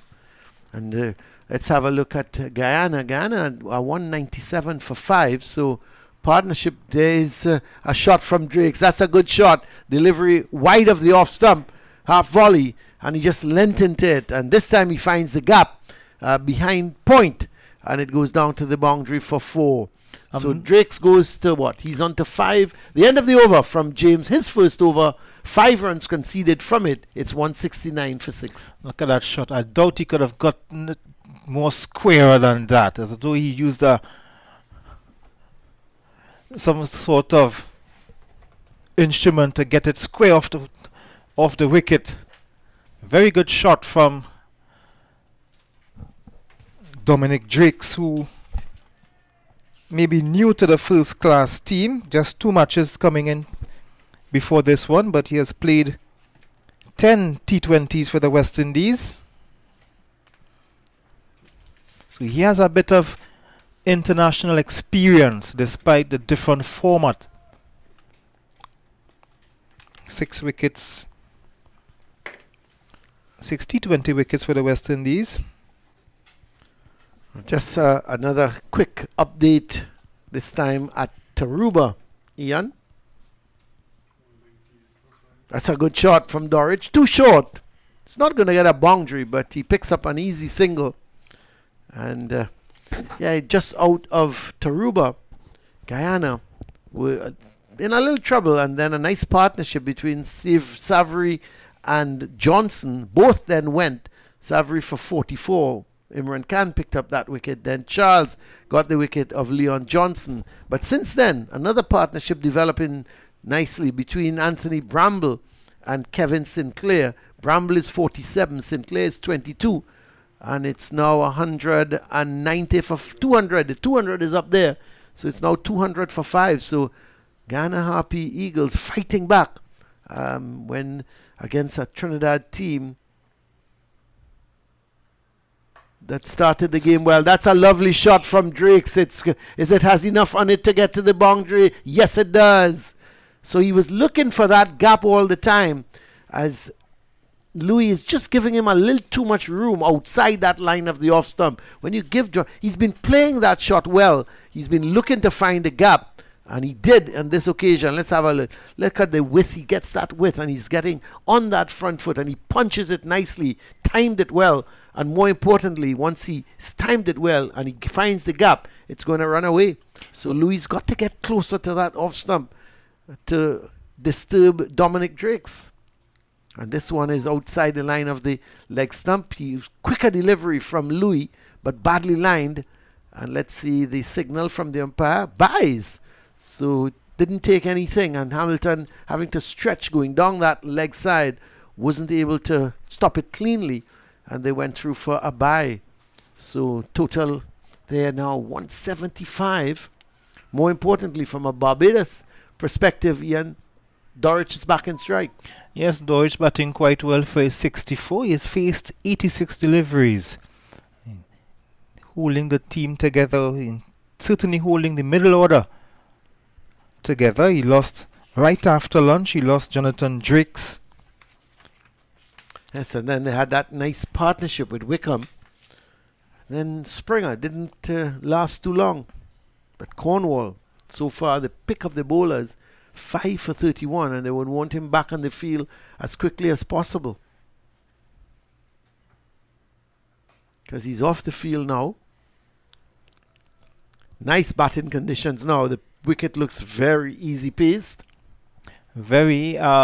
What Barbados did well, they just negotiated themselves out of that period where there would have been moisture on the wicket, and as the sun came out in all its glory, the only moisture that was there at the start would have been gone. So pitch getting a lot easier to bat on, which Dorich is utilizing for his 65. He's batted well.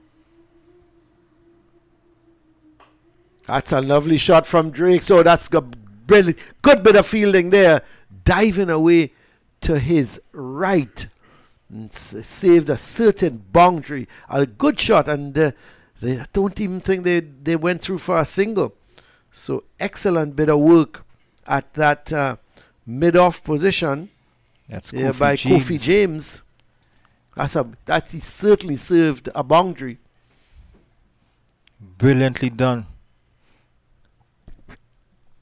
James, another one of the younger players from the Leeward Islands, just grabbing his opportunities.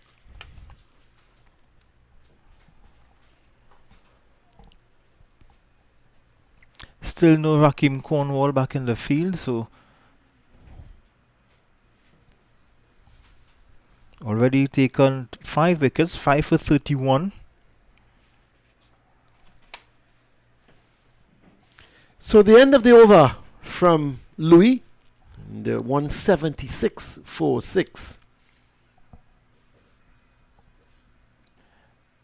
And Kofi James is going to continue. Still no Rakim Cornwall. Saw him at the top of the steps. And he came down but didn't come onto the field. So I'm not too sure what is the situation with him. It looks like he's sitting at the bottom row chairs. Sitting with the physio. Let's hope for Leeward Island's sake that he's okay. And maybe just getting a little bit of treatment. So James is going to continue. And it's going to be bowling to the right-handed Shane Dorich.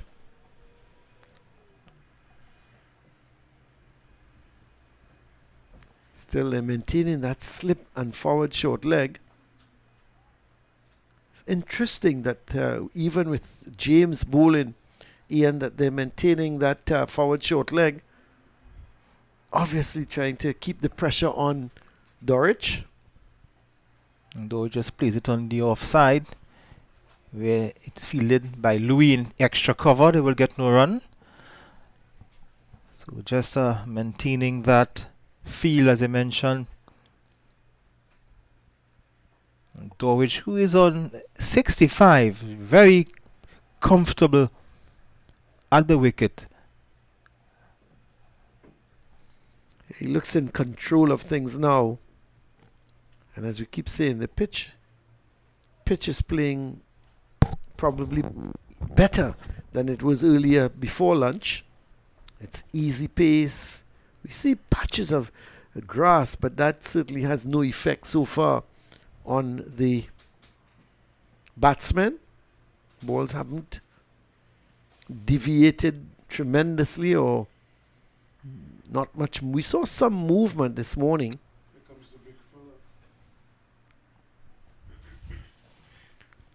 Looks like Raheem Cornwall is getting ready to get back on the field. At the same time, Shane Dorwich is getting one more. He moves on to 66. And the end of the over from James, just the one run coming from it. And it's 177 for 6. So as Raheem Cornwall will make his re-entrance into the field, Larry O'Dane, who would have been fielding for him for 4 overs, he would make his way back out into the pavilion. As Raheem Cornwall, as Hamilton might want to get Raheem Cornwall back into the attack as soon as possible.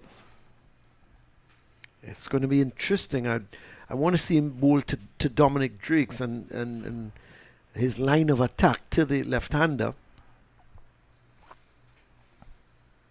I'd be surprised if he doesn't stay over the wicket and maybe just tries to drift that ball away from the... Well, he's going to spin it away from Drakes, but it's going to be interesting if he tries to drift it back at him with the arm ball and keep Drakes guessing. He also bowls a top spinner as well. Here's Louis.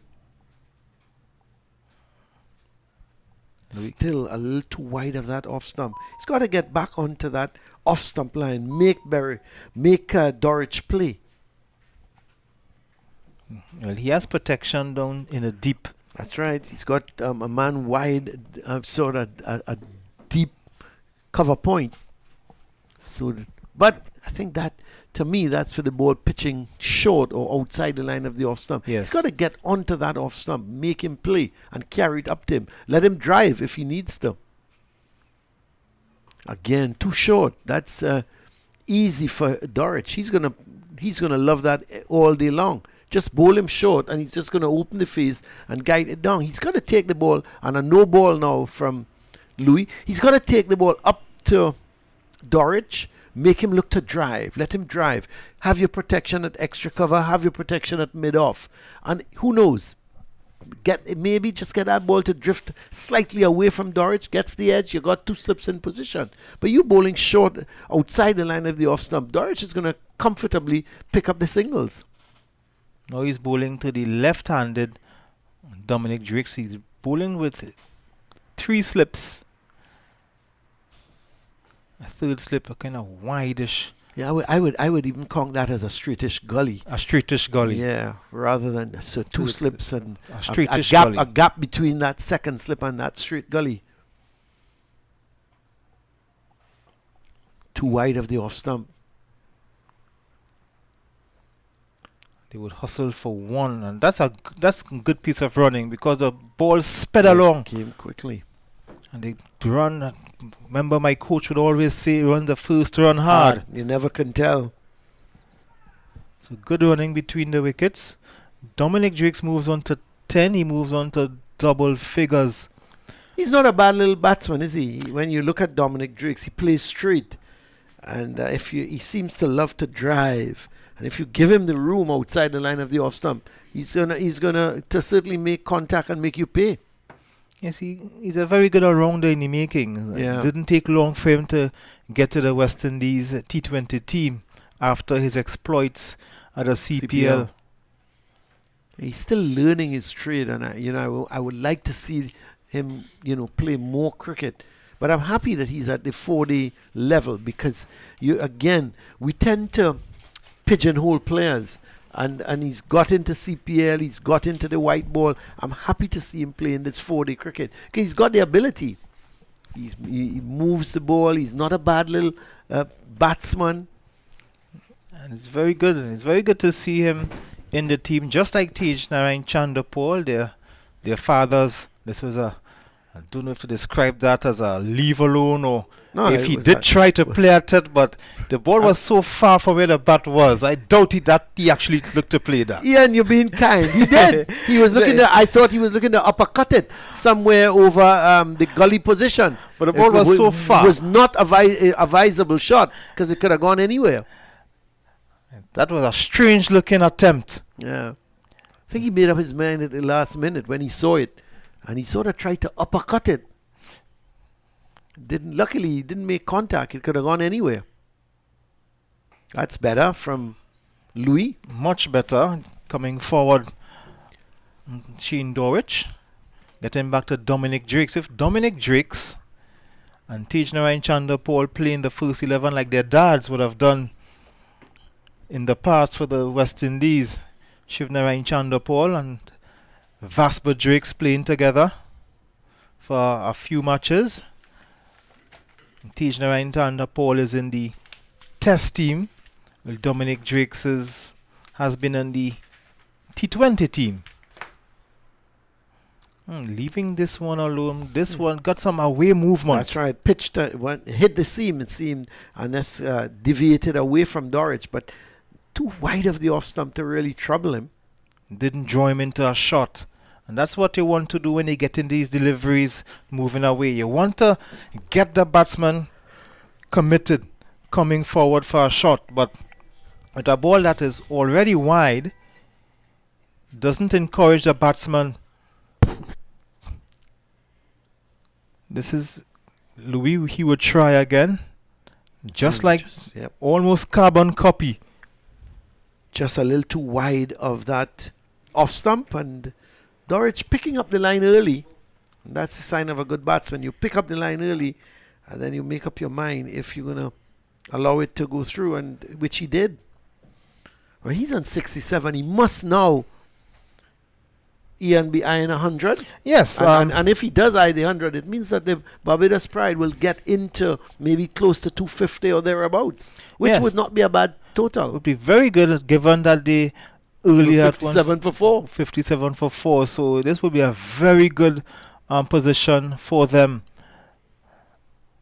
Only lost 2 wickets since, have made 140 odd runs.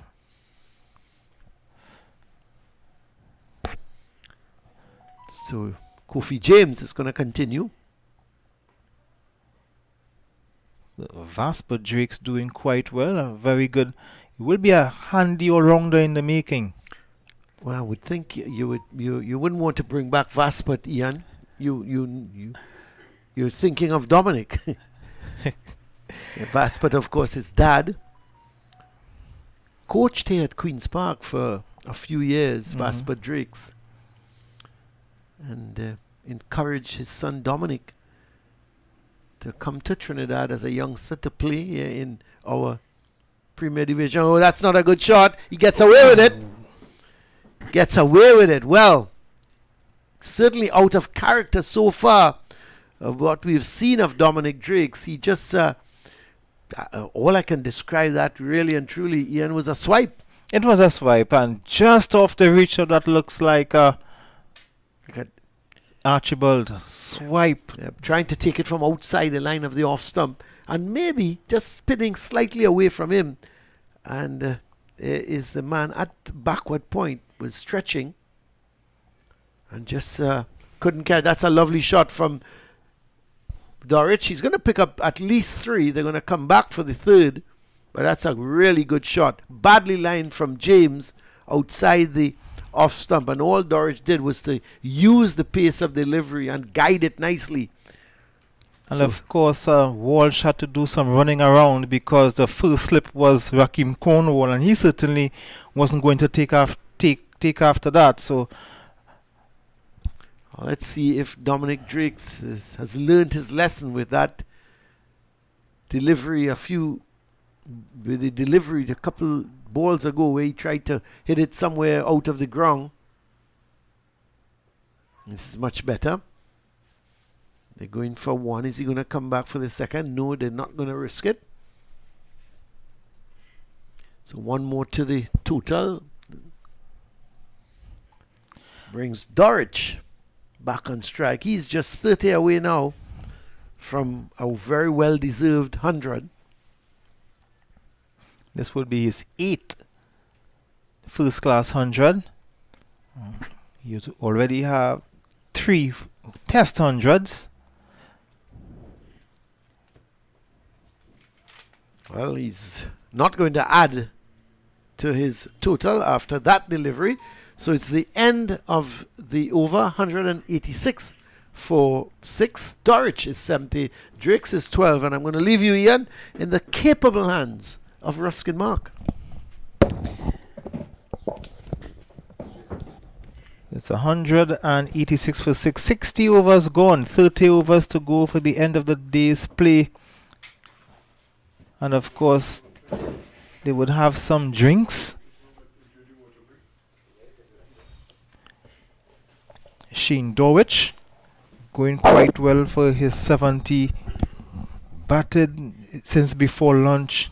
Batted throughout the entire post-lunch period.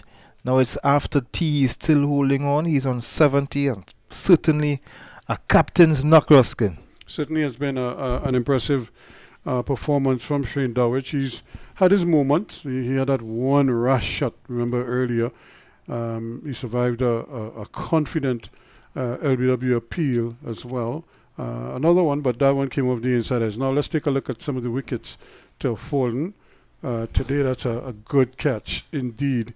Low down, and this is the man, Raheem Cornwall. This one just went past everybody, and no need for Springer to do that, but he departed for just 4 at 163 for 6 at that stage, and it's now 186 for 6.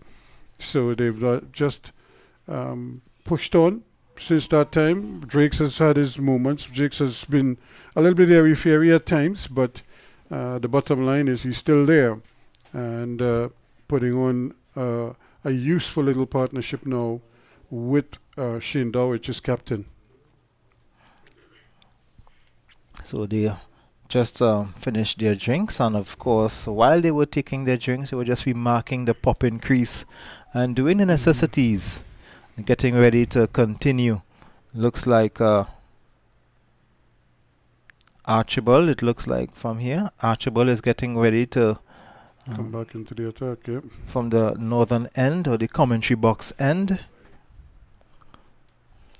He's you know, the thing is he hasn't had a wicket just yet, but he certainly produced a couple good deliveries that on another day probably would have bagged him a wicket or two. But that's cricket for you. It's sometimes things just don't go your way, and you don't get results. And then on another day, you don't bowl as well, and you get 5 wickets. I heard you and Colin talking about Erlen Haaland yesterday and the 5 goals he scored. You remember there was a time he didn't score a goal in like 2 or 3 games, and people were saying, "But you joined the wrong English team," And here he is now with 5 goals. I mean, the penalty was a soft penalty to begin with. A lot of people didn't like the penalty, but that started it all off. And when you look at some of the goals, one of the goals the defender tried to clear and he was just right there, just bounced off of him and back into the goal. So sometimes you get the goals like that when things are not going your way. Before he came back into a game and scored 5 easy goals, and 3 of them were just simple tap-in goals. The ball seemed to have followed him. Yep. When you're hot, the ball, like you said, the ball will follow you. But you still have to put it in the back of the net, and that's what he's so good at. He's probably the best in the world right now. They're doing that. Another good delivery from Archibald. This has been a good over so far. He started on a pretty good line, a good length. I think in especially against Dorich, he's been guilty of over-pitching on a couple of occasions. He did a similar thing against Jonathan Drakes and got punished for it earlier. And then the short balls that he produced, I think the line wasn't the ideal line. He was starting more or less outside of the leg stump. He needed to start more to the middle stump. And that's another good delivery. So he's been spot on so far in this over. Nice little partnership building. Drakes is on 12 and Dowich on 70. 70 of 100, 12 of 25. Having some good scores. Dowich here, Bramble up at the Brian Lara Academy. He's been blazing away there. And you know he's a big, powerful man. So any kind of short balls, he would punish anything loose. And but then he's the kind of batsman too that will, make you scratch your head because he'll get out with a long hop or something, and you wonder sometimes. That would have happened to him a few times during the regionals, the Super 50. Batting so well, and just like that, a false shot, a loss of concentration. Archibald will go against Drakes, playing that good ball again. Very consistent line from Archibald. And that's the end of a maiden over from Archibald. Dominic Drakes would remain on 12. Dowich remain on 70. And the score remains 186 for 6. And this is a very good recovery from Barbados. And now is the question, can they keep going? As we were talking about Bramble, he's out for 56 from 56 balls with 7 fours and a 6. A run a ball. Yep, and so he's there, but Sinclair is still there, and he's battling, or he's on 33, pushing on, and he's just been joined by Kimo Paul. I think it was the last game that Guyana played that he batted almost an hour to save the match. That's Kevin Sinclair, who has been more than handy with the bat, as we see Raheem Cornwall taking over from Kofi James from the far end, or the Joey Carew members end. I'll be back, and the big fella is back. And I'm not sure if he's injured or if that's just his normal gape. And he comes back with a short ball and immediately is punished for it. Good batting from Dowich. He was ready for any loose delivery. He hasn't been getting much loose deliveries from Raheem Cornwall, but the minute he gets one, he is ready. And he gets 4 runs. Quickly got onto the back foot. So Raheem Cornwall greeted with a 4. Already with 5 wickets to his name. And he's sweeping, gets the top edge, but he might get, you got a couple more here. You're going to get 2 comfortably. And I don't think they'll have time for a third. But again, the sweep shot being employed here, it hasn't really worked well against Cornwall today. And Dowich got away with that one. That could so easily have just gone up in the air and present a simple catch. It's 192 now for 6. Up in Taruba, it's 220 for 6. Again, Cornwall trying to force a fault shot, touching down on about middle and leg stumps and just trying to either deceive the batsman into playing across the line. But again, Dowich very watchful and really taking responsibility for this innings here today, which is good to see. And another sweep shot, and again just short of Archibald there at that short square leg, backward square leg there, and he was put specifically for that, and he almost fell into the trap. Very good fielding from Archibald. He went quick to his right. And good bowling again from Raheem Cornwall. So immediately on coming back in, he's causing some heart palpitations there for the Bajans, but so far so good. Dowich survives. He's on 76. Drakes is on 12. It's 192 now for 6.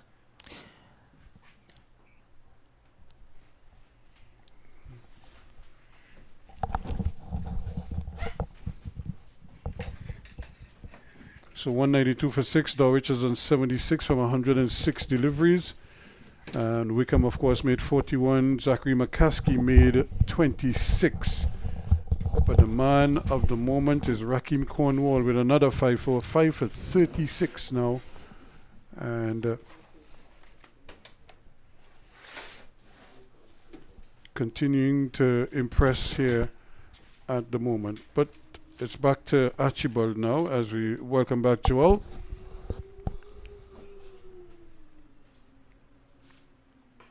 And this time he's hitting it again beautifully into the gap, and he's going to get 4 runs down to long on. So Drake's doing his bit here as well to rub salt in the wound here as Barbados continues this impressive fight back here now. It's 196 for 6. Commanding shot that by Dominic Drake, slapping it just fractionally short from Colin Archibald. And it just sat up in the surface. He'll try again. Pitching up and is driven once more. This time though, he can't get, he could only get a single out of it, not much more than that.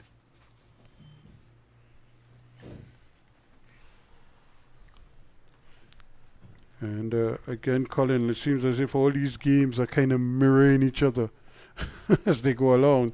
Up at Taruba is what, 220 for 6.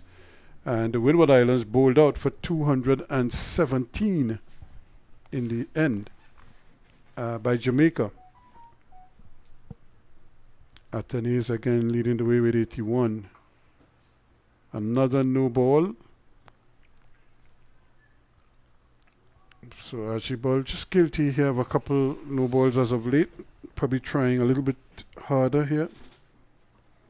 Yeah, probably just looking for that extra effort.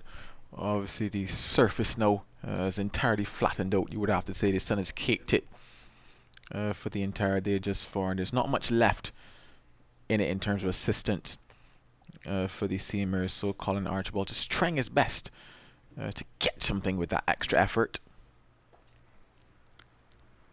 And this guy almost went right through the gate there. That would have been a bad miss by Walsh. You don't see that too often from him. And he seemed to have everything covered there, and then the ball just seemed to go right under his legs. Almost ended up with egg on his face.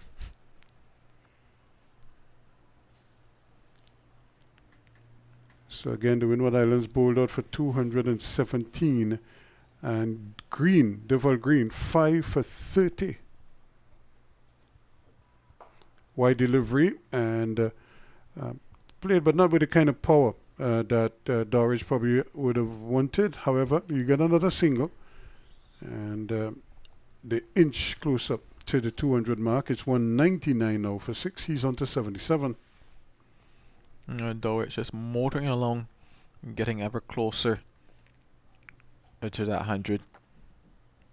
He will know that it will be an important landmark for him, but also important for him to carry on even beyond that.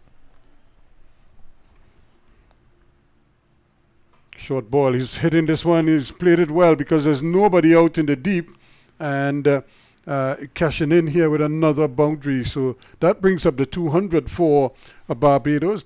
The Barbados Pride, they push on to 203 now for 6 in the 63rd over. Well, Dominic Drakes is saying that anything that is fractionally short, he is going to jump into. He's certainly taken the attack to Colin Archibald in this over. That's his second boundary for him, off of one that was just short of a length, you would have to say.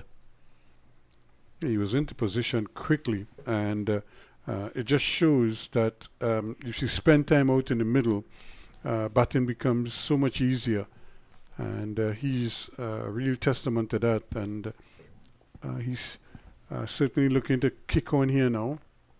Another short ball, as if to say, if you want to play, go ahead and play.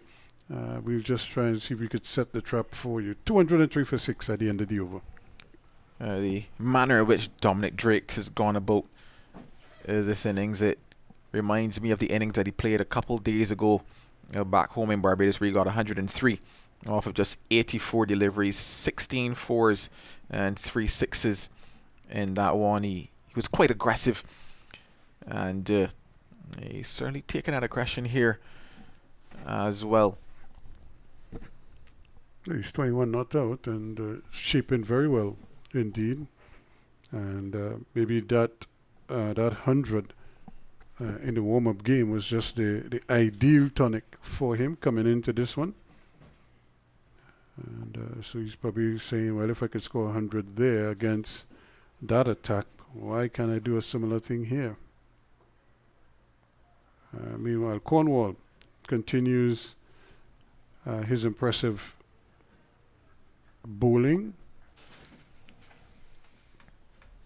with just a slip on the forward short leg. Those are the normal close-in catches. This time it goes right through the legs of the forward short leg, and they're going to come back for 2 comfortably.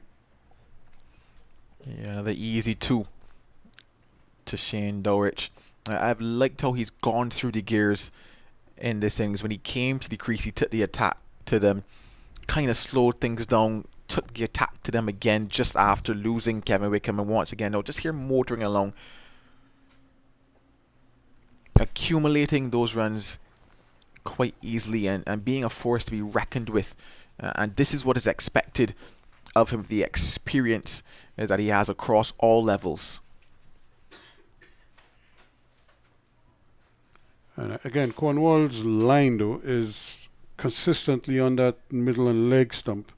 And I think he's really trying to turn the batsman to the onside and maybe just go past the outside edge with a straight one. And he almost did on that occasion again. He squared him up. And you could see Dowrich getting very, very square. And then at the last minute, having to make a quick adjustment. Yeah, making that adjustment there. And it still tells you about the craftiness of Cornwall. Drive in and can't get it through on this occasion. So another over quickly in the bag, 205 for 6. To be able to square someone who spent some 115 balls at the crease like that really tells you about the type of bowler that Cornwall is. But for anybody who's been watching cricket in the Caribbean, they know exactly what he can do. But Shane Dowrich negotiating it on that particular occasion. 205 for 6, 64 overs gone here at the Queen's Park Oval. It's been somewhat of a seesaw day, you would have to say.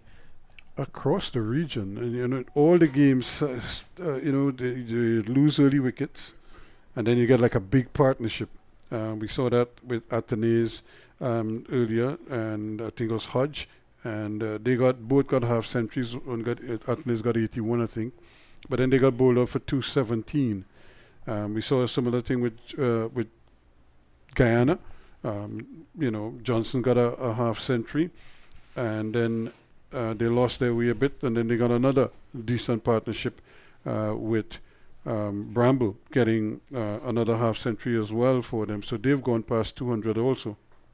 And here, this is going to be quick. He's going to have to hurry. And just the start, again from Archibald, is what did him in there. The batsman saw him back on his heels. And by the time he kind of got his body weight going forward, Drake's was quickly into stride. Yeah, quick single there. Thought about it for a second, decided to go with it, and he was comfortably home in the end. Colin Archibald just caught sleeping a bit there mid-on that occasion. It's just those small moments that you have to take advantage of. That's the effects of the sun. That's a good shot. You just waited on it. That's a late dab, if you want to call it that. And then it goes down to the vacant third man for 4 runs. The shot of a class batsman and Shane Dowrich there, knowing the field and manipulating it on that particular occasion.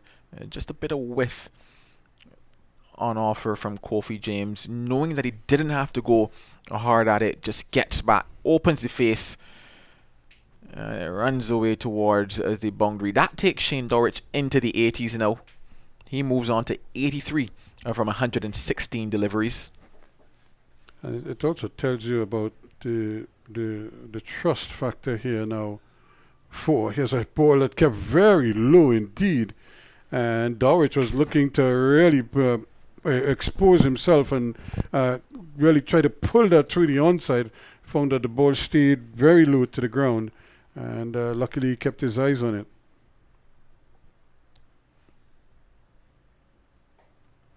A little more flight there, a little more air. I was just talking about the trust that Hamilton has in Hayden Walsh Jr. right now, because he's probably not getting what he wants from him, to the point where he now has to rely on James to do, bowling at this critical juncture in the game, where another wicket or two here quickly, it could probably see you slice through the lower order. But I don't think he feels that he could trust Hayden Walsh right now, and as a result, he has gone looking elsewhere. 210 for 6 at the end of the over. Yeah, Hayden Walsh Jr. just bowled those 5 overs in this game, gone for 29 runs from his 5, and he would know that he's certainly a lot better than that. When we look at his first class record, he's picked up 63 wickets across 29 matches. Some would say that in recent times he's not necessarily had the form or the results that he had in his earlier days, and questions obviously surrounding why, but he will definitely know that he's better than his returns today. I'll be hoping that he can potentially find that to help his side at some point in this encounter. Well, let's see how Cornwall treats here with Drakes, and he's trying to turn it on the onside. There is no deep backward square. There's a man at square leg, just forward of square actually, mid wicket, and a mid on, plus that man at forward short leg, and the slip. And look at bounce there for Cornwall. He really was teasing him there. Go after it if you will, son. And to his credit, Drakes pulled out of the shot when he saw that extraordinary bounce. That's the second one we saw the third one, because remember we saw the bouncer from this end from Hayden Walsh. Here they come again, and I think that one just brushed the pad. He wasn't playing a shot, so he decides against running. Yeah, an interesting little matchup on our hands here with Dominic Drakes going after the bowling Rakeem Cornwall with his skill and with his control. I would like to think that Rakeem Cornwall will like to see him playing his shots and will give him something to play a shot at. Again, he's catching him in two minds there. For a moment, he looked like he was going to do the slug sweep, and then at the last minute, he kind of just jabbed at the ball. But you could see that shoulder dropping as if he really wanted to go under. He's going this time, and he's out caught at slip. Well, he went for the big hit, and he just couldn't resist it. And Rakeem Cornwall to the rescue once again for the Leeward Islands. Wicket number 6. And this time, Dominic Drakes goes for 22. Give him something to swing at. That is what you would like to see if you're Rakeem Cornwall. Give it some air. Dominic Drakes having a good heave at it and offering an easy catch. To Powell at slip, and that's Powell's third catch of the day so far. So he too is having a nice day at slip. He took one at second slip off the fast bowling, and then the other two off of Cornwall's bowling. So another breakthrough. It's 210 now for 7. And it's just at that period or that stage where you wonder if Barbados Pride will be able to get it to that 250 mark. When you win the toss and you decide to bat first, there's certain targets that you have in your head, and above 250 is something that I think they have in their head. Shem Holder looks to be new batter walking out to the crease now. His skipper and former schoolmate and Shane Dowrich will be hoping that Shem Holder can stay at the crease with him, because they're just not out of the woods as yet. 210 for 7. And Barbados Pride. Well, the win was out for 217. Barbados now up to 210 for 7. Guyana were already rotating past 230 or thereabouts. So, again, scores right across all 3 games are pretty consistent right now. Bowlers, we've had we have one taking a 5-4 here. We have one taking a 5-4 for Jamaica. So bowlers also getting wickets as well. And batsmen getting decent starts. 83 to Dorich now. And Holder.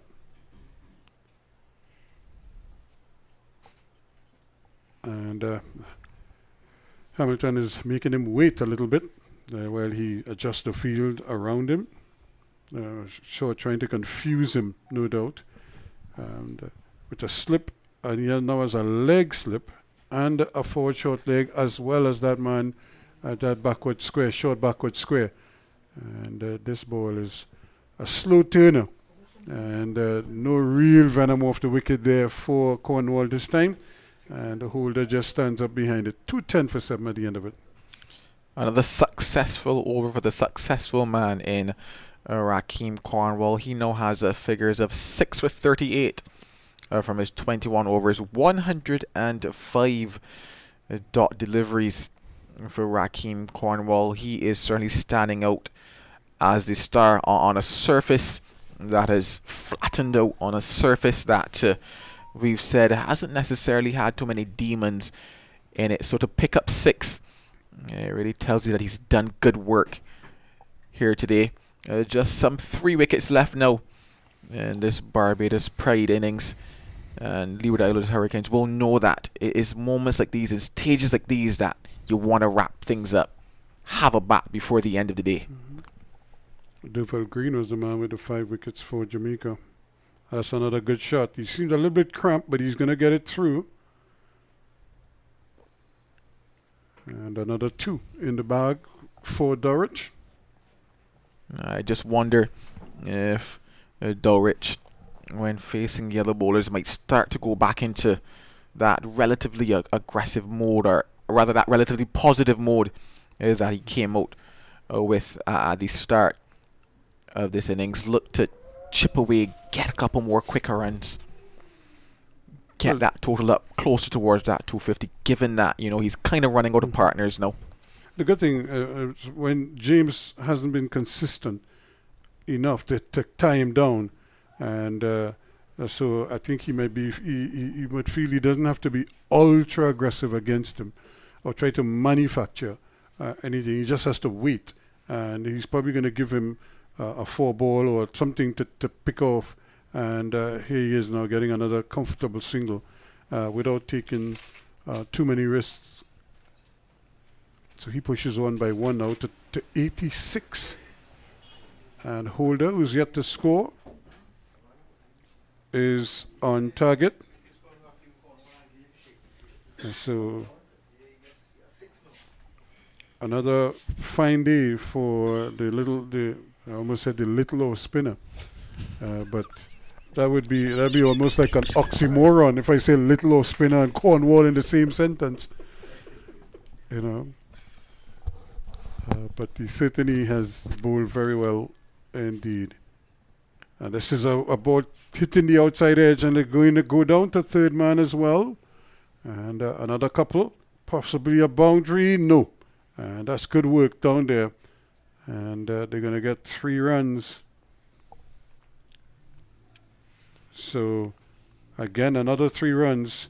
But I don't think they want him to bowl outside the off-stump to Holder. If anything, they need him on Holder.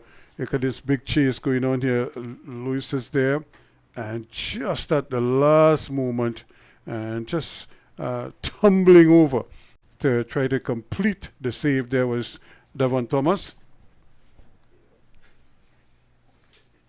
That is the ball on the legs that they were hoping for, but they wanted him to bowl that to Holder and not bowling it to the captain Dorich, who is more adept at working the ball off the stumps.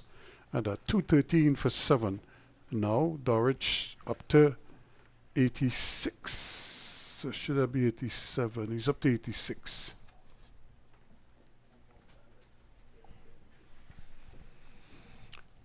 Actually, it's 87, so I was just ahead of the scoreboard. James. And a little bit better there because he's forcing Holder to have to play. And this time he has the outside edge again. But it's the end of the over. It's the end of my stint. It's 217 for 7. Colin Murray. Well rested Colin Murray is going to be back to take you on. Shane Dorrit certainly leading from the front, putting his hand up as the skipper. 87 he's got so far, getting close towards another first-class century.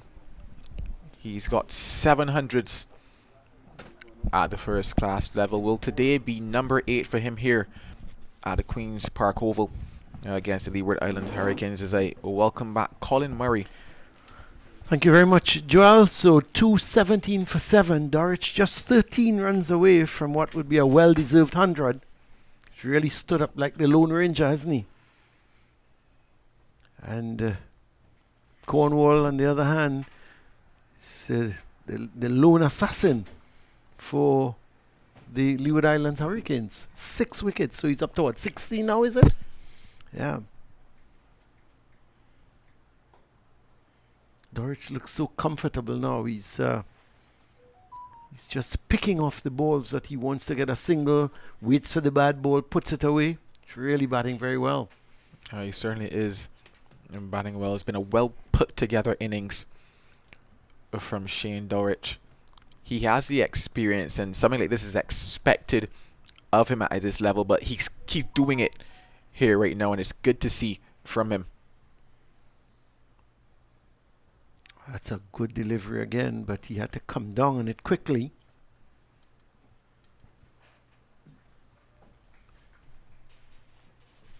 Cornwall will be looking at these 3 deliveries and tell himself that one of them should be the wicket. A leg slip in place now, so there's a slip, a leg slip, and a forward short leg. Wonder if Hamilton may think of even bringing a silly point. Put added pressure on Holder. It's a good bit of fielding by Archibald.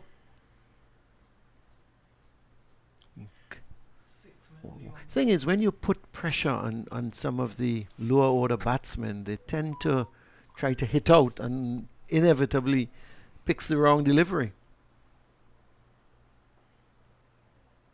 But Holder is pretty capable, isn't he? It's the end of the over, 217 for 7. He's certainly pretty capable. He can hold up and then he can hold his own. And the skipper and Shane Dorich will know that. And hence why he's trusted him to face up against the likes of Raheem Cornwall. However, my mind is cast back to the first 2 rounds in Antigua. And I did say also there that Shem Holder was capable. And then 2 deliveries after that, he played an ill-advised shot that you would kind of expect from a lower order batter. So I don't want to say it too much here in round 3, but no, Shem Holder can stand up and bat, and Barbados Pride will need him to do that. Well, here's James going to continue. That's a full toss and gets away with it, only gets a single. It was a sort of highish full toss, so I don't think Dorich could have really swung it over the mid-wicket position that he would have so easily done had it been a low type full toss, but it was more or less just above the waist. Holder, you pronounce his first name Shem? Shem Holder. Shem. Very interesting. Any idea where the origin of Shem from? I have absolutely no idea. Okay. I know you're not the godfather, but I just thought you might Shem. First time I've heard that name, Shem, and I was just wondering. But so he continues to hold up his end. James hasn't bowled badly. He's not getting much turn. The thing is, when you're bowling at a number 9, I'd just like to see you give it a little bit more flight. Get it a little bit higher up. Let his eye open big.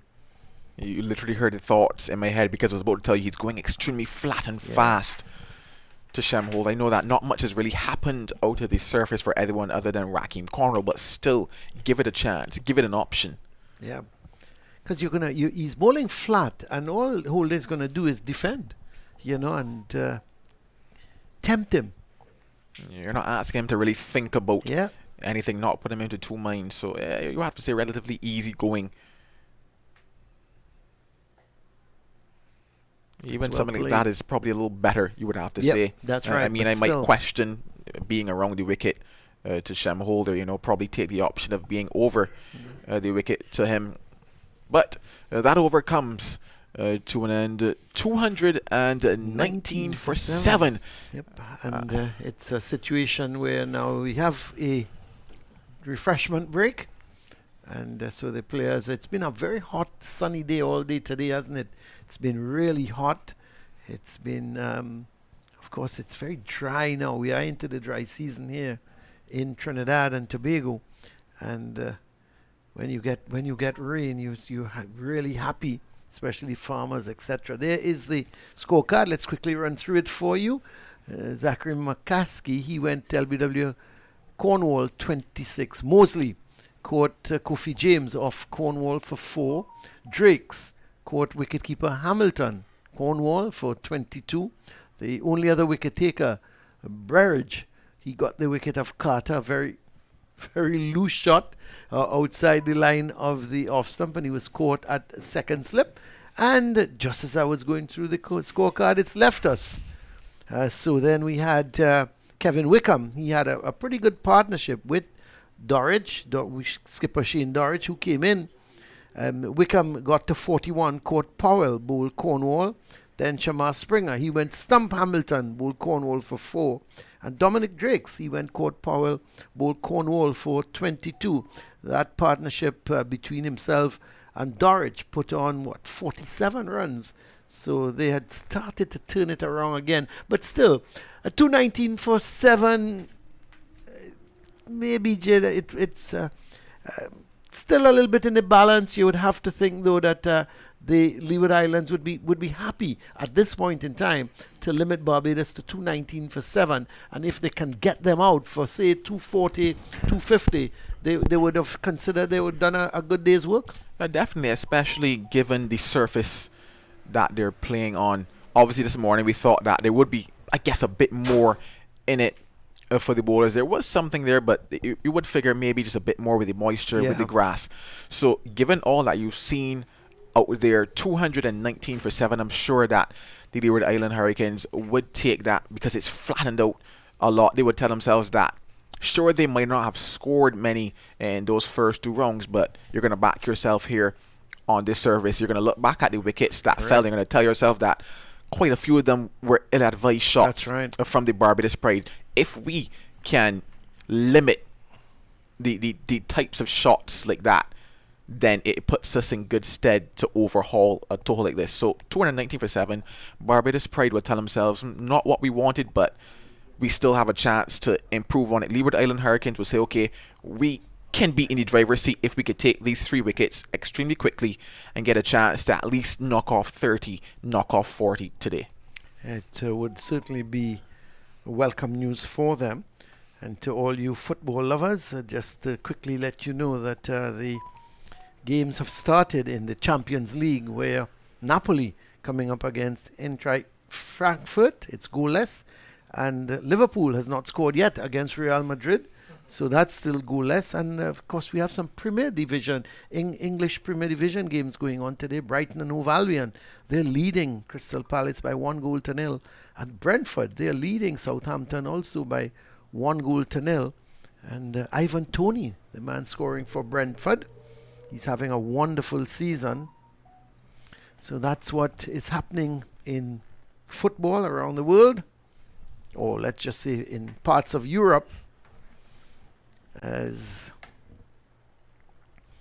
it's going to be, as the players getting back to their various positions.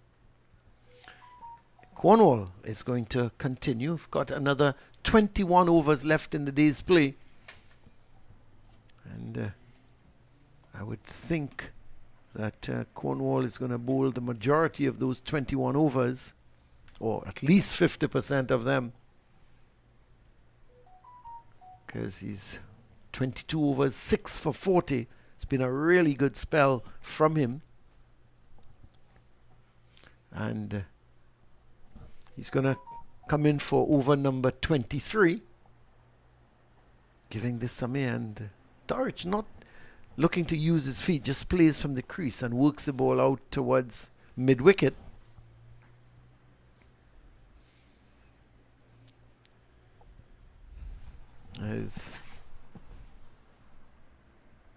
It's when he backs away. That's a quicker delivery, but spinning into Dorich. But he's been there long enough, so he's able to adjust himself quickly as it spun into him, and then just opening the face there nicely.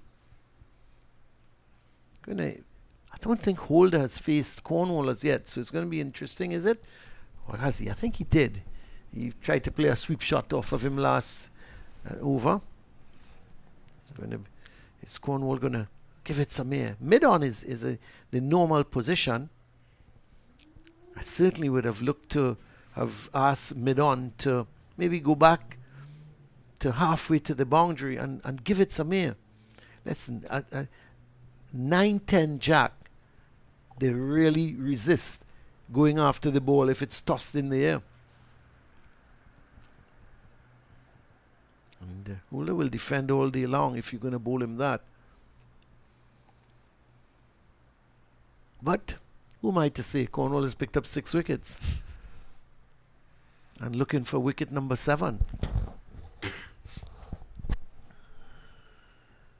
That's over the man at that short fine leg position. It's going to run into the boundary. So 4 runs to Holder. Delivery that's badly lined by Cornwall.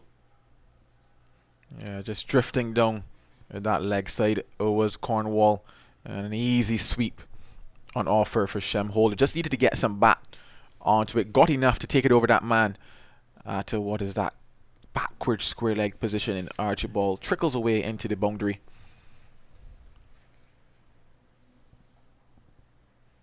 And now he's back onto line to end out the 70th over. Yes, he went right back to that delivery. And so he's coming to terms with what's happening there. Dorich now just 10 runs away from his 100. Be his first 100 of the season if he does get it. But unless he plays a rash shot, he's certainly looking pretty good at the moment. Oh, he's definitely looking more than pretty good. Yeah, you would have to say. No doubt.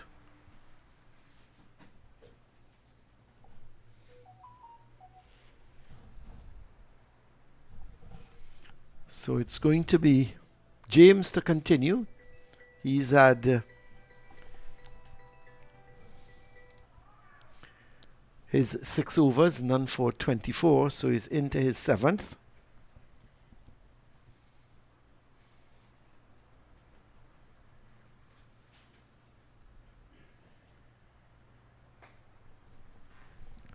Runs here for Dorich. It may not reach the boundary, but he's going to pick up a couple.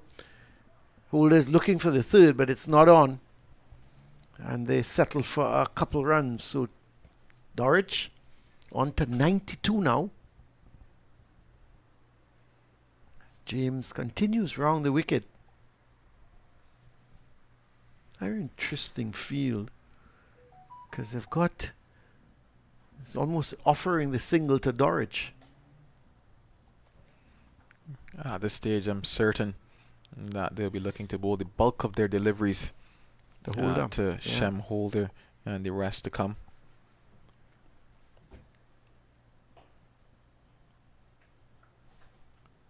At the same time, I don't think exactly that you want to walk a man to his 100 either. So there's that little debacle, I guess. Well, he's mindful that he's on 92. And I don't expect any rash sort of shots from Dorich. He's going to creep his way to the 100 if he has them.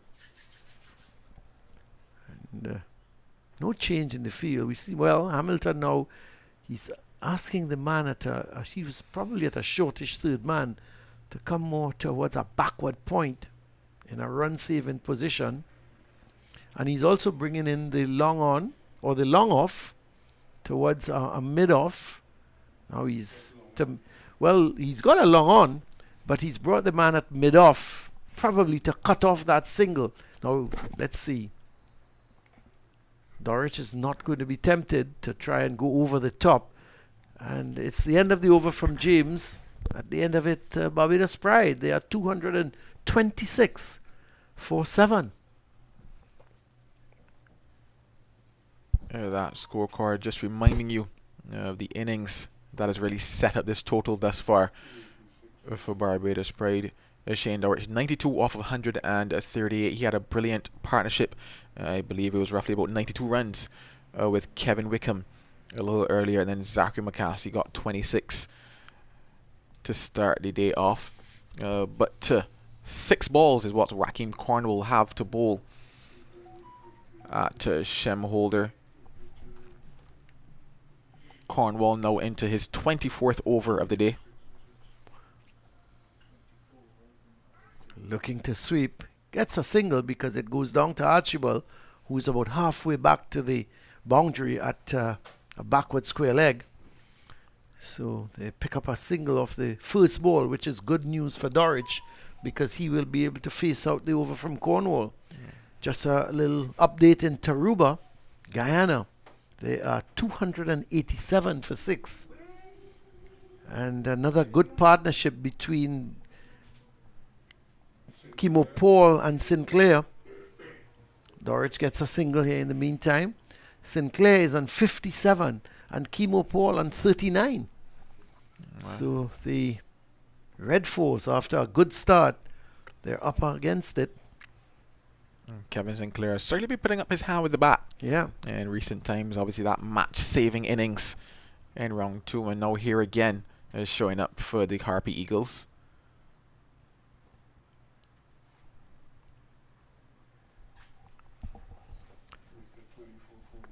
Jamaica batting 24 for 1. The Windwards dismissed for 217. So that's going to be an interesting encounter. Mind you, I would think that the Windward Islands, it's got a good bowling attack, and I certainly think that they would feel that they would have a chance to get Jamaica out for below that 217. Here's Holder swinging a delivery. Archibald does well, does very well, sliding across the outfield, and just limits the scoring to a single. Yes, so the Windward Islands Volcanoes would think that 217, obviously not a big total, but I think they would feel that they have the ammunition to put Jamaica under a lot of pressure, trying to get to that 217 total. That's in the air from Dorich, but away from the man at the deep mid-wicket. It was pretty square, and Dorich hit that more towards a straightish deep mid-wicket, so he was able to pick up a couple runs. But I don't think he didn't time it all that well. It seemed to have come off more the bottom part of the bat than anything else. So there is some of the bowling figures. The standout man, Cornwall, 6 for 49. Berridge, 1 for 22. The rest of the bowlers all wicketless. So in the meantime, as we talk about the Windward Islands trying to defend 217, Jamaica have now slipped to 24 for 2. So it's Windward Islands, of course, in a pretty decent position at this point in time. They've 19.4 points, so they're right there in the mix. And if they can win that game against Jamaica, who knows? Yeah, they're I certainly a team. think it's a much closer competition. Well, I know it's early days, but it seems that outside of Jamaica, the other 5 teams seem to be bunching. Yeah, certainly, and especially that Windward side, they've been putting up Yeah. some good performances. That's They right. have people talking, and I do expect them to do very well against Jamaica, especially if Jamaica's batting falters like it did across the tournament thus far. Well, Hayden Walsh Jr. is into the attack. So he's in for his 6th over. None for 29 so far.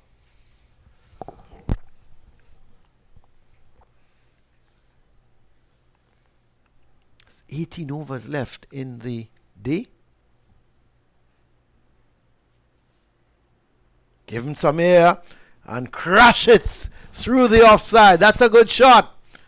Well, Mr. Shem Holder, what a shot. It was given some air from Walsh outside the line of that off stump. And boy, oh boy, did Holder tear into it. Hit it sweetly, timed it beautifully, and it climbed over the extra cover position for 6. Oh, that was certainly delightful from Shem Holder. Given air, as you rightfully said, by Walsh, but not just air, it was wide of that That's off right. stump as well. No threat at all, just needed to get enough bat onto it, and he got more than enough that was required on that particular occasion. So 6 runs there to Shem Holder. That's a good delivery. Came off a thickish outside edge. They're going to pick up just a single. Got to decide what you're going to bowl against Holder. If you're going to bowl the googlies, give him a couple of googlies. Get it up outside the line of the off stump. Give it some air. And I don't think he's going to read Hayden Walsh. But it's whether he can get it in the right area to trouble Holder. What's that? Well, it's in the air, but it's away from the fieldsman. Well, all of a sudden, Hayden Walsh is not the first time we've seen him do this. He just runs up like if it's 100 meters and pitches this ball short. And there was Dorich having a go at it, and luckily for him, it went in the air and away from the fieldsman. Quite possibly the quickest delivery we might have seen for the day there. He may need to think about opening the bowling, because that was short, it was quick, and Dorich was not in a position to. I think he was caught a little bit by surprise. He had a go at it and just got a bit of a top edge. Luckily, it didn't go to any fieldsman. Luckily indeed, the accuracy of that one Yes. probably surprising him there, certainly.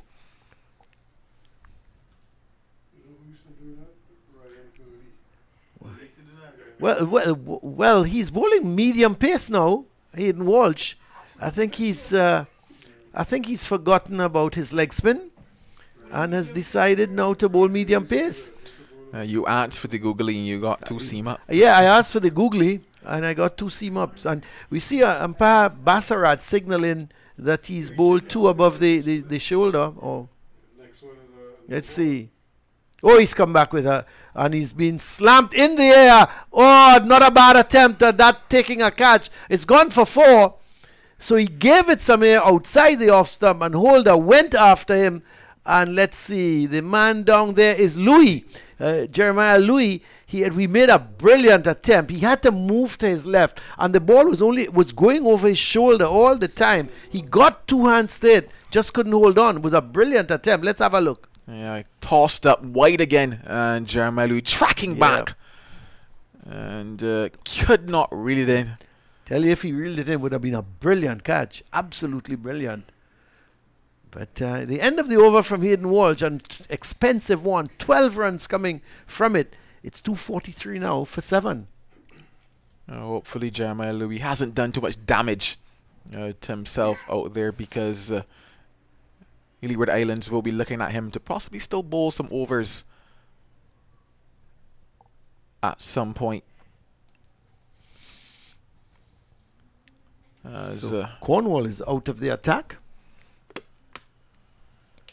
And Kofi James is going to operate this time from the Brian Lara Pavilion end. So Cornwall 6 for 49 from his 24. We talked about getting up to that 250 to score. Now 243 for 7. So from a psychological standpoint, you could probably say Barbados Pride about to tick one of the boxes. That's right. Dorich thinking of the single, but Holder wasn't interested. Shem Holder. So Barbados, having won the toss and opting to bat, they would feel pretty justified. But there owe a lot to that man who gets a single in Shane Dorich. It's a 97 now. Obviously trying to push Joshua Da Silva for a place back on the test team. It's always good to have competition. You could never go wrong with competition.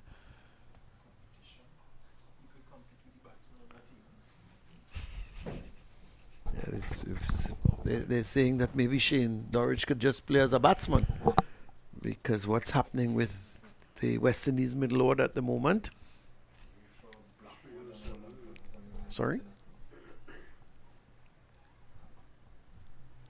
So, Guyana, in the meantime, continue to blaze away at the Brian Lara Academy in Taruba. It's now 307 for 6. And, well, St. Clair has now got out for 69.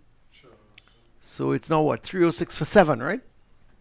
Yeah, I think, 307 for 7. 307 for 7. Still, very good total. Is Holder sweeping. Seems to favor that shot. But it's effective for him. So one more to the total. I think what has worked well in the Barbados Pride favour in the last, I would say, 15 minutes or 20 minutes or so is how Shem Holder's gone after the bowling. Somewhat looked to be positive, ticking over. Now that Dorich is kind of just pulled back a bit as he just tries to rotate and get to that 100. So the scoreboard is still ticking over. The pressure is still on the Leeward Islands.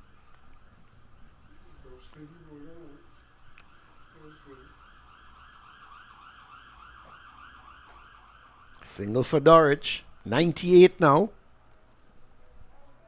Certainly not worried by the attack of James and Walsh, even though when Walsh bowled that short delivery at him, short, quick delivery, and he hooked, got a top edge, and luckily for him, he survived.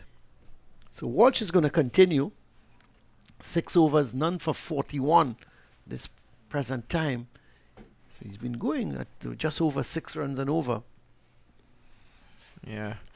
Know that Walsh is going to continue. I recalling that over before you once again asking for that Googling. I think it's more so of a confidence factor. Usually, once he's confident, once he's spotting and hitting his lines and lengths, that is when we really see him getting into the variations. Given that things haven't necessarily gone for him, he's opted to go to this seam up scenario. It's tell you, I think we have Ruskin was saying the last man who did something like was Ryan Hurley. But here's Dorich. That's his 100. That's his 100. Excellent innings from this young man. It was short. It was outside the line of the off stump. It really said to Shane Dorich, well, hit me if you can. Well, when you get a man on 98 and you give him that kind of delivery, you can bet your life, unless you have protection in the deep, it's going to run away to the boundary. And so it did. 102 for Shane Dorich from 145 deliveries. It also brings up the 250 for Barbados Pride. What a knock from the skipper. A phenomenal indeed. His 8th 100 at this level. He looks up to the sky and says thank you. And he knows that Barbados Pride and all watching this will be thankful for this innings. It was patient. It was persistent. There's several words that we can use to describe it. He was, I don't want to say attacking in the beginning, but he really took the attack. Now, I'm not sure. Hayden Walsh seems to be coming off the field. So I'm not too sure what's happening here. If he is, maybe he has a slight injury or something. But he is making his way off the field after just that one delivery from his 7th over. And so it means somebody will have to complete his over. Could very well be, is it Berridge? It's going to take up the attack. Still, we've got 15 overs left in the day's play. So Guyana lose another wicket quickly in Kimo Paul is gone. He's gone for 46. So the Harpy Eagles, Guyana Harpy Eagles, are now 308 for 8. So it's all happening up at Taruba. It's moved on to 312 for 8. As Berridge is going to complete the over, as Hayden Walsh has made his way off. So he's given Dorridge the 100, and then he says, okay, I've had enough. And he's made his way off, and Berridge will continue.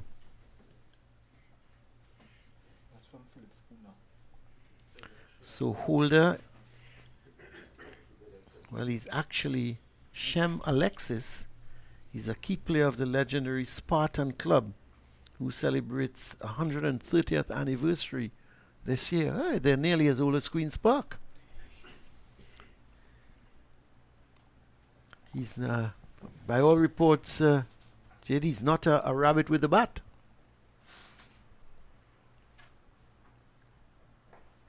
As Dorridge drives, but straight to the man there at cover.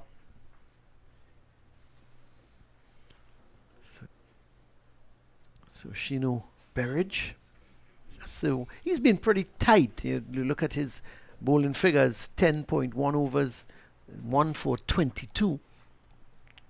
Hasn't really bowled any loose deliveries. Yes, the odd one may have gone down the leg side or wide of the off stump, but he's been more or less on the money. It's a nice looking shot from Dorridge. Just waited on it and then angled it down to the deep point position. Very straight. The man is down there. Archibald, no, that's not Archibald. But he's very square and had to run to his left to do the fielding. So the substitute fieldsman on. But they were able to pick up. Actually, I'm trying to get his name. It's not the substitute fieldsman on at that deep point position.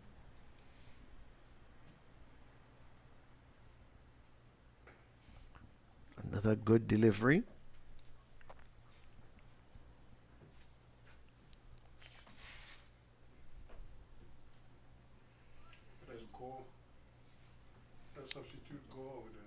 Yes, it could be Go. Is it? Is it Go? Yeah. There's two substitutes on the field because there's Go and it's there Ordain. Yeah. So Cornwall is off the field. So we've got Ordain at mid wicket.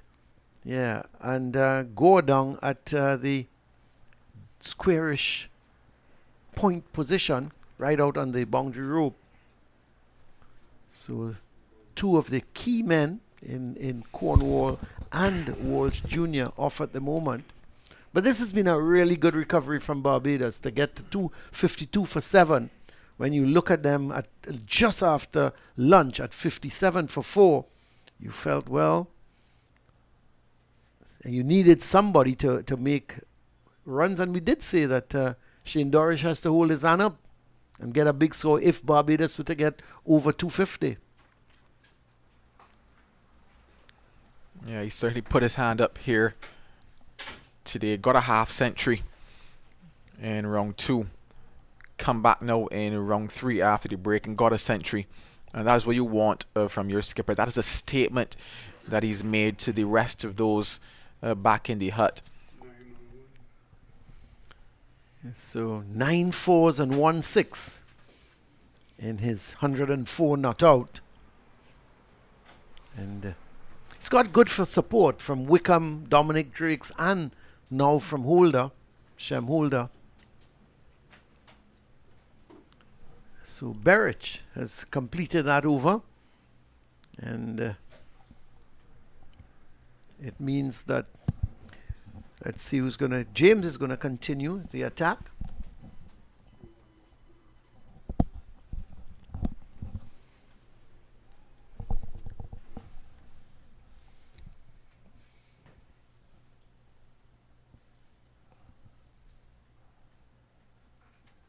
So James from that Brian Lara pavilion end.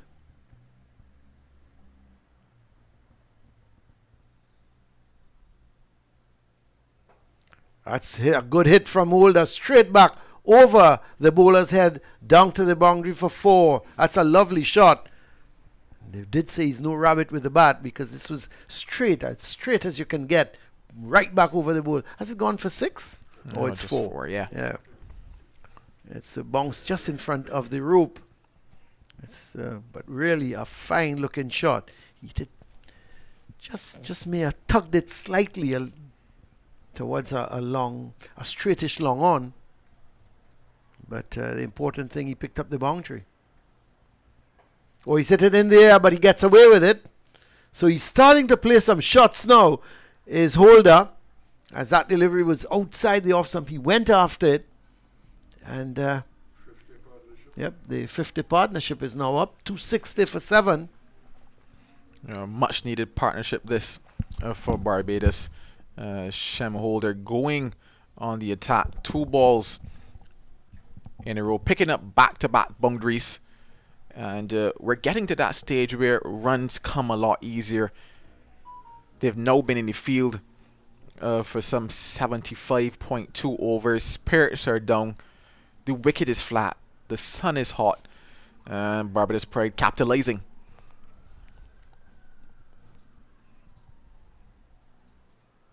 That's a good delivery. Quicker delivery from James. Not much turn.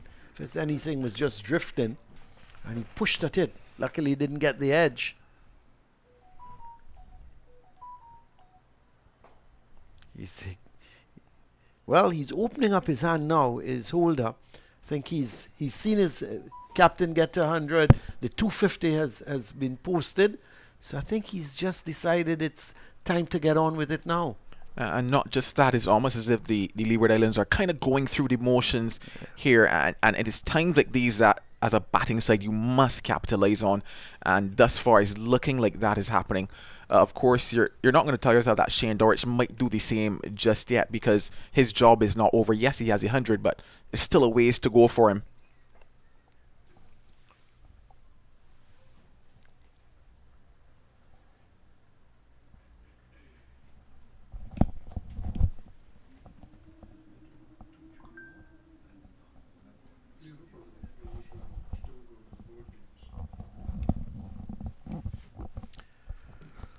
So the end of the over from James. 76 now have been bowled. It's 261 for 7.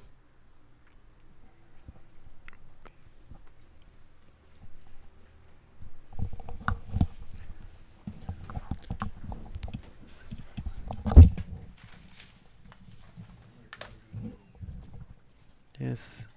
Well, the games in the Champions League, Ian Wilson is joining me, and he would be not sure if he'll be happy to know that Real Madrid is still goalless with Liverpool, and Napoli is still being held goalless by Frankfurt. And think if the results remain like that, of course, the Liverpool fans will be in tears. And Did you mean crying? They will be crying. Did you mean crying? Because Madrid are already 3 goals to the good. Boo-hoo-hoo. We have lost the sunshine temporarily. Just a cloud cover. A bit of respite for the players on the pitch. Here's Berridge.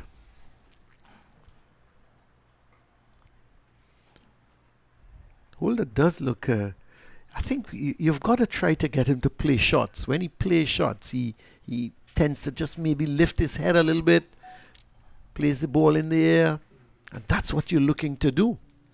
Yes, of course. Shem Alexis, as you mentioned, a key player to the legendary Spartan club, who would have produced some of the legends of the game, like Wes Hall, Clyde Walcott, players like Collis King, Malcolm Marshall, David Murray, Philo Wallace, Suleiman Ben, even Sharma Brooks is also a player in that team. So it's a club with a fine history of Barbados and part of the legacy of the cricketers that Barbados would have produced over the years. Correct. So Shem Alexis Holder, we have to come back into the team, Jason Holder, and of course Shemar Holder. So it could be 3 holders in the Barbados team soon enough. Hold on. All these holders? Well. There's also the pair of Jonathan and Dominic Drakes.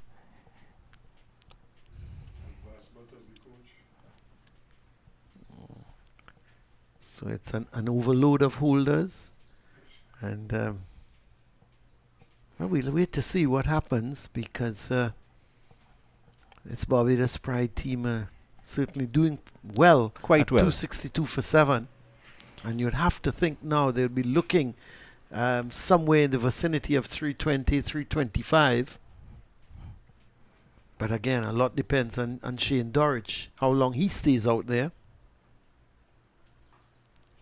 But he's looking very comfortable at the moment. He's what I like about this innings that he's playing everything on merit. He's hasn't tried to invent shots, or his shot selection has been good. And know that the selectors, headed by Desmond Haynes, they are watching these matches with keen interest. And of course, Shane Dorridge just scored his 8th first-class 100. He already has 3 of them being test hundreds. Of course, he will be looking to get back into the West Indies team, even if not behind the stumps, in front of the stumps, as a batsman. Well, we'll have to wait and see what happens, because he's certainly putting his hand up and says, well, I'm scoring runs. He was only dismissed once so far in this tournament, averaging 69, because he batted 3 innings, not out twice.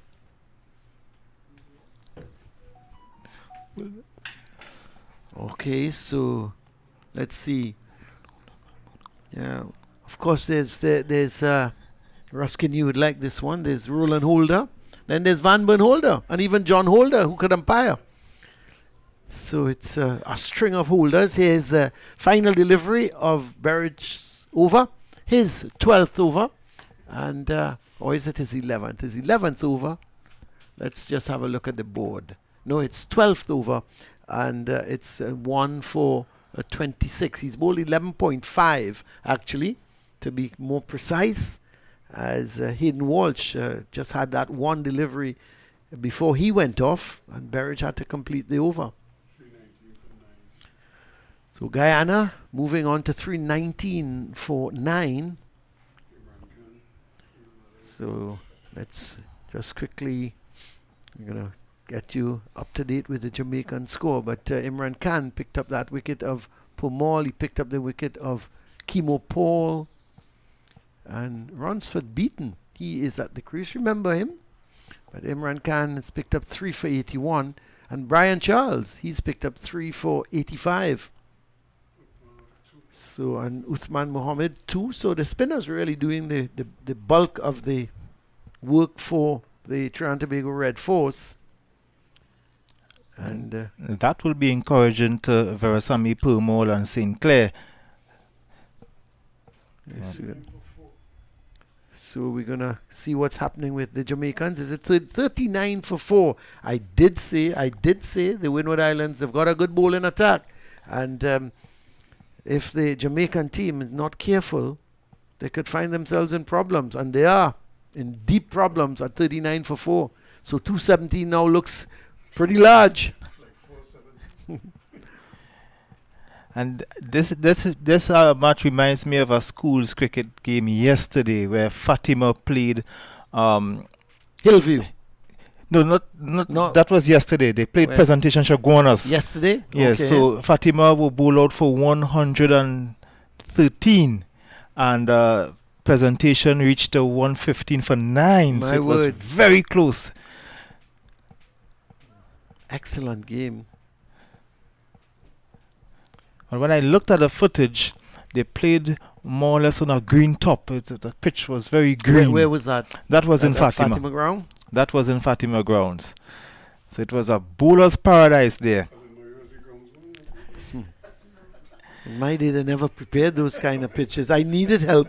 I needed help with my bowling, and they never prepared pitches like that. Oh, my word. Batsmen could have closed their eye and bat. It's unfortunate. So 265 for 7. Dorich, he's moving on to, he's on 106. And Holder, he's on 32. And all of a sudden, I've recognized that he's on 32. Here's Dorich going for a quick single. And they get home in the end. So more names coming in. There was also a Trishan Holder for the West Indies women team. So no shortage of holders. Trishan Holder, yes, I know the name, Trishan Holder. Yeah. So we also John Holder, the umpire. we'll also be getting ready for some international cricket in the Caribbean. The West Indies women will be hosting Ireland for some one-days and T20s. And of course, the West Indies men team hosting India for an all-format series in July-August. The women's series with Ireland will be in June and in December. An ODI and T20 series versus That's England. Yes. Well, CPL is sometime end of August, isn't it? Yes, End of we have the August, CPL as well. Yeah.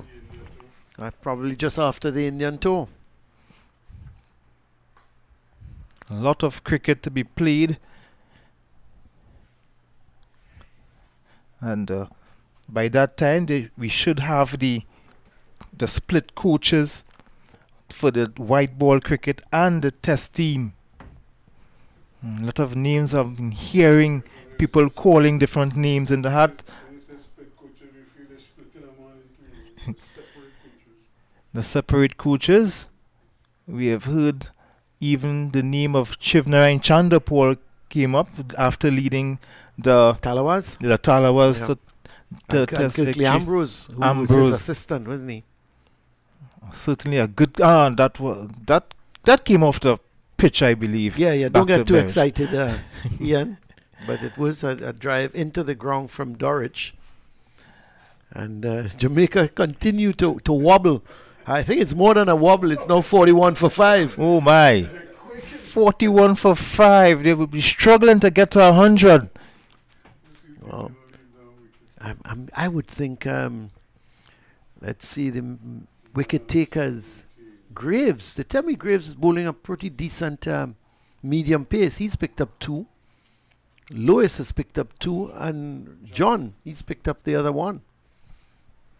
So I did hold up my crystal ball and said that the Windward Islands don't count them out at 217, which was a disappointing total.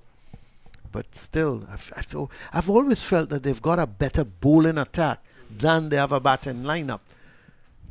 With Athenaeus now in the team, he lends some sort of stability to that middle order.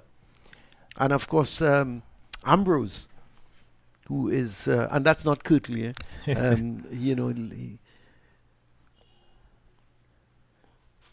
course, remember Melius playing against the Red Force, getting to 192, and then played a reverse sweep. My word. That was a very disappointing shot after getting to 192. You get to 192, you're batting comfortable, you're seeing the ball as big as a football, and then play a reverse sweep. That was disappointing. Well, didn't Macram do that as well? He did that in the test. 96. You have 96 and you play a reverse sweep. Well. Sometimes you don't know what gets into the heads of some of these players. A lack of concentration. Wow. Son is back with us. Shane Dowich is looking so comfortable and wonder if they would even get to dismiss him. Maybe they just have to focus on the others. But then Holder has found himself on 32. Very comfortable as well. Earlier, Wickham got to 41, looked very comfortable. Wickham just getting promoted into the Barbados senior team after doing quite well in the regional Super 50 with the Rising Stars team in his second first-class game for Barbados.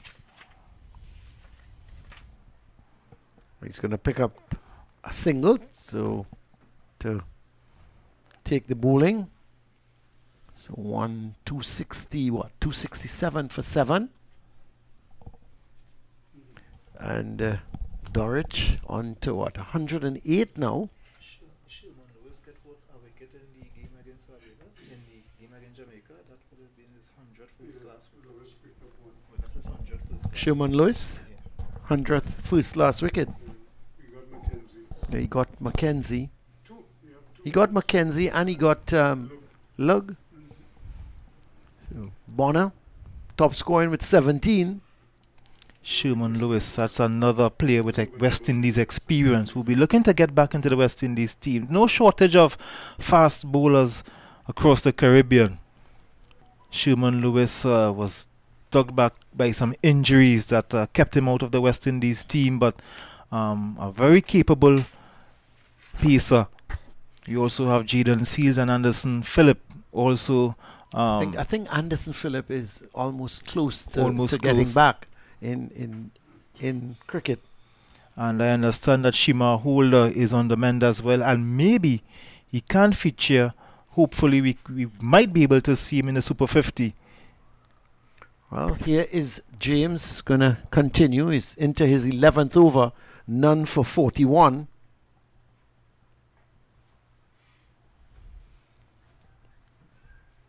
So we're just winding down here. Still 10 overs left in the day's play.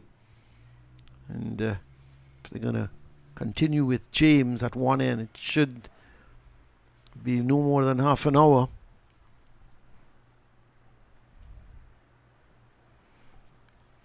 Field well spread on the leg side. There's a deep mid wicket, a long on, a deep backward square.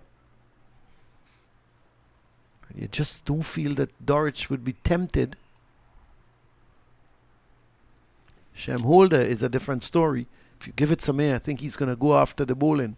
He's 32 from 35. Yep. Well, Dorich gets a...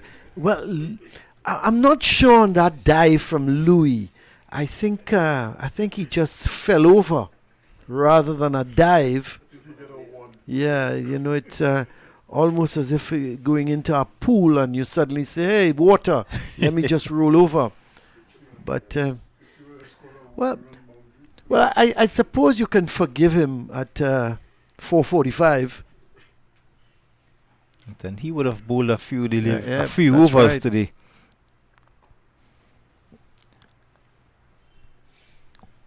I still maintain, give it some air now to Holder. Get it up. Let him see that ball in the air. Yes, you have to encourage them to come forward. You have to draw them forward.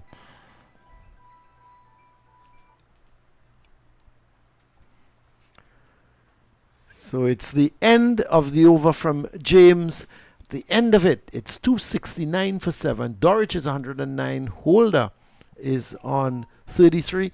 And you're going to be joined by that gentleman. Well, let me rephrase that. You're going to be joined by Ruskin Mark.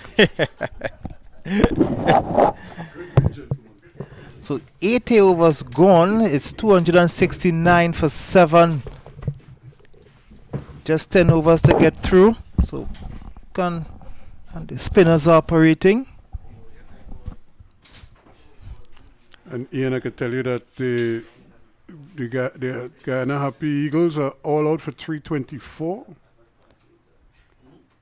Finally dismissed for 324. And I'll give you some bowling figures here. Well, of course, Sinclair ended up getting to 69. 69. Yep. 46 to Chemo Paul, 56 to Bramble, 62 to Leon Johnson, and 44 to Savary. Bowling for Trinidad and Tobago, 2 for 31 to Mohammed, 3 for 85 to Charles, and 4 for 86 to Imran Khan. In the meantime, this is 4 runs. Holder driving Archibald, who is operating from the northern end. So he continues. He goes on to 37. Getting down on one knee. Brilliant shot. Excellent drive. So he moves on to 37, showing his class with that shot. That's what they call a boys to men shot. On bended knees. But after 80 overs, the new ball should be available, but they're really just struggling right now, the Leeward Islands. They're looking for a wicket, and nothing is forthcoming. Archibald bowling around the wicket, bowling a short one, just digging it short. And of course, Holder seeing it early, ducking out of the way. Just good, sensible batting. He's not going after everything, and he's not a compulsive hooker. But he will take his chances. And again, if Guyana were bowled off at 324, 86 overs and 3 deliveries, I think Trinidad and Tobago will start their reply tomorrow. Because they wouldn't just come out to face one over. This time, again, he's standing tall. And you're really beginning to see his game expand in terms of his batting. You know, that shot he just played there earlier on in his innings, he wasn't even going to attempt that. Now, he's so free now. He's just, you're really beginning to see his full range. Of course, if you throw it up in the air, he will put bat to ball. In the meantime, Shane Dorrich just kind of just eases around. He's on 109 now. Quick single. They're going to have to hurry. And the return again is a little bit late. And the batsman eventually made it home quite comfortably in the end. So Dorwich and Holder, another big partnership looming after he had a 89-run partnership with Kevin Wickham. Shamar Springer didn't last too long. Dominic Drake stuck around a bit. This partnership with Shem Alexis Holder is starting to look good. 65 so far.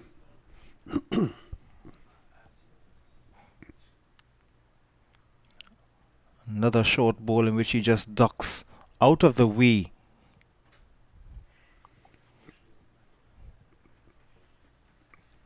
And the thing is, though, Ian, he's bowling the short ball, but he doesn't have the feel set for the short ball. There's just a fine leg. And now if he push the mid-wicket, maybe it's to the square leg umpire, maybe a couple meters behind the square leg umpire, and persist with that short ball, then, you know, you would say that it's a plan.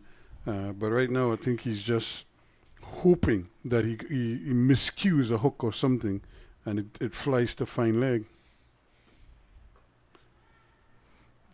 He almost hits him, and he almost gets himself run out as well, because he was trying to turn it on the onside. It went there uppishly, and then again the substitute was quickly around and ordained and almost ran him out as well. But that completes another over. 275 for 7 it is now. 81 overs completed.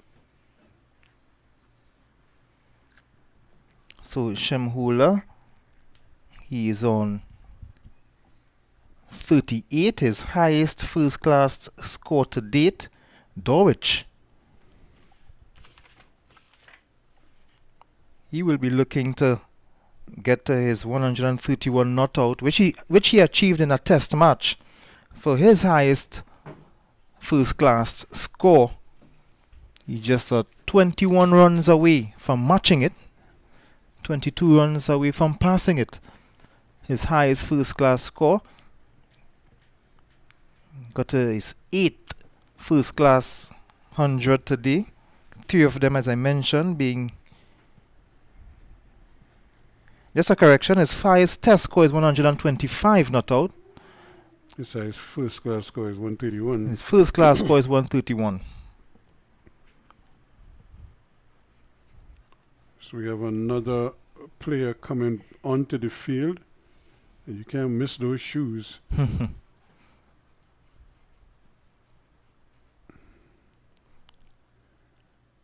So it's been a long day for the Leeward Islands, and you're beginning to see it on the players out there right now. They're really feeling the burn, and these last 9 overs can't be completed soon enough. And there's a cut and a miss, and a little appeal, a stifled appeal, but again, more in hope than anything else.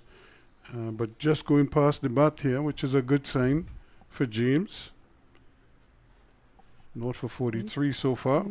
Again, he goes past the outside edge.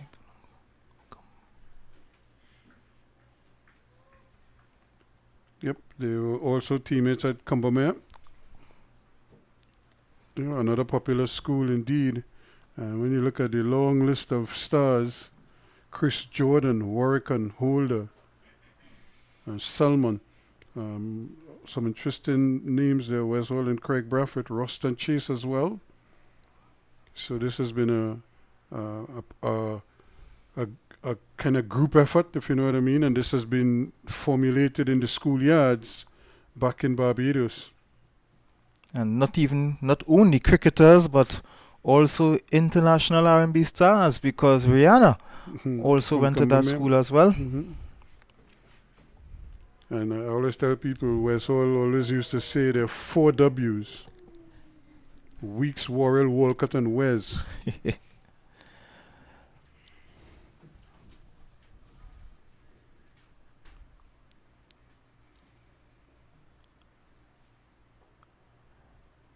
And again, Holder is so confident right now that he probably would like to see them through to the end and maybe come back tomorrow and have a dip. And he's watchful again. Nice quicker delivery from James, who's kind of grown into his work. When he first started, he was all over the place, but he's tidied up somewhat now, although his figures are not for 44, and this one is hit hard down to long on. Again, that's a nice, vicious, good, powerful swing of the bat from Holder, who inches on by 1, and the score pushes on now to 277, and he goes to 39. So some decent scores when you consider 324 for Guyana, 217 for the Windward Islands. But it's the damage that they've been doing since that is what is really the amazing thing, because I don't think the Jamaicans expected this right now. They were really hoping that they would have been able to get into that 217 or at least close the day. They're 59 for 6 now. Jamaica under some real pressure.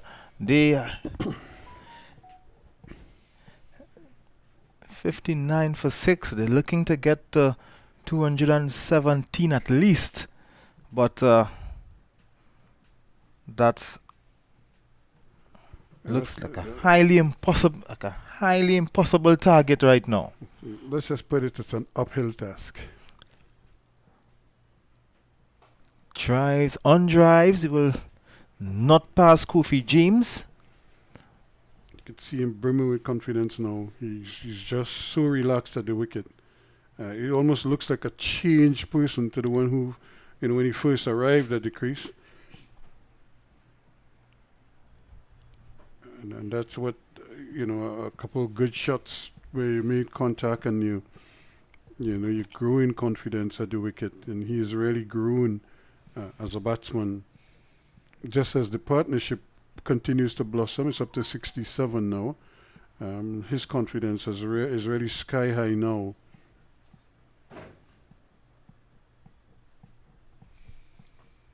And another short ball, but he's turning this one behind square. He wants a second one, it's not there. And they're going to settle for the single.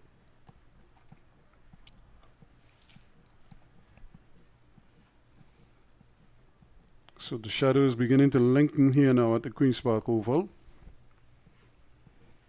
Remember at the time, Ian, when we had the Heraldo Santos stand, the shadows used to be almost on the pitch or even beyond. But that stand is no longer there. And the only thing that will be providing a bit of a shadow is the scoreboard. A slow delivery pitched up and dealt with nicely, but no run from Dorridge. So Shane Dorridge really is going to take the honours here today together with Raheem Cornwall, who picked up his 6 wickets. But Dorridge really is still there fighting the good fight. And it's good to see Dorwich among the runs, Raheem Cornwall, against he's among the wickets. Good to see the players who. That's a shout out, but again, maybe just striking him outside that off stump, keeping a little bit low as well. And it's good to see these players getting among the runs and the wickets.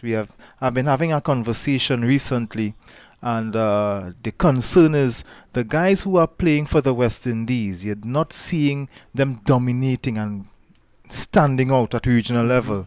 And that was a concern that he had. But it's good to see now that 100 coming from Shane Dorwich, an out of favour West Indies player. I'm not going to say a former player by no means. Raheem Cornwall, another out of favour West Indies player. That's a nice take down the left side. Yes, a beautiful take. But the umpire says it brushed the pad, no bat involved. And Hamilton, I'm sure he would have been a happier man up until, say, tea, or even just before tea. But since that time, this pair has really kind of shut the door on them. It seemed like a very long time ago that Drakes was dismissed. 210 for 7 at the time. 68 runs ago.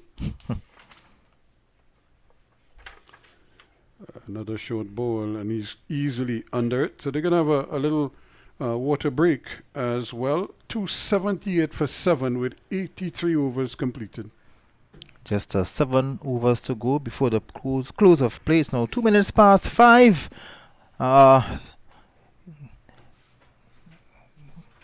We can be getting close to 5:30. See how many overs we can get through by that time, because we don't have Hayden Walsh on the field, neither Raheem Cornwall. 2 spinners who would have got through the overs quickly. Well, would you believe, Ian, that Trinidad and Tobago bat 1 over is 7 without loss? So they did face that 1 over before. Well, unless they played the time up until 5. Until 5 o'clock. And yes, because if they would have been bowled out before 10 to 5, and they take that 10 minutes for the change of innings, they will just have whatever time until 5 o'clock But it's good to see that the bowlers and the fielding teams, they are getting through their overs. They're getting through the allotment of overs. In times past, we would have been going on to 5:30 and still not getting the 90 overs in. It's good to see that they're getting the 90 overs in. And sometimes you finish in 90 overs before 5 o'clock and you go on the bowl beyond the 90 overs. Well, there was a time the Indian spinners, because you remember the Indian attack was predominantly spin, and they would bowl in excess of their 90 overs on a regular basis on any given day, because they were so spin heavy, and the spinners will get through their overs. Somebody like Jadeja doesn't take very long to bowl, and if he bowls 20, 25 overs in a day, you better believe that at the other end, they're probably getting through another 25 as well. So in double quick time, they would have, 50 overs could be used up. And, so in a lot of ways, sometimes they used to think that the Indians would have to slow down the over rate to slow down the scoring rate, at times, or the final total, because they bowl so many deliveries in that day, because you're bowling your full 90 overs, plus whatever overs to make up the time. Yeah, so the one way to look at it, okay, you're getting through your 90 overs. The other way to look at it is you're offering the batting team additional balls to score off of. But they're also given that themselves more chances to get more wickets. Yeah, so, but if you're bowling in a featherbed wicket, that's not a good thing. So you're sometimes they used to feel that they had to slow down the overs to some degree. Just not that they didn't want to bowl the 90 in the day, but to ensure that they bowl just 90 and not too many overs than that. Because the spinners got through their overs way quicker than like a team that was laden with fast bowlers. At least that is one way of getting away from being fined for a slow over it. True. But even now, the quicker bowlers, I think in the last test match that the West Indies were pretty good.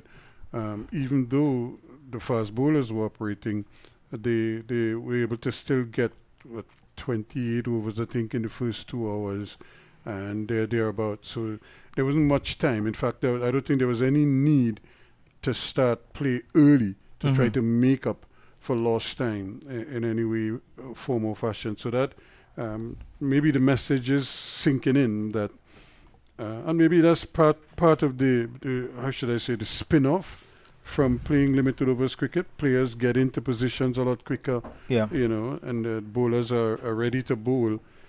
In fact, I'll tell you something that is happening now in baseball. They've actually put a timer on the batsmen, on the hitters. So I think it's like almost like 8 seconds between pitches, 8 seconds? Yep. So as soon as the ball is back, the clock starts to roll. So the pitcher doesn't have forever and the batsman, the hitter doesn't have forever to play around in the batting cage. So and it speeds up the game. It keeps the game moving. But it also helps too when you bowl a lot of dot balls and maidens. Yep. Not when you're being hit all over the field. It takes time to retrieve the ball sometimes. Mm-hmm. And per over it becomes a little bit faster. It gets a little. Devon Thomas is picking up the attack. Yes, he's doing so for the first time today. Devon Thomas, also back from South Africa, didn't get a game, and some would have wondered after the first test debacle if himself and Anthony's didn't get a chance in the second test. But here he is for the Leeward Islands, getting a good ball coming back into Holder, who is on 40 from just 50 deliveries at a strike rate of 80. Good to see. And it's also good to see close to 300 runs scoring in one day. And of course in Guyana and the Guyana's innings. They've passed 300 in the opening day and beauty.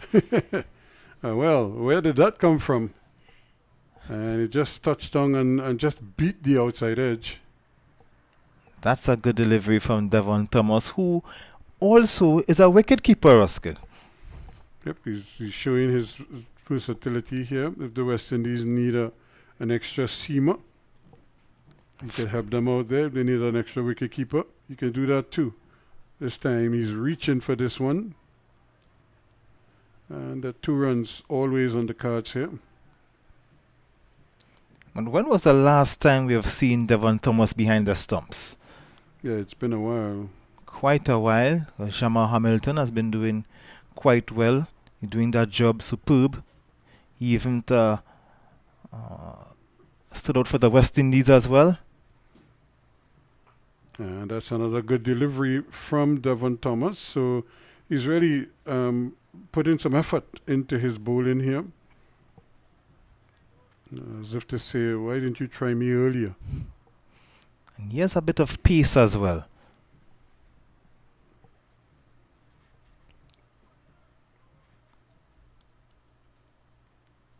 Well, Darren Bravo picked up a wicket today with his what Jeffrey Boycott would call lollipops, bowling just outside the off stump and trying to keep it tight. And another quick over completed here by Devon Thomas, and 4 runs conceded. And the score goes on quickly now to 282 for 7 as Barbados look to close off a good day for them after they won the toss and opted to bat first. For a while, it didn't look like they would get to this point, but here they are, thanks to Shane Dorridge and a couple others. Wickham with 41, 26 from McCaskey, and of course 22 to Dominic Drakes as well as Jonathan Drakes. And now Shem Holder, unbeaten on 43. So Holder showing that he's well capable with the bat, although he's batting at number 9. Shows the depth of the Barbados lineup. Depth in batting.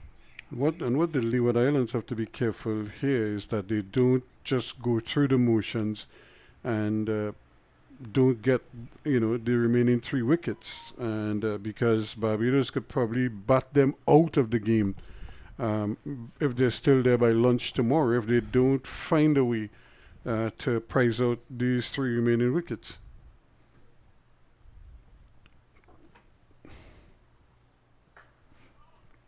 That's another good delivery from Archibald, who is putting in a decent shift here. No wickets yet to show for it.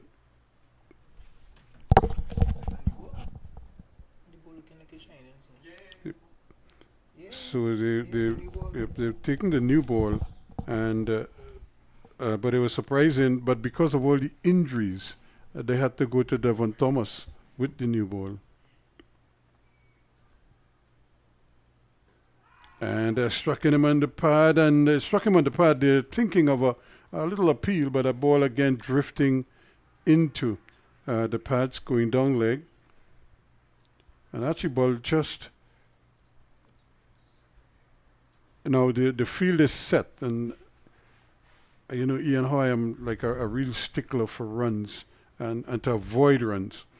And now this field, if the bowler are bowling around the wicket, angling the ball in towards the left hand, in towards the pads of the right hander, anything that is played anywhere in front of the umpire is an easy single.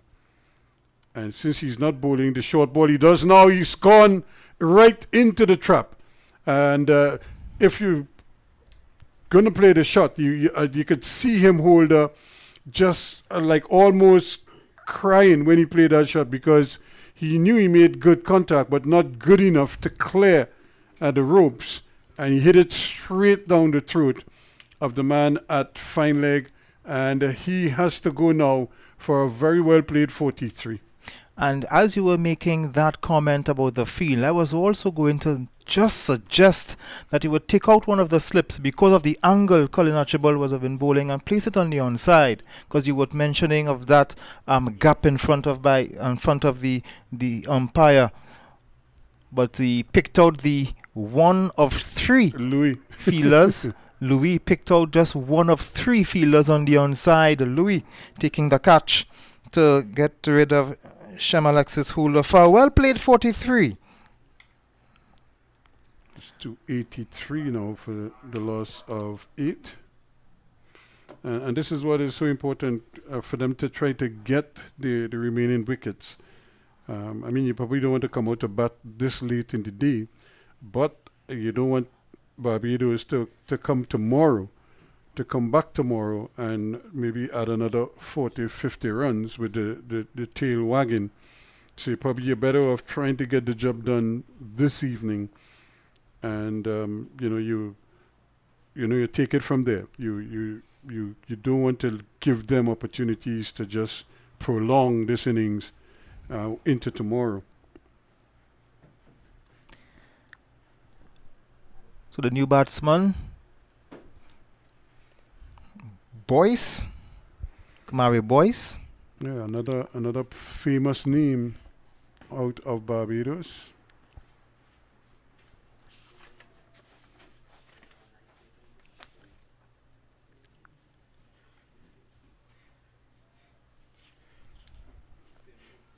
So Archibald getting his first wicket in this innings. Teal will be up with the new ball. His drives beaten. Picked up by the wicketkeeper. So just going straight up, not bowling short to the new bowler, to the new batsman. Colin Archibald, 1 for 65. That prompts a field change there, Ian, and he's going to bring the man from deep square leg into a mid-wicket position, or maybe a short square leg position, just forward of square.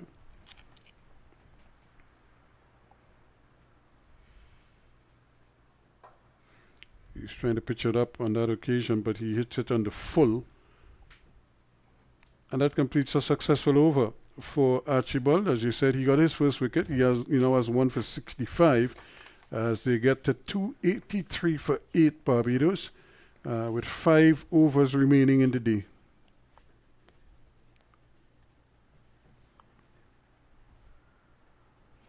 And still, Shane Dorridge still there, 113 not out. As you mentioned, he has only been dismissed once. So far in the tournament, yep. And this is what, his 4th innings, is it? He's doing quite well and leading the team in the absence of West Indies captain Craig Brathwaite, who led the team to a series win over Zimbabwe and a series defeat to the mighty South Africa.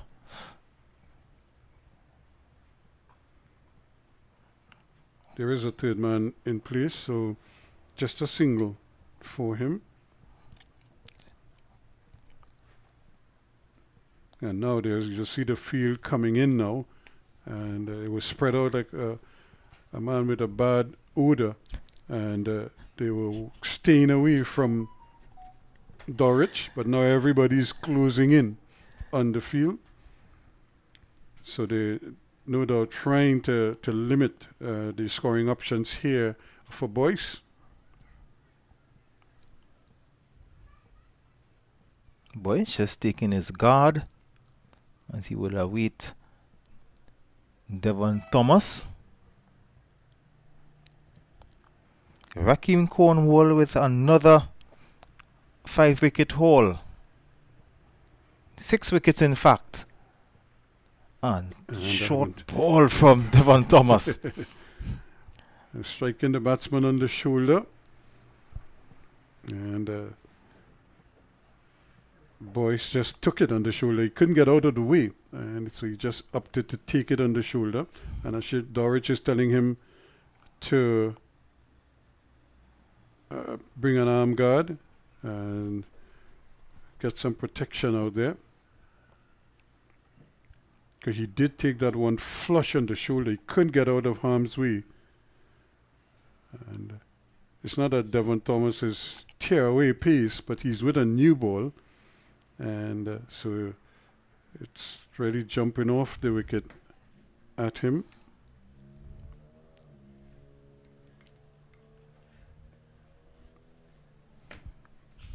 So this gives us an opportunity to probably just look back at what transpired. Remember the Barbados with Shane Dowrich winning the toss this morning and opting to bat first.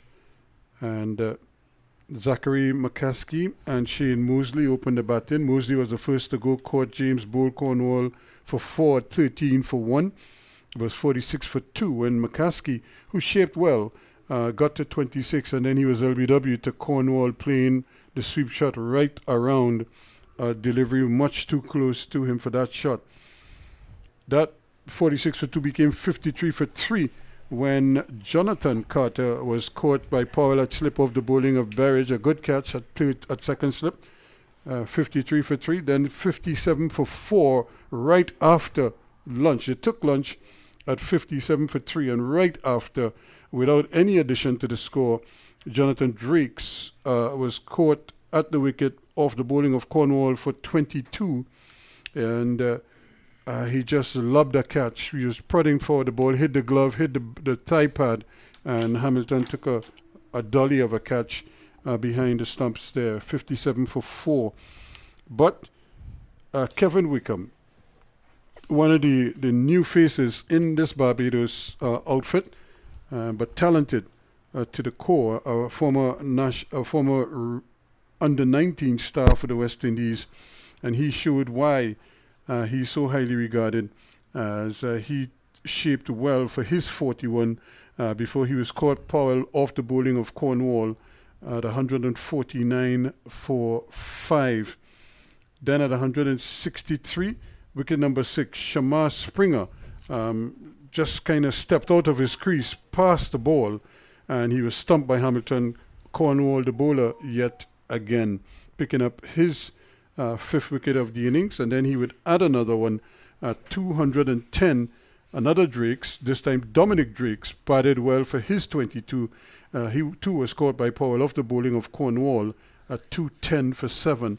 And then we had another long partnership, another good partnership. Shemholder sticking around with his captain Shane Dowrich, who by that time had gone past his 800 in first-class cricket, and off 149 balls, 9 fours and a 6. And then we just lost the wicket of Holder. Caught Louis at fine leg off the bowling of Archibald for 43, 283 for 8. Here is another delivery as Thomas again is pitching up outside the off stump. So Barbados now 284 for 8, and the Leeward Islands looking to end it all here with the second new ball. Two of the players standing out, Shane Dowrich on the legs and turned away nicely for a couple. So Dowrich getting to his 8th first-class 100, and Rakeem Cornwall his 23rd first-class 5-wicket haul.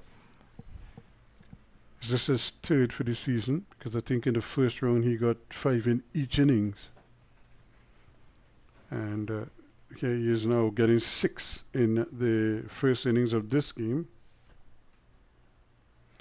And that's another nicely lined delivery, but treated with respect here by Boyce. And when you hear Boyce, you obviously think of Keith Boyce. And one of the, how should I say it, one of the more exciting run-ups you would ever see on a cricket field. It was long. And here's another delivery. And I think Thomas is trying to hurry him, not with his pace, but just the severity of which he's running in and bringing his arm over. 286 for 8, 86 overs completed. Just a 4 overs to go. See if we can get in those 4 overs. It's already 23 past 5. The shadows are starting. Well, the shadow from the Scoreboard. From the scoreboard. The shadow from the Jeffrey Stallmeyer stands not affecting the pitch. Neither does the scoreboard shadow. But of course, there is no longer the Dos Santos stand to provide that shade coming from the sun setting in the west, sorry. Always wanted to feel on that side of the field when the shadows lengthen like that. You had a nice shade. And you're not facing the sun. Mm-hmm. But all in all, if you were to describe today, you see Barbados on top at 286 for 8. For most of the day, or for a good portion of the day, maybe the first session, probably part of the second session, the Leeward Islands were the ones leading the charge, but Dorich and his supporting cast have really taken control here now. And that one is hit hard into the offside, but he can't pierce the field. Probably hit it a little too soon. Probably needed to hit it later, hit it squarer. It was a bit short and wide, asking to be hit. Archibald 1 for 65 in his 16th over.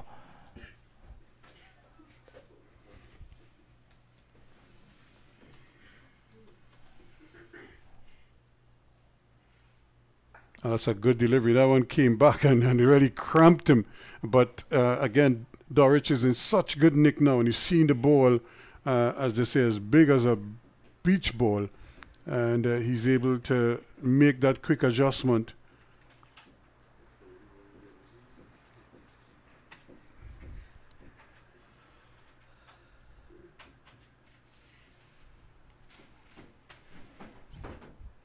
So Dorich is on 115. 16 runs away from equaling his highest first-class score.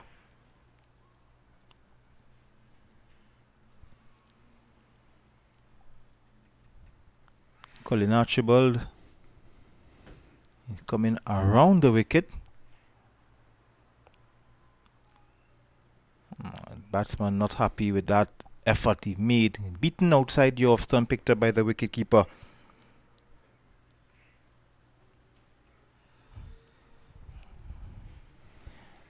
Getting beaten after offering a shot, it does something to your confidence, Ruskin. Yep.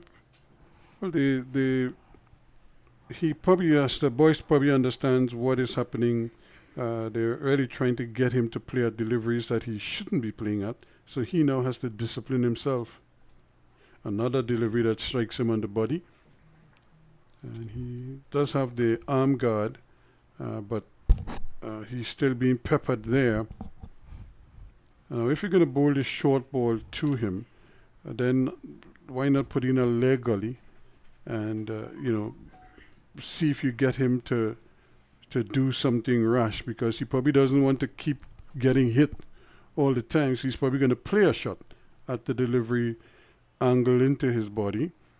And maybe so sacrifice that man at cover and maybe put a leg gully or somebody on the onside, an extra player on the onside, just for that.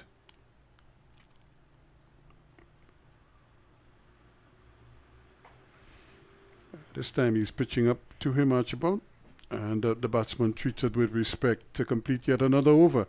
87 completed. It's 287 now for 8. And there is the scorecard for today, with Shane Dorich not out on 115. The man leading the way. 26 again to McCaskey, 22 to Drakes, that's Jonathan Drakes, 22 also to Dominic Drakes, and 41 to Kevin Wickham. And don't forget Shem Hula, who also 43. got to 43. So some good contributions. Our batsmen getting starts. But only Dowich had carried on to 3 figures, 115. And looking as solid as a rock, as they say. His bat is as broad as a door at the moment. And Jamaica 94 for 6. Still batting. Replying to 217 scored by the Windies. And to think that they still have Craig Brathwaite to come in. I don't know if it's a light issue here, but The 2 umpires are going to have a word. yep. The sun is still trying to come out here, so I don't know if it's a light issue, but And the shadow from the scoreboard is not on the pitch. and yes, I think just as the umpires were having their discussion, the sun peeked out. The sun peeked out again. Yes. and of course, with Mr. Bazarat, a local boy, he would know the conditions here very well. So we play on. And another single. Well, he doesn't take it this time. So Shane Dowich has decided he's going to close up shop and will want to come back tomorrow. Yes, he's not going to let boys face, especially Thomas, Thomas especially peppering him with short balls. So he's going to take it as a more skillful batsman.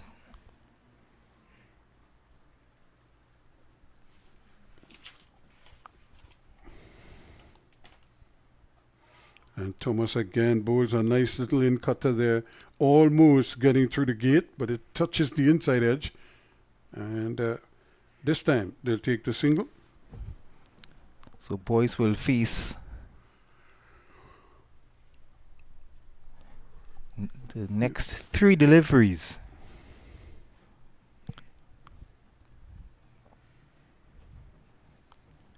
Just having a word with boys. Just to make sure that he does the necessity to close up shop.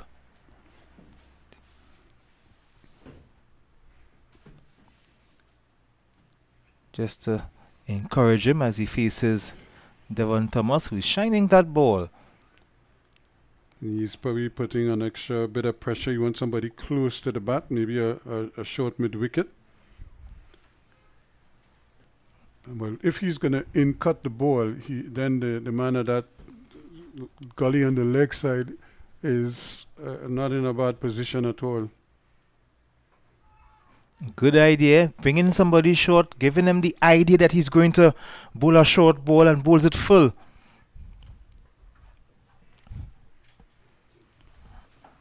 But able to get another 2 runs to add to the total. All the same, 290 now for 8. So they're inching up to that 300 mark. And Devon Thomas is bowling with 3 slips. A first slip, a second slip, and a man between 3rd and 4th. And this one is 4 runs. That's beautifully played. And Thomas was pitching up, and there was boys driving square all along the ground for 4 runs. He played that shot as though he's a top order batsman, Ruskin. A beautiful shot as we look at the replay. And he froze for the cameras just to make sure that they get a shot of him. That's a very good shot. That's very well played indeed. So he moves on to 8. And Devon Thomas responds, beats him outside the off stump. And that's the end of the 88th over. It's the end of play for today as well. And Barbados Pride will close the day on 294 for 8. Very good score given that they were 57 for 4 at one stage.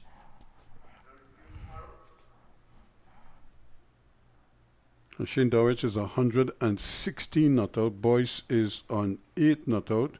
So a great recovery for Barbados, and a splendid innings once again from Shane Dowich, getting to triple figures after he won the toss, and they decided to bat first, and at the end of it, 294 for 8 from 88 overs. A pretty decent return at just over 3, about 3.34 an over. So a pretty good comeback by the Bajans as they look to continue their winning ways in this tournament.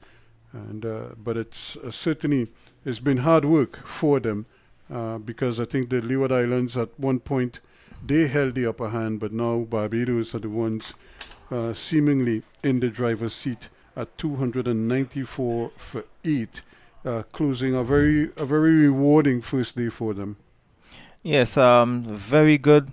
Well, Shane Dowich, the skipper, winning the toss and electing to bat first. At first, we thought that could have been a shaky decision. But he came to the rescue at one stage. They were under some pressure at 57 for 4, but a well-played 116. He's still there and taking Barbados to 294 for 8. A good decision in the end to bat first, given the other scores across the Caribbean. In Taruba, we have Guyana being bowled out, and of course 16 wickets falling in Guyana. Wickets like rain. But it's let me just give you we talk about, let me give you some bowling figures here now. Berridge, Shino Berridge, 12.5 overs, 2 maidens, 1 for 27 in the end. Jeremiah Louis, 14 overs, 2 maidens, 43 runs, no wickets. Colin Archibald, 16 overs, 3 maidens, 66 runs, 1 wicket. Raheem Cornwall, 24 overs, 7 maidens, 50 runs, 6 wickets, but he had to leave the field with some kind of an injury.